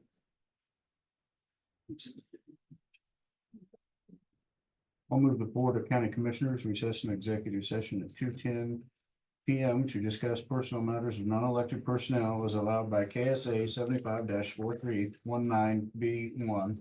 And that the purpose of the closed session is to protect the privacy rights of the employee. And that the board come out of executive session in 20 minutes in the commission room of the courthouse basement. And those present will be 3 commissioners, county counselor, road and bridge, and HR. Second. Moved and seconded. All those in favor say aye. Aye. Passes 3-0.